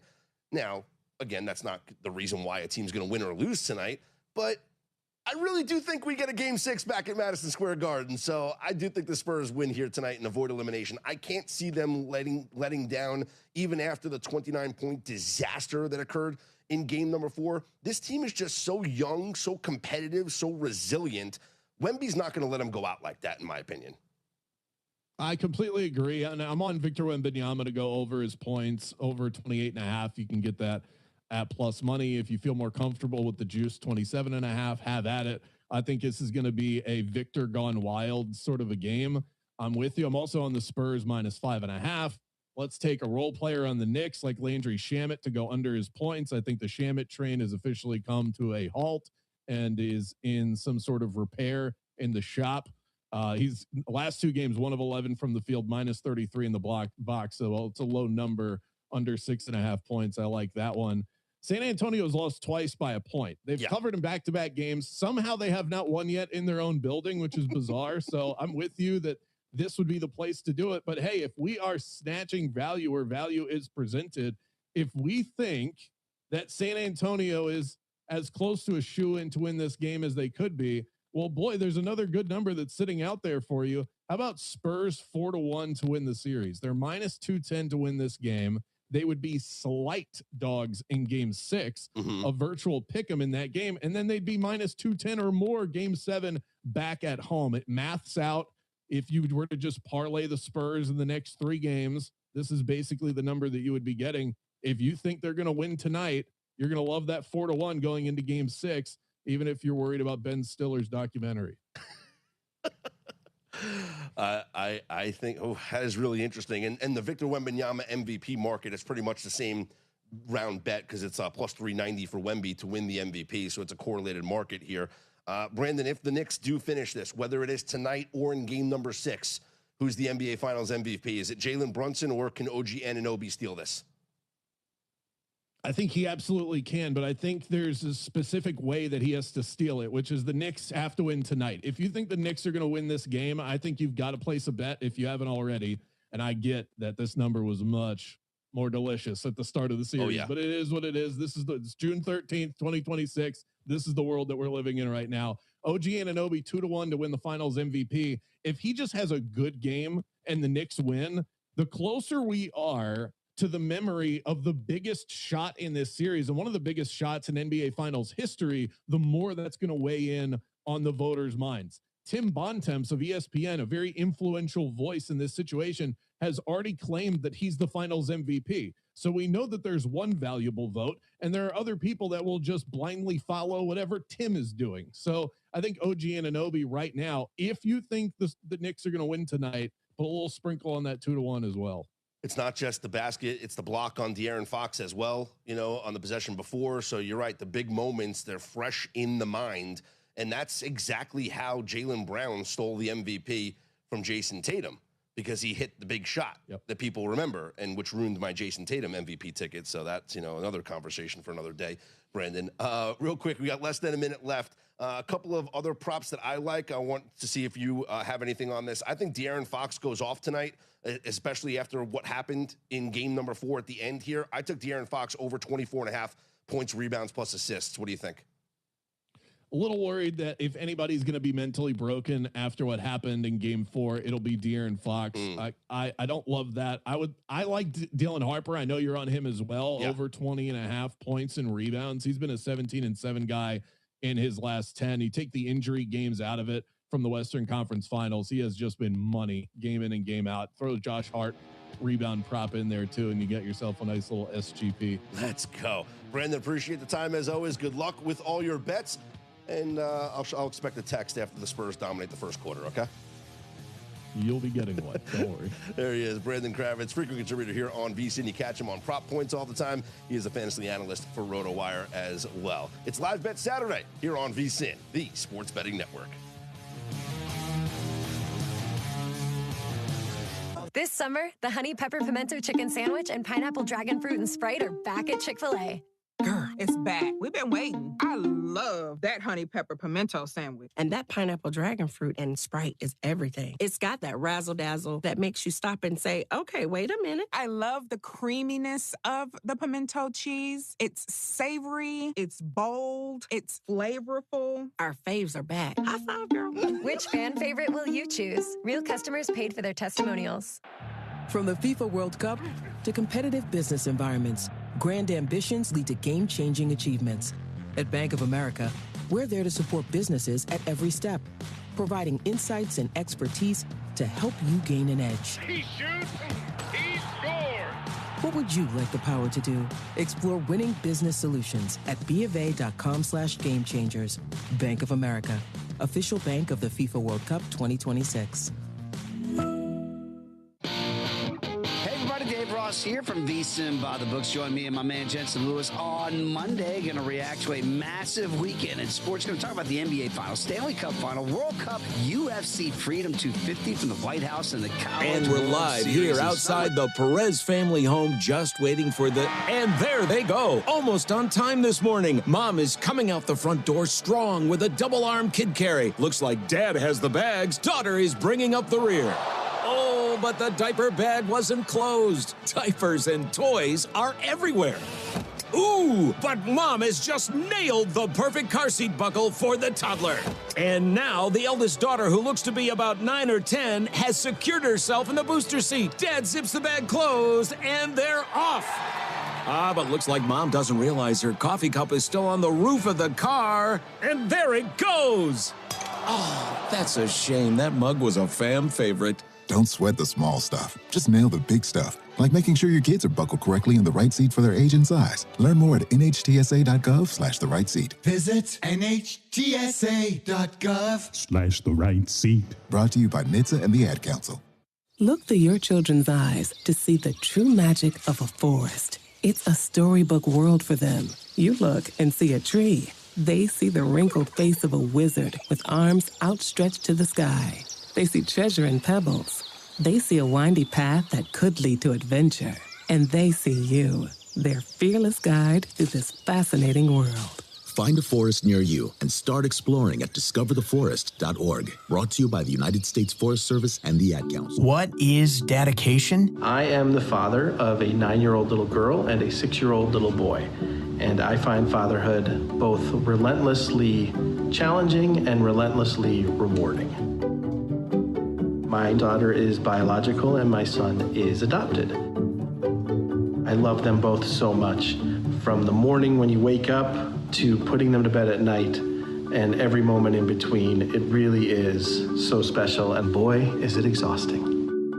One thing that I fear about being a parent is the future for my children. I think a parent's job is to protect our children, but also prepare them for the world so they become good, kind human beings. But I'm also hopeful that the future holds a more inclusive and compassionate world for them.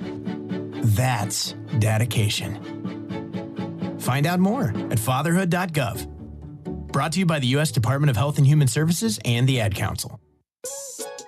If you're worried your friend may be struggling, remember, you don't have to be there to be there.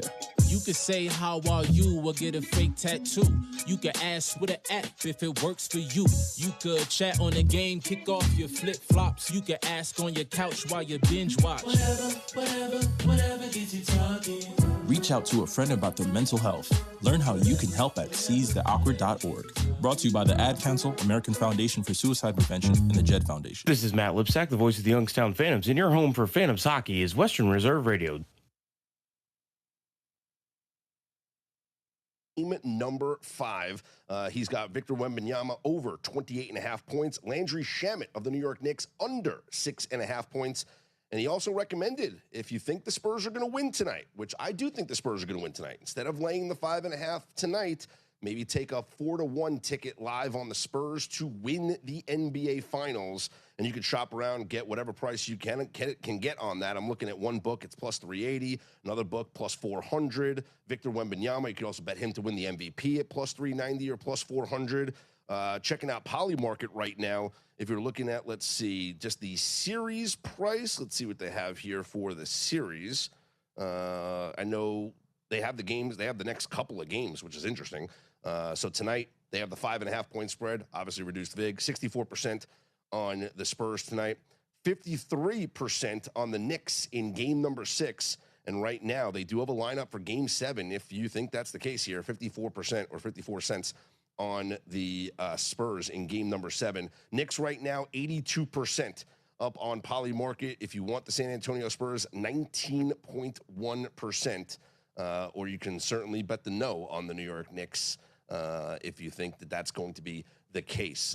So check that out there up on Polymarket. So many different markets that are available for you to wager into. By the way, it's not just sports too. There's like entertainment props and other things that you can wager on as well, or, you know, invest in for your positions. And it's unlike your typical sports book where you're locked in the second you place a bet. Polymarket gives you control of your position all the way through. So if you see the game shifting, you can lock in your edge early. Download the app, get started with a free $50 using promo code BUZZ at Polymarket. That's BUZZ. Trading not available in all jurisdictions. Check local regulations before trading. Restrictions and eligibility requirements apply. I'm Scott Seidenberg. This is Live Bet Saturday here on VSiN, the sports betting network. For my props and my bets for this game, I am on the Spurs in the first quarter. We talked about that. Spurs first quarter money line is my best bet. Prop bets that I am on here for tonight. I like De'Aaron Fox over 24.5 points plus rebounds plus assists. I get the idea that maybe he's could be a little bit shook from what went down there in game number 4, but I think De'Aaron Fox, as a veteran, has a bounce-back performance here tonight. And I think that he wants to put the sour taste of what went down at the end of game number 4 behind him, and I expect De'Aaron Fox to come out and score, get rebounds, assists. I think it's going to be a big effort here from De'Aaron Fox, over 24.5 points plus rebounds plus assists. Let me just tell you something about De'Aaron Fox. If you look at the analytical numbers inside this NBA Finals, De'Aaron Fox has 25 assists to lead all players here in these NBA Finals. Josh Hart is next with 21 assists. If you look at potential assists, 56 potential assists for De'Aaron Fox. That is the most amongst any player here in these NBA Finals, meaning He could have had 56 assists if everybody made their shots when he passed it to them. But he has 25 assists instead of 56.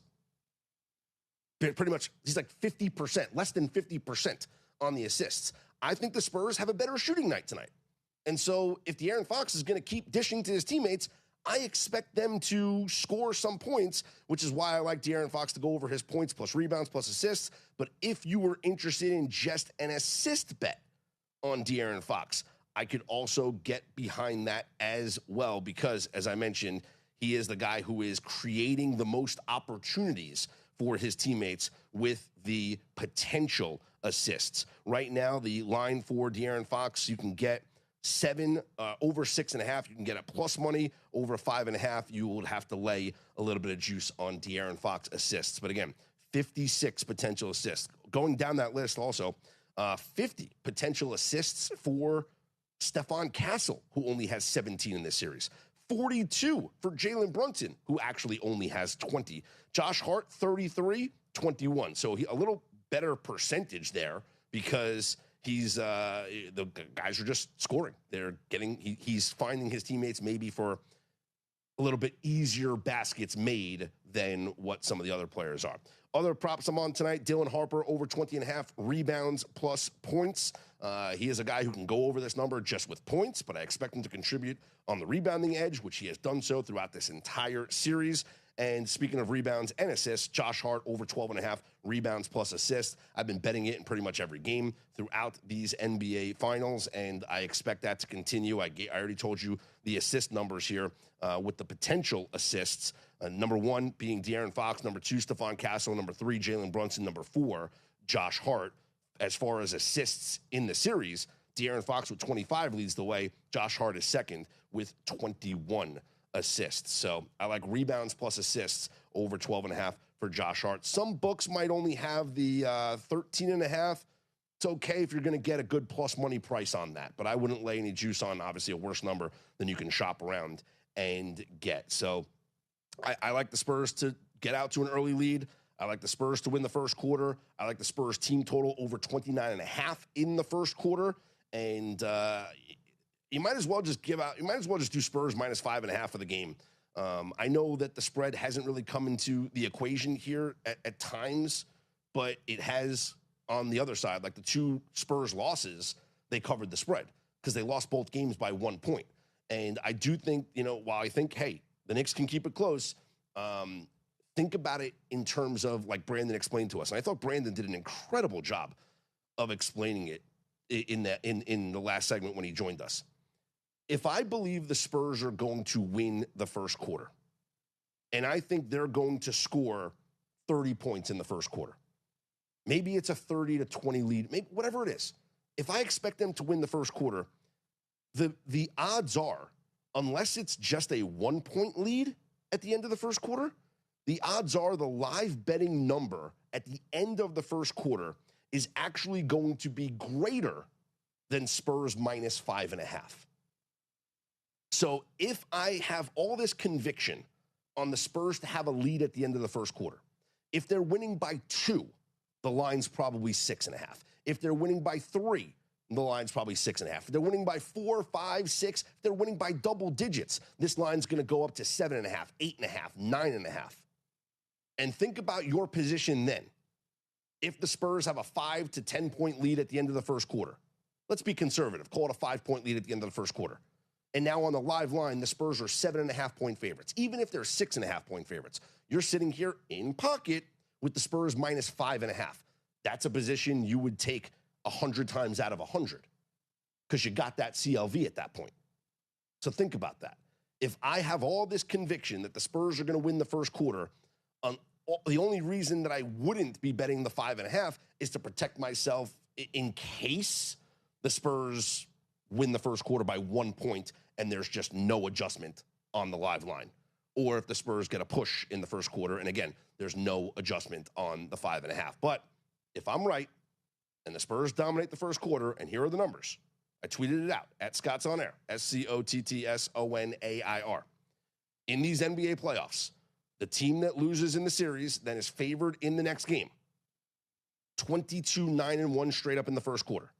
The Spurs in the first quarter in these playoffs, 15-5-2 straight up. The Spurs after a loss in these playoffs in the first quarter, 7-1 straight up. The Spurs at home in the first quarter in these playoffs, 8-0 straight up. So if I have all this conviction on San Antonio to win the first quarter, then it might as well be a San Antonio -5.5 bet, because that's the best number we're going to get until, at the end of the first quarter. You might get a good number in the first 5 minutes or so, depending on what happens, but that's the best number you're going to get, because if they do win the first quarter, the odds are they are going to be heavier than a 5.5 point favorite. We are going to track all the live action here throughout the game. And by the way, looking at some early images and videos from San Antonio, there is a heavy contingent of Knicks fans in attendance.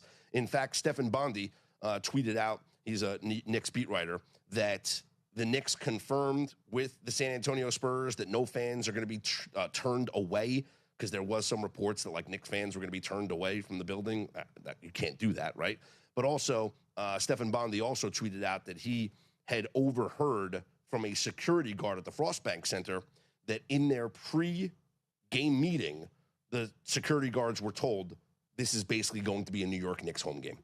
So it might be a very heavy contingent of Knicks fans there in attendance, expecting to witness the Knicks winning the NBA title. And they could very well go on to win this game, but not in the first quarter. Best bet, San Antonio Spurs